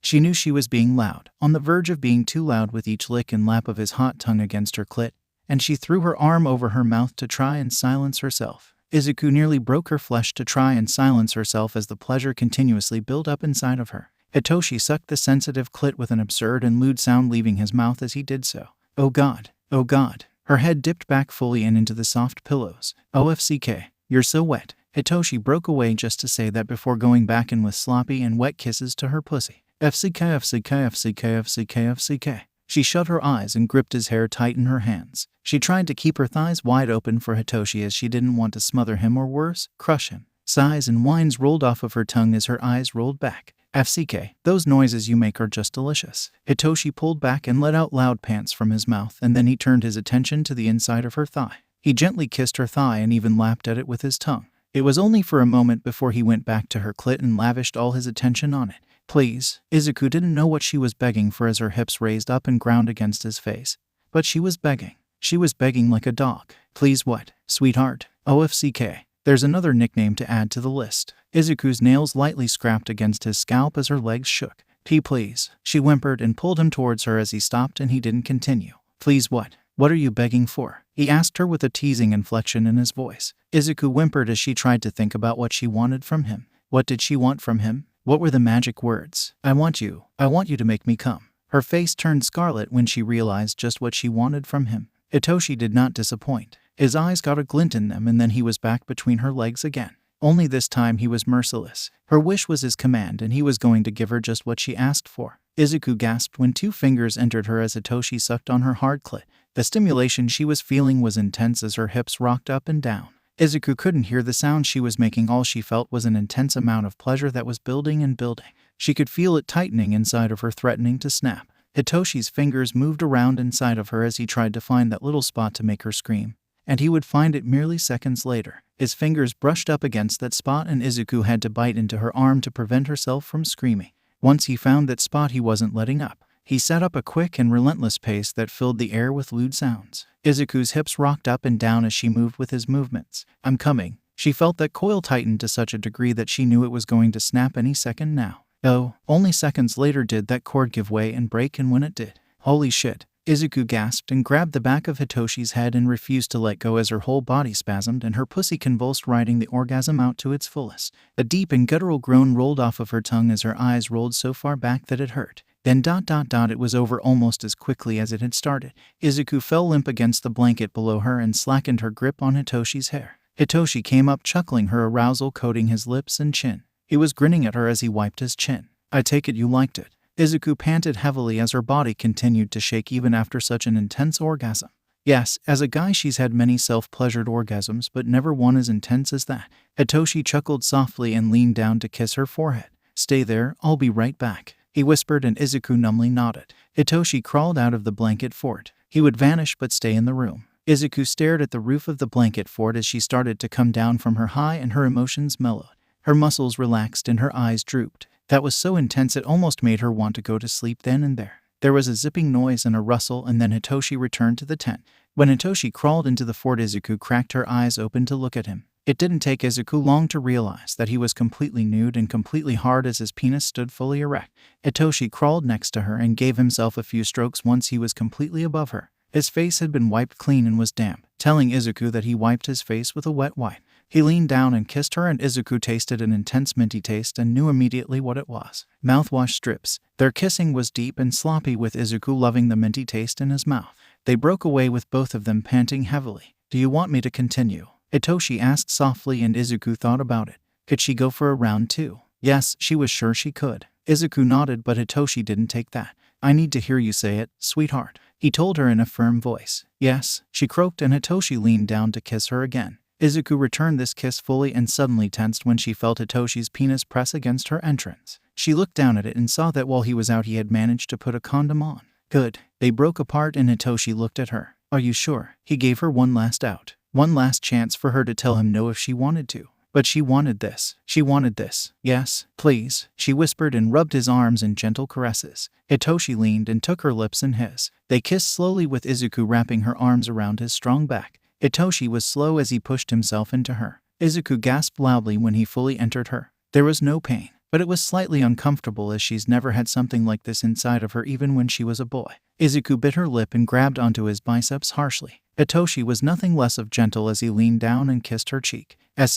You're doing great, he whispered, his nose gently nuzzling against her neck and cheek. Izuku swallowed hard as she shut her eyes and let her head dip back. Hitoshi reached down and placed his hand against her pelvic area and then used his thumb to rub her clit in lazy circle. He was distracting her from the uncomfortable feeling and it was working. Izuku focused on the small amount of pleasure Hitoshi was giving her and that did help her grow accustomed to Hitoshi's length and girth. And, to her utter surprise, her hips bucked completely on their own against him once she wanted him to move. Hitoshi grinned and removed his thumb from her clit. He reached around and grabbed her hands from his back and placed her hands above her head before interlocking their fingers. He then started to thrust. He pulled himself all the way out and then moved right back in. Izuku could feel him inside of her and that was both arousing and freaky. More so arousing. Hitoshi kept her hands pinned above her head and because of that Izuku couldn't hide her face anywhere as he was too high above her. He wanted her to look at him and boy was she. He thrusted a little faster and Izuku's melon started to bounce up and down with these movements. Izuku felt her body start to sweat and saw a sheen of sweat start to form on Hitoshi's body as well. Izuku wanted to pull him in as close as she possibly could but he refused to let go of her hands. Moans and grunts started to leave both of their mouths. 𝐓𝐡𝐢𝐬, Hitoshi whispered as he continued to thrust in and out of her at an even faster speed. Oh God. Izuku felt that cord start to tighten again as her arousal built right back up, only this time it was like an oncoming train and she realized she was going to come way before him and she was right. Izuku bit her tongue to muffle her cry as she came for the second time that night. Her hips bucked upwards as she felt her body shudder with the sudden orgasm. 𝐓𝐡𝐢𝐬, Hitoshi moaned and he was now chasing his own orgasm and his hips stuttered with his thrusts no longer being rhythmic. Hitoshi whimpered and that was a noise Izuku never knew she needed in her life until now. Then, with a loud cry he slammed into her one final time. Hitoshi hissed loud as he too rode out his orgasm. Then, when it was said and done he fell beside her in a heap. The two of them panted heavily, the hair stifling, foggy, and hot between them. For a good minute or two the only sound between the both of them was their own pants and breathing. Then, when their breathing started to regulate Hitoshi wrapped his arms around her middle and pulled her into him. Izuku smiled at the feeling as she turned her head to look at him. Hitoshi leaned in and the two of them pressed their lips together. They savored this slow kiss and then they broke away with satisfied hums with Hitoshi pressing his face against the back of her neck. Still, as much as they wanted this to last forever it couldn't. You should probably go to the bathroom soon, Hitoshi whispered to her. Not exactly Ceci, but you don't want to get a UTI. Izuku blinked and looked back at him, her confusion showing clearly across her features. Huh, she whispered. Hitoshi leaned up on his arms. If you don't go to the bathroom you risk a UTI. Really? She asked, completely bewildered by this information. Yeah, I had a date accuse me of giving her an STD but it turns out it was just a UTI because she didn't go to the bathroom after we had sex. Hitoshi rubbed the back of his neck and refused to look her in the eyes as this was now an uncomfortable conversation. Oh, and don't worry, I am 100% clean and have no STDs. He reassured her and that did make her feel better. Well, okay, I guess I'll go to the bathroom then. Thank God each room has a tiny bathroom, she whispered and now had to wiggle out of the tent before she stopped and just stared at the wall. Izuku touched the sheet and realized it wasn't held down by anything. Your bathroom is right there, right? She pointed in that direction and Hitoshi nodded. Izuku laid back down and then just rolled out of the tent. Yeah, it looked ridiculous, and judging by Hitoshi's guffaw it was ridiculous, but if there was one thing Izuku wasn't going to risk it was a UTI. The quicker she got to the bathroom the better. Izuku scamped towards the bathroom once she was freed from the fort. She did what she needed to do and washed her hands afterward. Then she hurried back into the fort. Why? She was getting cold not having any clothes on. This time she went in the right way and crawled back to Hitoshi and the warmth of the fort. Hitoshi smiled at her once she returned and he opened the blanket for her to get in next to him. Izuku did just that and soon the two of them pressed their bodies together in a cuddle. Hitoshi, Izuku whispered before sleep could completely engulf them. Yeah, thank you. Hitoshi grunted and hugged her tightly. You're welcome. Izuku rested her head on his chest. Her eyes were still open as she felt the wheels start to turn in her head. Hitoshi. Yeah. Hitoshi was on the verge of sleep and his chest expanded suddenly, telling her that she had woke him. I'm glad I was turned into a girl. Hitoshi took a second to respond. I am too, babe.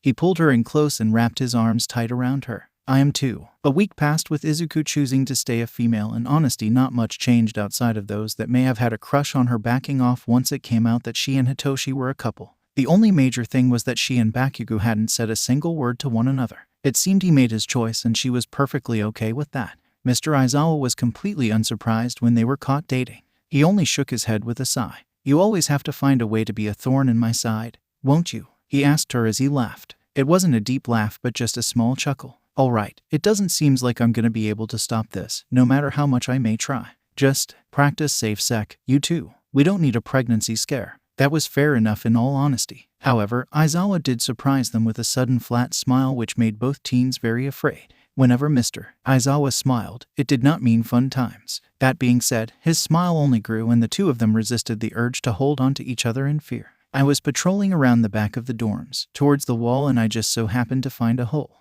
While I have no proof now, I suggest you both be very careful from now on. If I catch you both outside the dorms without a permission slip, I will not hesitate to punish the both of you. I don't care that graduation is coming up, and Hitoshi, change your wallet. And with those words he stalked off. Hitoshi grumbled as he gently tapped the ground. I like this wallet, he whispered as he pulled his wallet out with a frown. Izuku looked at the wallet and realized why Mr. Aizawa would recognize it. It wasn't a normal black or brown wallet. It was a wallet that had the face of a calico cat smiling. Izuku only patted his shoulder in sympathy. I guess it's safe to say there'll be no more late-night sushi dates until after graduation, she whispered to him, and he only smiled at her. Oh, trust me, I'm sure I can find out his schedule a little better. Late-night sushi is no fun without the risk. He winked and it made her smile brightly at him as she blushed. Well, I look forward to it. Later that very night, Izuku and Hitoshi were both chilling in his dorm. It turns out her dorm freaked him out just a little too much, and she understood completely. The last thing anyone wanted was to get hot and heavy and then realize All Might was looking at you from every angle imaginable.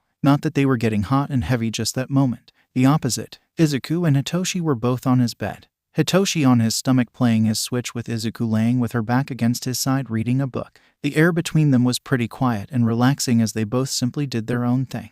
Then with no warning, Izuku put her book down against her stomach, the book still open as she stared at the nearest wall. After a few seconds, Hitoshi realized what she was doing. You good, babe? He asked as he gently thumbed her hand. Did your favorite character die? No, I'm thinking about my name in all honesty. Your name? What about it? I don't feel like Izuku anymore. I haven't for a while, she admitted to him. Not since I decided to stay like this. Izuku is also rather masculine. Too masculine. Hitoshi put his game down as he looked at her. He crossed his arms under his chin as he looked at her. I can see that. What are you thinking then? I dunno, she admitted softly. Then she reached up and twirled her hair between her fingers. I really don't. I haven't thought that far ahead in all honesty. Not only that, but she scratched her cheek nervously. I'm not the best at naming things. Hitoshi hummed at this as he then turned his game off and reached for his laptop.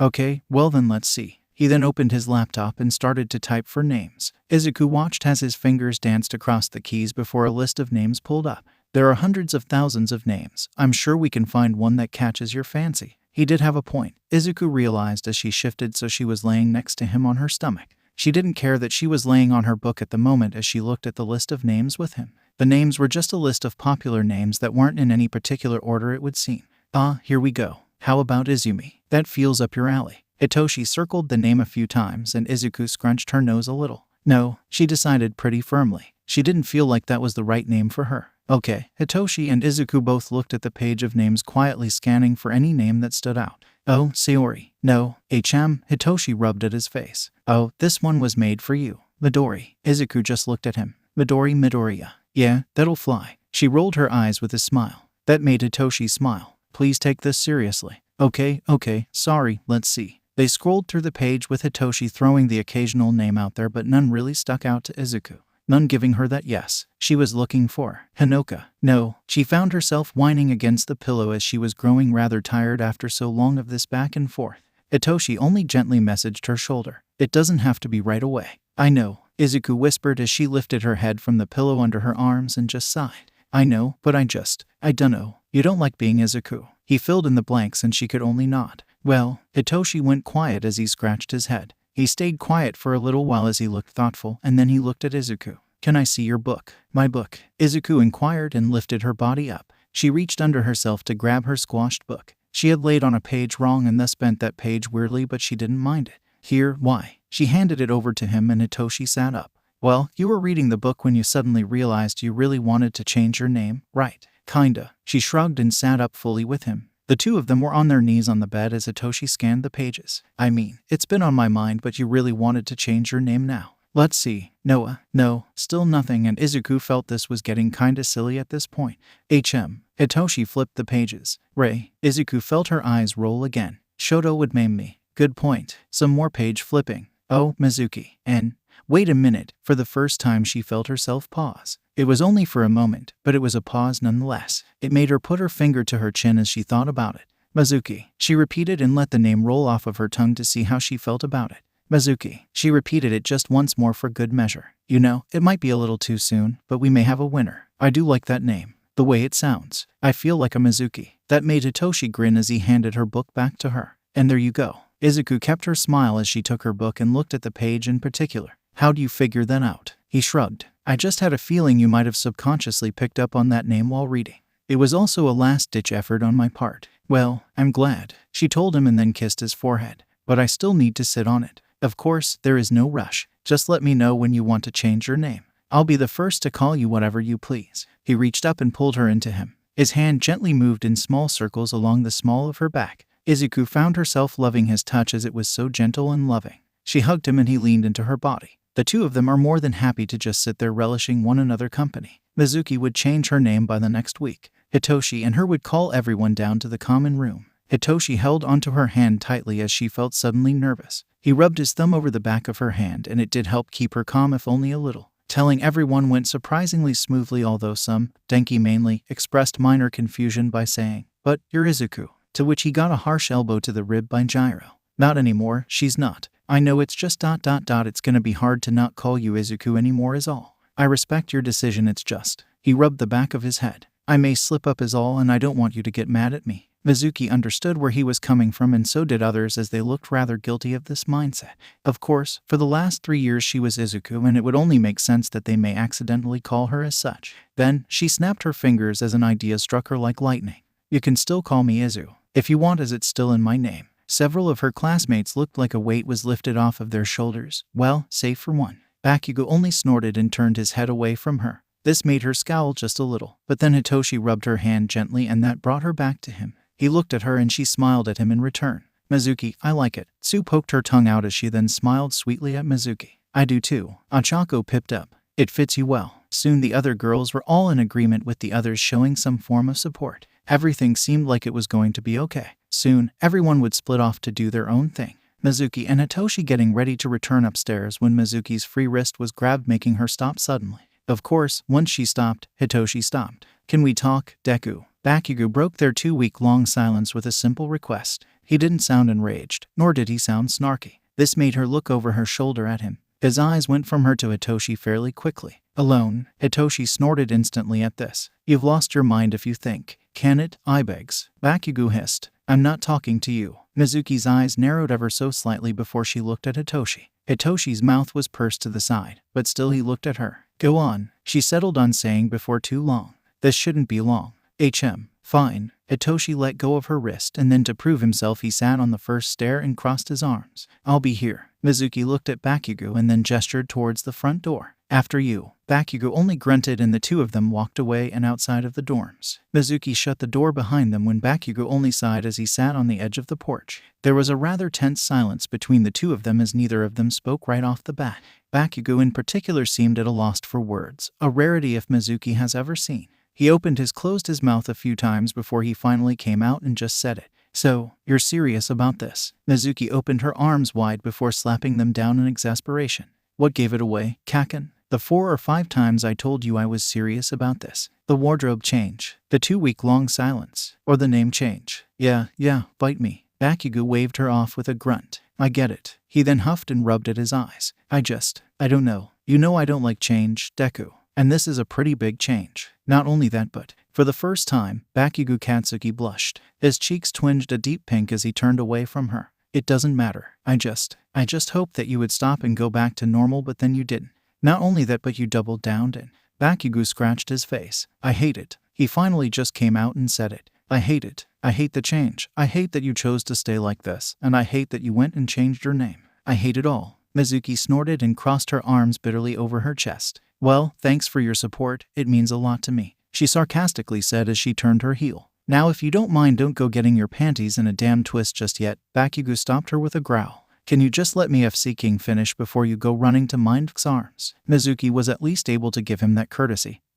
As he turned back to look at him, still, she had her arms crossed tightly over her chest and her mouth in a frown. Bakugo sucked in a breath. I don't get it. Not in the slightest. I don't understand why you'd just change who you are like. He snapped his fingers. But over the past couple of weeks, I think I've come to realize that maybe it's not for me to get. That there's no getting it anymore, you know. I think. She really didn't know, but she'd let him keep talking nonetheless. Right. So, I give up. I give up trying to get it. You like being a girl. I guess that's all there is to it, right? Yes, that's it. That's all there is to it, 𝐀𝐦. That's what I've been trying to tell you. Bakugo rubbed his head. Okay then. I guess this is the new normal, and this is something I have to get used to. Mizuki could only sigh in relief as a weight was completely lifted from her shoulders. Yes, this is the new normal. I don't think I want to go back to being a boy. Can you just accept that? Bakugo made a face as he looked away from her. I still don't like it, but I guess I don't have a choice. He then stood from his spot and dusted himself off. Bakugo then put his hand on her shoulder. Fine, I accept it. That being said, I'm not going easy on you. I'm still going to give you all I have, female or not. I don't expect you to go easy on me, 𝐀𝐦. I never did. Good. Also, tell 𝐬𝐿 this. I'm watching him. He started to walk but then stopped and looked at her. Oh, and I guess you're not that hideous after all. Mizuki only gave a soft sigh as she smiled at Bakugo's retreating form. Of course, 𝐀𝐦. She then jogged after him. So, sparring tomorrow. He laughed. I'll 𝐓𝐡𝐤 destroy you. You're on. Mizuki only smiled as she followed her friend inside the dorms. It was a start at the very least.